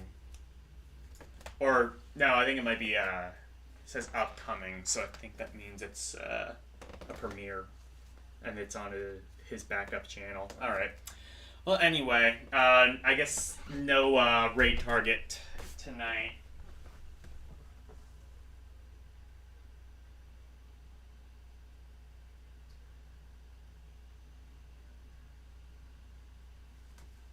Hold on.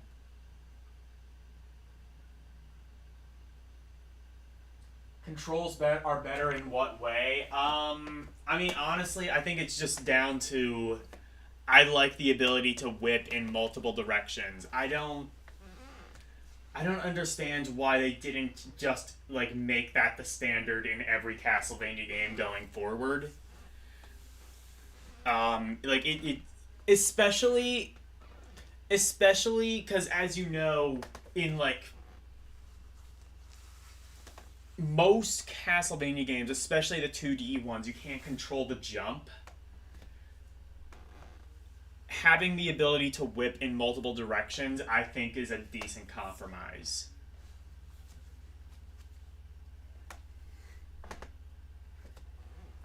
Anyway, thank you guys so very much for watching. Thank you, LCX, Karumi, Mid-Tier Guard, The Shiny Hunter, Nintendo, Dyer51, Cerulean, KE probably, even though I don't think I ever actually saw her. Retro Gamer Yasuke, Wolfpack. We had a really good show. Ty Lord. Thank you to everybody. Good night. And thank you for coming to my TED Talk. Bye, everyone.